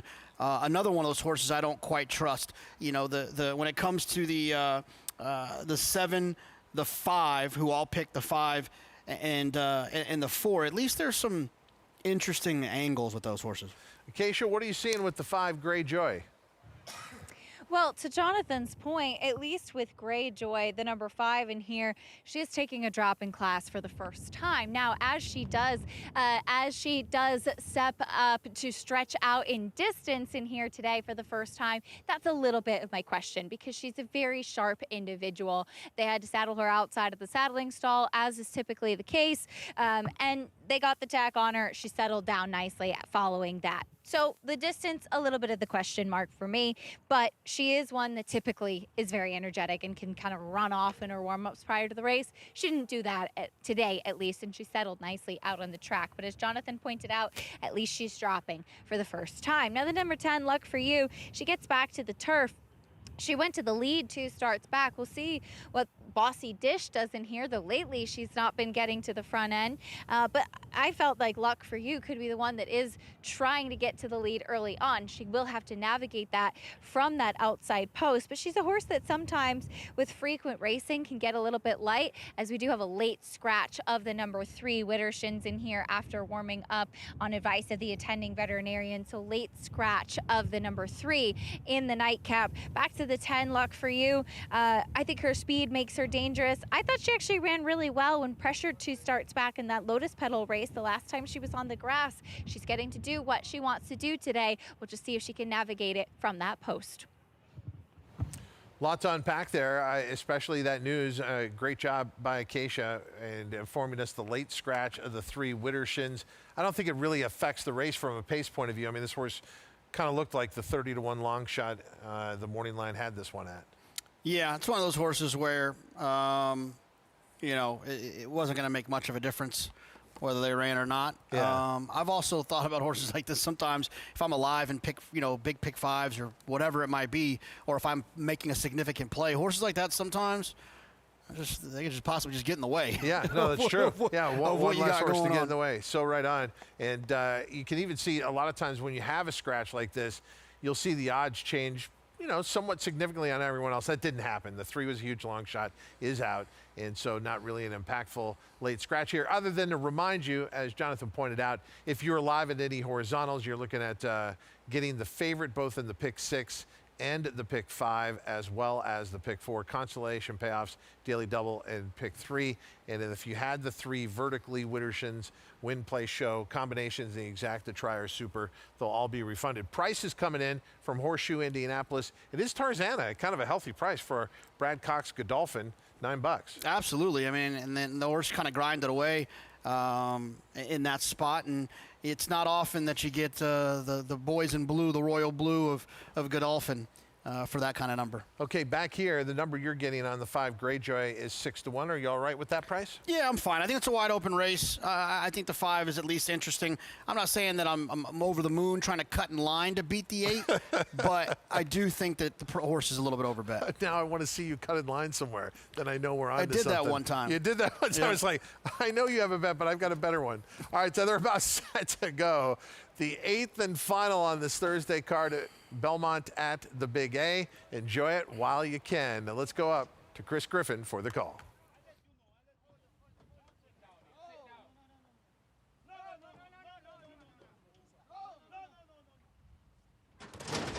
And they're off. Rogna flashes early speed, is right to the front, and there's Greyjoy is also in the early mix too. Greyjoy now with a nose advantage over Rogna, who's a stalking second, just tucked in behind them. Leslie Starr is now taken 3rd.